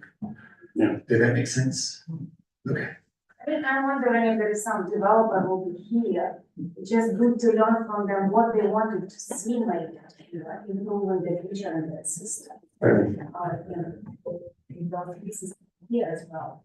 Thank you. Yeah, so for those who are online and couldn't hear, Natalia made the good point that there may be people who would want to make recommendations into the existing permitting process and that they would want to have an ability to do that.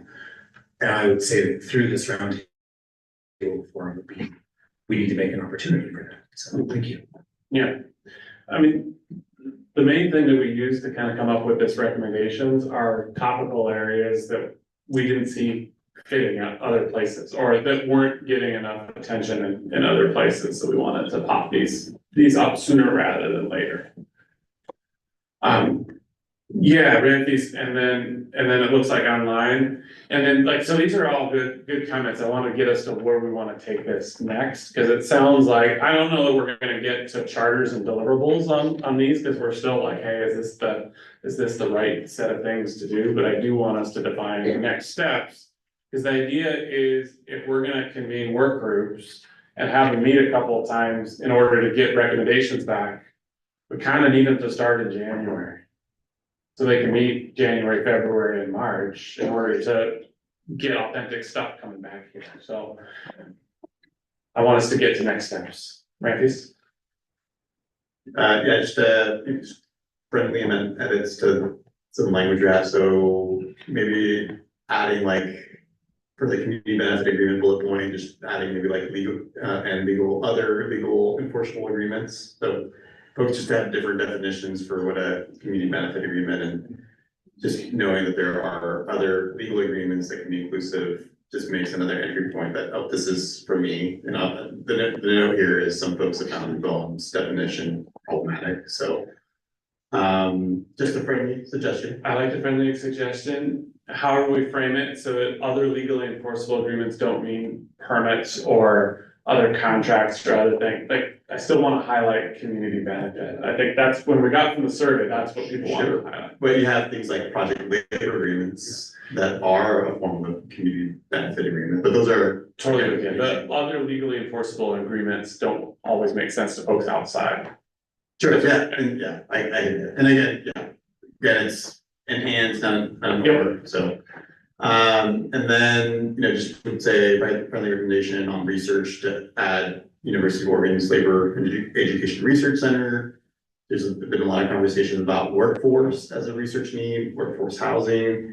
I think scanning through these documents, it's becoming a glaring need to have at least a workforce expert helping provide capacity for folks. And then lastly, we spend a lot of time today talking about energy policy. Seeing it not be top of the rank on the choice, I guess I would just bring the question, given that it's the outcome and the recommendations, it seems like, given today's conversation, it seems like, what do we want this to be, a focus point or a work group? Given the importance of folks needing to know, hey, what is this, what is the end here, to whose benefit? So that's the other question I would ask or add here, is just the question mark on energy policy. Just quick show of hands online in the room. Who would be interested in sitting on an energy policy work group? If you had two other work groups, you also had to sit on and next to this one? Yeah, right, yeah, okay. So I just want to just do that reality check on capacity. And the reason I asked that is one of the things we might do is if we start this startup strategy still leaves us some capacity to facilitate and help you start one or two other work groups. Right, and that might be one on energy policy that maybe we have a conversation more in January, and then that just starts up with a little bit of a lag. Anyway, that's something to think about on some of these, there's things that could be important. But maybe we don't try and hit go on the new year. On that one, I mean, I don't know if anybody else in this working group is involved in energy strategy, any of those working groups, but it does start to be like capacity overload, but perhaps after that meeting that we have in January, if Odo is coming, that could be the time to, I mean, maybe that's just what you were saying, but that will help us, I think, make that decision. Yeah. Hi, Delia. I know you didn't raise your hand, but your question in the chat, I think, applies to kind of this conversation and the next steps that we're gonna be discussing. So Delia, do you want to kind of expand on your question that you wrote in the chat about capacity? Yeah, I mean, I was just mimicking something I had heard from the room that, you know, environmental concerns could really kind of occur throughout all of these groups. I definitely see those threads possibly there. Same is true for fisheries. So, you know, from an ODFW perspective, my question was, if we can't really hone in on how these groups are different than one another and what their lanes are, what they're working on, what they're trying to accomplish for the sake of the roadmap, then how do we know which ones we should really prioritize to participate in? So similar to what you're hearing in the room, I think. Yeah. So Jeff, can I think out loud with you real quick? And then, you know, Andy and others from the LCD team too. We could ask similar to what we did with the charter for the entire roundtable and just ask for one or two or four people to help us craft some draft charters on this. Or if we've gotten enough feedback off of the effects and pathways of development conversation today, that the LCD feels comfortable drafting a charter that we can get people to react to. I'm hearing, let's try and make them clear, let's try and make them mutually exclusive, except we want to make sure that we have interties across environment. So that's our dilemma. We can figure that. I'm just wondering, have we heard enough to go that route of just drafting some charters and deliverables for feedback? And then I'll ask the group for permission for that, or do we want to try and get a small team to help advise us? Or something else? Getting decision fatigue here. Yeah. Do we do this or that or something? Everybody is feeling it. Yeah.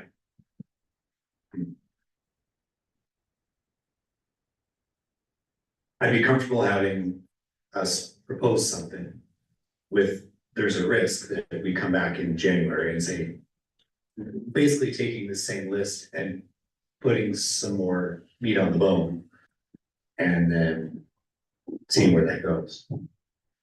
Yeah, that's kind of where I'm feeling we are, is like, we've got some tweaks to this. Some places where we're broadening scope, somewhere we're narrowing it. And we can write out a half-page charter and charge with deliverables and then bring that back to you. And so how's that feel to folks? Can I get like a thumbs up, thumbs sideways, thumbs down? I think thumbs up.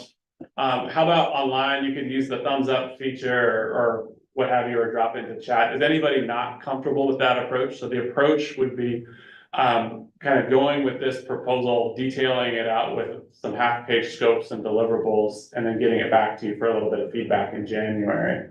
So I see Kevin and Dean, you guys are my guys on video. Okay, Kevin got thumbs up. Dean, how are you feeling about that approach? Hey Bobby, can I think out loud with you for a minute? Honestly, I'm a little bit lost. Yeah, okay. Partly I'm lost on. Okay, yeah, Because go for it.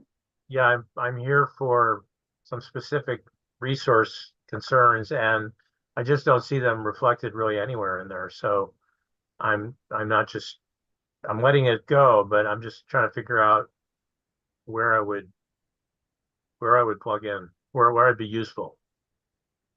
Gotcha. Like, For me, marine spatial planning and thinking about view sheds and spatial, Yeah, the spatial. marine spatial planning is the one that, you know, jumps out at, because it seems like it's all encompassing, right? By implication, it's all encompassing. So you should be able to fit anything into marine spatial planning, which then raises the question, why have anything other than that? So, anyway, I'm okay with that. Gotcha, okay, go for it, Jay. Yeah, and if I may, Dean, when I think about marine spatial planning, it's not like, let's do some marine spatial planning. It's, let's figure out how it would work. Yep. Let's design a process and figure out what the key question, like, how are we gonna pay for it? Who's in charge? What are some real guideposts for something that would happen? I think I heard you mention it earlier that marine spatial planning is something that would be more likely be done by BOEM as opposed to being done by Oregon. Is that correct? Well, actually, what I'm thinking about here is whether or not the Oregon Offshore Wind Roadmap should make a recommendation regarding additional state-led marine spatial planning. Okay. And what you heard me say earlier, Dean, was part of the scope of this is how is it different than what BOEM did before? Okay.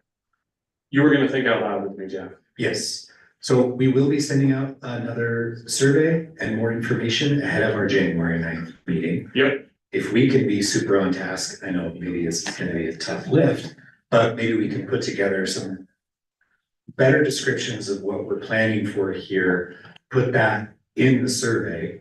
People can indicate whether they're interested in participating or not, and we'll put in a scheduling link so we can maybe try to have something we can have on calendars later in January, maybe just try to move with some speed on that. Yeah, that's what I'm thinking next step, which is why I was asking for permission for us to write those charters. I'm like, yeah, that sounds good. Talia, see, if it's okay, I'm gonna keep moving.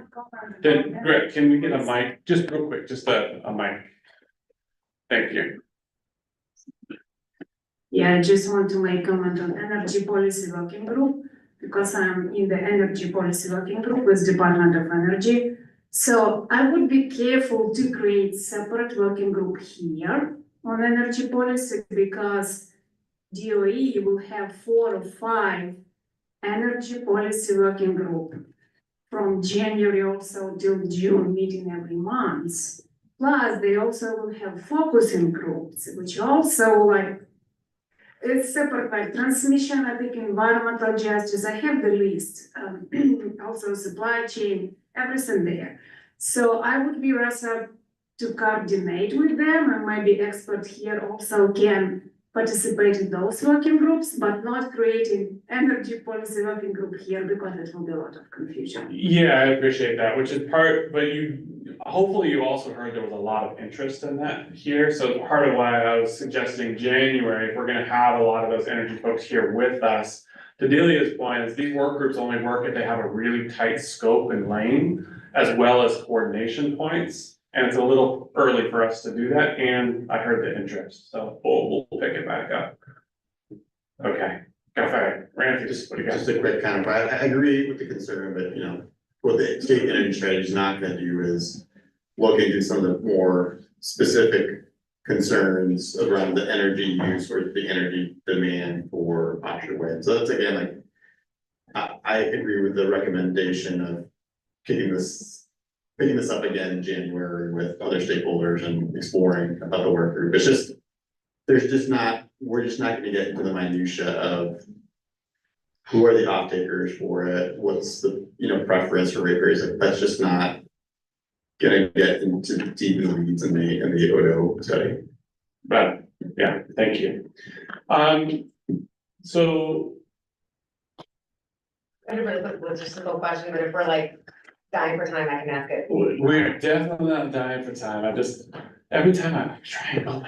I'm so sorry. No, that's all right, it's on my own facilitator / Danish. Go ahead. So this is just mostly, I'm just thinking about the team that I work with in my organization, National Wildlife Federation, and I'm just, curious, two questions. Are work group meetings going to be public meetings? And also would I be able to bring in like a colleague who has specialized knowledge in like a specific area that would be really valuable to a work group? Like how, like, so logistical questions about the convening room. Yeah, so they would be public meetings. Okay. Yeah, we would follow this, the kind of same operational role that we are So we here. can bring someone in if we. And it's not just roundtable members to participate. We actually really do want those other subject matter experts in. I think, Jeff, we haven't talked about this at all yet, but like if we get 50 people in a work group, well, then we're hosting meetings like this, which are really awesome and amazing and different. Yeah, same, but different. Yeah. Okay. All right, so for our team, Sophia and Trevor, I'm gonna check in for public comment and then I'm gonna start moving us to next steps and summary. So from the notes, if there's other kind of next steps, or Jeff or Andy or you know, Cynthia, if there's other next steps that you've heard throughout the day, we can go ahead and gather those. Are there any of our guests here that are online or in person that would be interested in an afternoon public comment? And if you talked to us this morning, we'd love to hear from you again. You're welcome. Oh, sure. Yeah, why not? Yeah, give a round of applause, thank you. Of course, yeah. Hi, everybody. Amy Jester. I'm with the Core Hub. Just relating to the community benefits agreements, framing of that work group, I was thinking about what Julia was saying earlier, a little bit about what Ramses was saying. And I wonder if it could be something like community benefit strategies or strategies for community protections and benefits. Again, I see from having done that work in California for the last couple of years, there's a really important public policy thread that is part of that. So in addition to the work that may take place in or not related to energy policy, I think focusing some time and attention toward a policy agenda in that particular work group is going to be really important. Thank you. Thank you. Oh. Mike O online.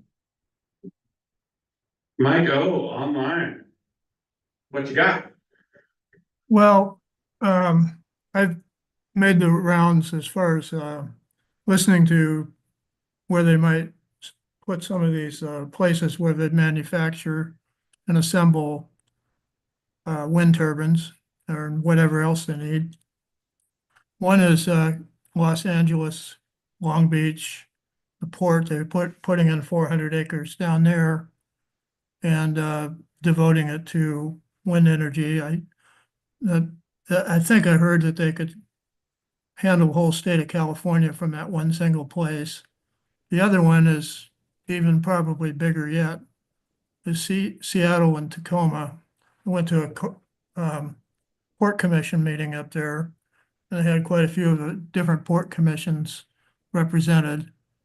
But they said they could handle the whole West Coast, plus Alaska. And I know that the governor up there who's is termed out now or will be, he's put together a group that's supposed to get this thing organized.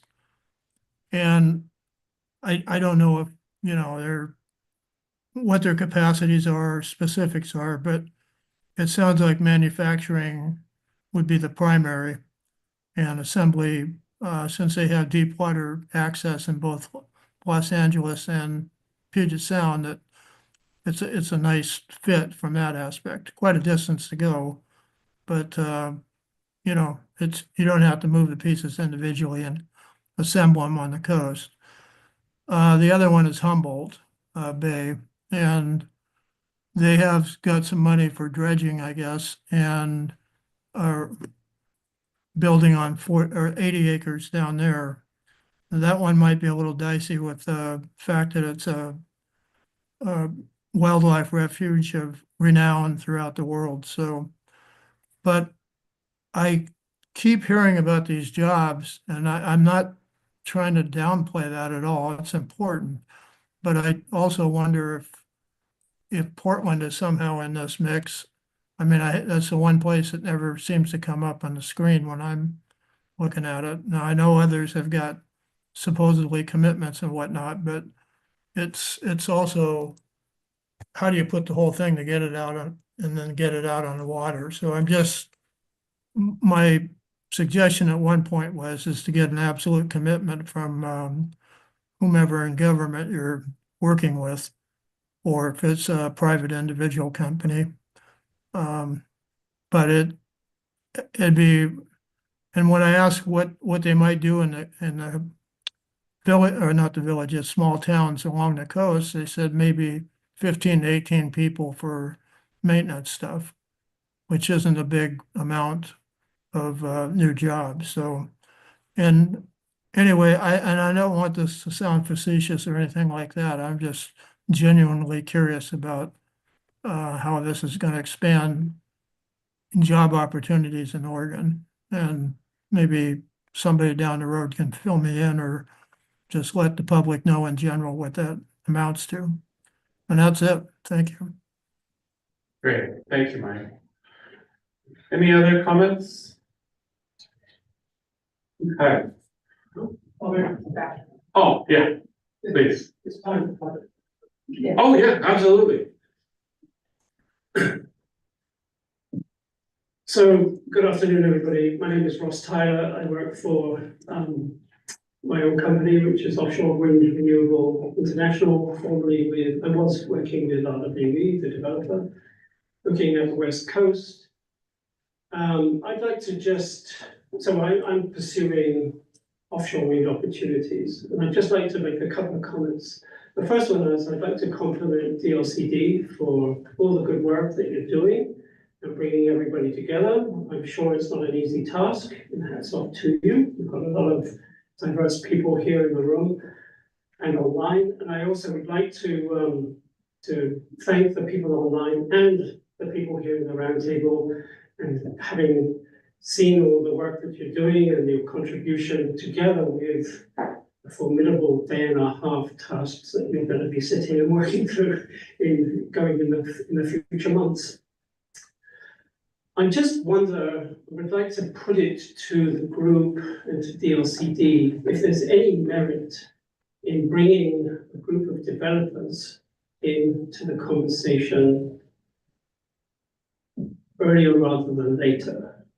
And the reason I suggest that is that I'm wondering if there's some things that the developers can contribute that can perhaps narrow the conversation for you so that you can work forwards. Because from a developer's perspective, and I don't mean to sound harsh here, but the developers are not interested in whether you decide not to have offshore wind. They're interested in that in as much as they can take Oregon off the list and go and focus on a different market. I think that having a conversation with the developers sooner rather than later, it may help align expectations within the community, because there is an awful lot of ideas, there's an awful lot of concerns, and some things the developers can address, and some things they can't. Some things they can't address until they have invested in the leases. And I just wonder whether bringing them into the conversation early helps form a better cohesive relationship. Am I running out of time? I know it's only a minute and a half. It's a minute and a half. You got another half minute. I thought I had a minute. I would hate to see that all this work, all this good contribution that comes to the end, and DLCD will do an outstanding job with a report, and it misses the mark from the developer's perspective, and you don't get what you need, and we might have another failed auction. Just a suggestion, we developers have two off-ramps, two exit ramps, two. One is, after they've invested and got the lease rights, they can actually start doing some work and understand what is on the ocean floor, what is on the wind speed, what's the direction, can they map it out, what kind of efficiency will they get, how much power, and can they actually sell that power, and at what price, and at what cost. I think, not all developers are equal, but I think as they go through that process, they should be in communication with the community, explaining it. That's my own view. Not all developers will do that, but I think if the community can work with the developers, then there's going to be a better dialogue going forward. The second off-ramp, well, I guess the first off-ramp is that the developers can put in millions of dollars, hundreds of millions of dollars, and come to the end of that conclusion and say, we can't make this work, and they have to walk away. It's a risk. It's a risk on the developer and the developer's dying. It's not on the community. The last walkaway is, or the exit ramp that we have as a developer is, we've got everything ready and we just can't raise the finance inside. If this group works and puts more exit ramps, it's just going to make it even more difficult to get the money. I think what we as the developer community would like to see is those exit ramps put into just bumps in the road. And the more that this group can level out those bumps, the better it's going to be for the community, for the developer, and a better dialogue for all. Thank you for letting me that up. Thank you, Russ. Any other folks from public want to comment? Okay. Let's think about next steps. So January 9th, we're meeting. I think at this moment, we're running 9 to 12 and 2 to 4. Was roughly kind of what we're thinking. We'll finalize that agenda here just as soon as we can. That'll be all virtual. And then watch for a confirmation for February 20th, maybe 21st. Either Lincoln City or Grand Ronde area. That's kind of what we're thinking. So that's the next step on meeting logistics. You can count on us to get the meeting summaries out, meeting recordings as we have. You'll probably be seeing another survey request for us. We've been getting about a 50% response rate, which for research is good. For community engagement and collaboration, it's shitty.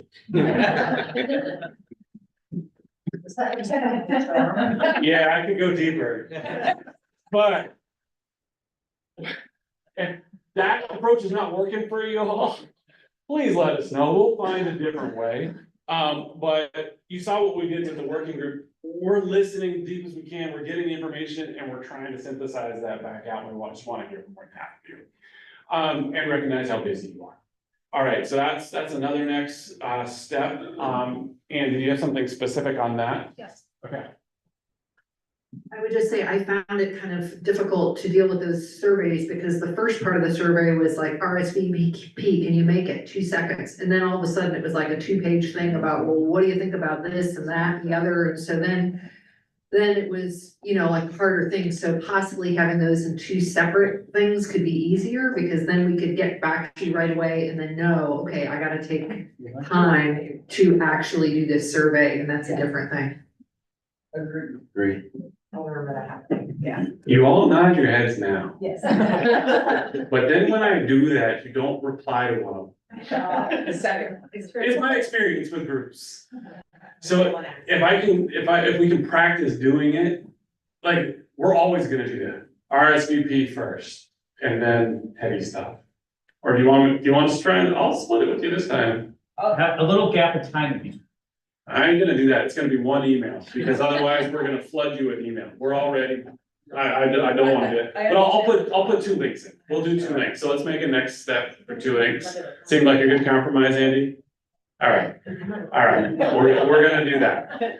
All right. You can report back how the rate. Yeah, I mean, if it gets worse or harder, like, I love supporting communities with extra food, but we had 30 extra lunches today. Okay? Wow. We had 30 rooms in the room block that the tribe held for us and then we let go. Just saying, that's why RSVPs are important. Yeah. Okay, next steps, in terms of effects. we're going to send out the effects tables for some specific feedback opportunities, right? Is the next step, Jeff? Well, the effects tables are already in people's hands from the meeting packet. Yep. But we invite you to follow up if you want to send us emails with any more specific feedback beyond what was today. Our moderators have captured what they could from the conversations, but it's always better to hear it directly. The plan with that is to take that same table and not only flesh it out with the additional information we get, but to try to start filling in those next columns. What information do we need and when do we need it? What are the policies that we have that address those effects and where might there be gaps? With the intention that by February, we're ready to come back to you to say, with all of these effects that we identified are of concern, here's what we do have on the books. Let's talk about whether that addresses those concerns or whether we need to identify a gap there. But then in the subsequent meeting, we talk about what kind of policy recommendations might fill that gap. So. Cool. Yeah, Bill? A quick question on that, because there are a lot of resources that have gone through, especially the EISs for offshore wind. I don't like reinventing the wheel. And so putting in specific places or links to the resources that people could say, this has been looked at these 5 different areas. That should be a good way of saying, we don't need to put as much effort into that. Is the thought. Gotcha, so like when Jeff was saying, we looked at all the tribal comment letters from the EIS and those were represented, but we didn't look at everybody's comment letters. I think what I heard you say was, we've identified something we're worried about, but if there's an EIS out there that is generally accepted in the scientific community as saying that effect is addressed, then maybe we don't need to add it to our research agenda to go look for more information. But I'm also thinking from the other side of really what we're focused on is our policy. Is our policy adequate? And then we use that information to measure whether the effect is consistent with our policy or not. Gotcha. So Jeff, on the visions, I see Sarah just a second. For the vision, did you need more feedback on that? I think the next step on that was you got your diagram, you got some initial feedback, and so you're gonna keep refining that, correct? Thank you. Yes, I'll send out the diagram that I showed you this morning, and if people do have feedback on that, let me know. That'll be throughout this whole process, trying to make that better. Great. On the subject of whether the current known environmental documents are scientifically generally accepted, I'm pretty comfortable because I've been on the public record for some months now as saying, no, I would not say there is scientific consensus on their data, on their analyses, on their environmental assessment. And because their process is stalled out, we have not proceeded in a discussion of the merits of their arguments. But I would not go into this with the assumption that their statements are universally supported or borne out by the evidence. Great, thank you. Online? Yeah, Julia. Yeah, just wondering when you want to hear back from Roundtable members on follow-up comments on the effects table. Jeff, do you have a sense of, I mean, sooner is always better than later. Right. There is a holiday, I think, right, next week? And I think we discussed this before lunch, and our next meeting is January 9th. If you could have comments on the effects table to us by then, that gives me into February to then move it to the next phase. yeah, and let us as a team get together to see when we can get you these follow-up emails out. Like, it's gonna be really hard for us to try and get that to you before Christmas, but we can try. If not, it'll happen January 3rd-ish, right? Because that way you get it a week before. So anyway, we'll do our best. We'll connect and let you know on timing if we can get you everything. Right, understood. Thank you. Yeah, thank you. All right, so that's effects. On the work group, on the pathway to development, I don't think there's an action item on that at the moment, because we gotta fold that in with everything else.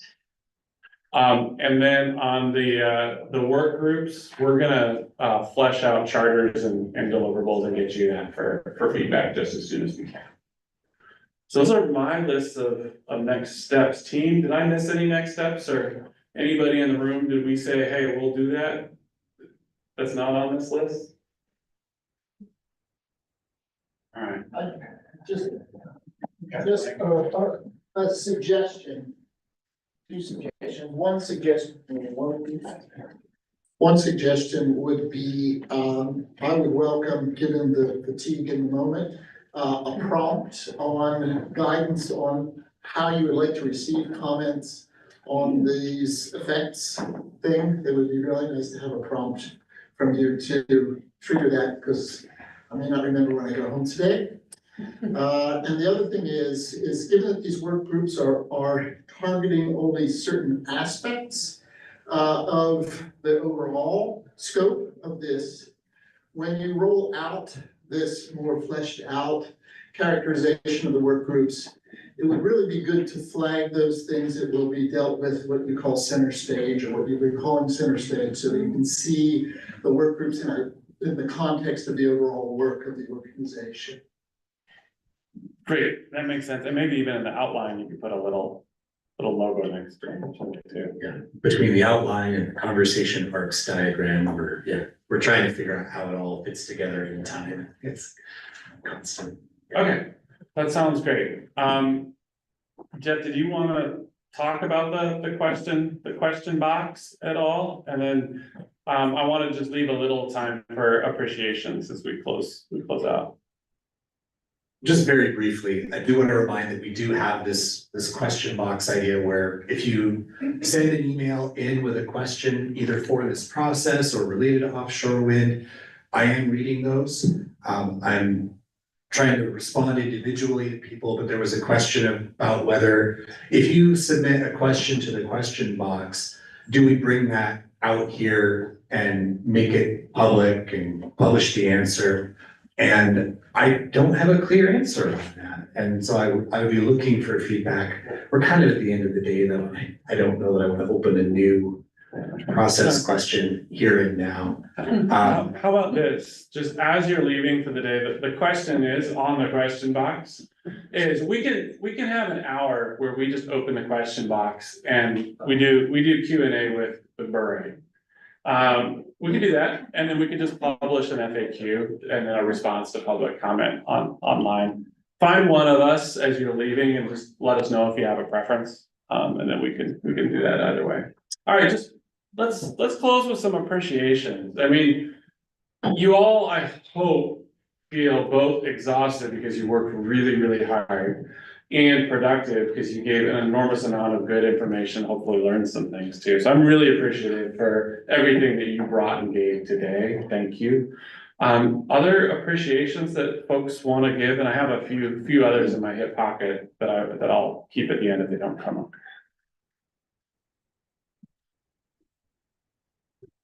I just want to say thanks to the DLCD and the whole crew for doing a really good job of trying to get a lot of people together with a lot of perspectives and try to share them and try to start these conversations that are critically important.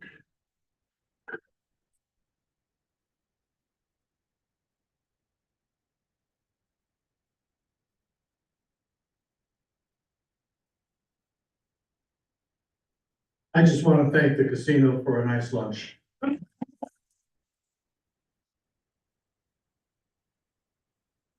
To just put a fine point on that, it's been Tiffany and her team that's been taking care of us all day with food. It's Rachel and her team, and Brandon and Chris that's been helping with just really, really wonderful delivery.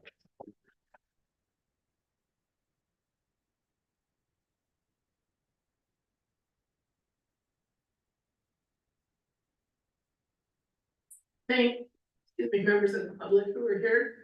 You guys all had some great comments. You had some good input onto some of our decisions, and it was great to see some public participation.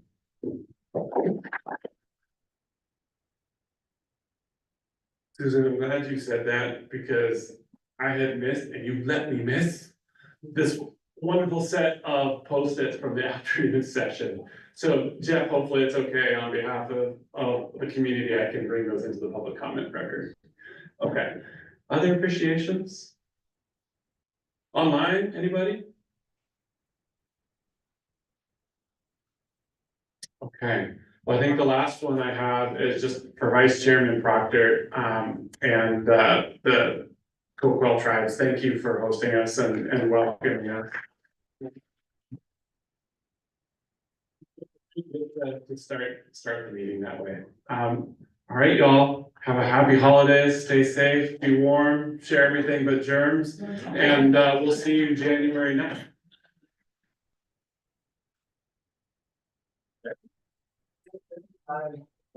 I learned another stay. Yeah, sure. Yeah.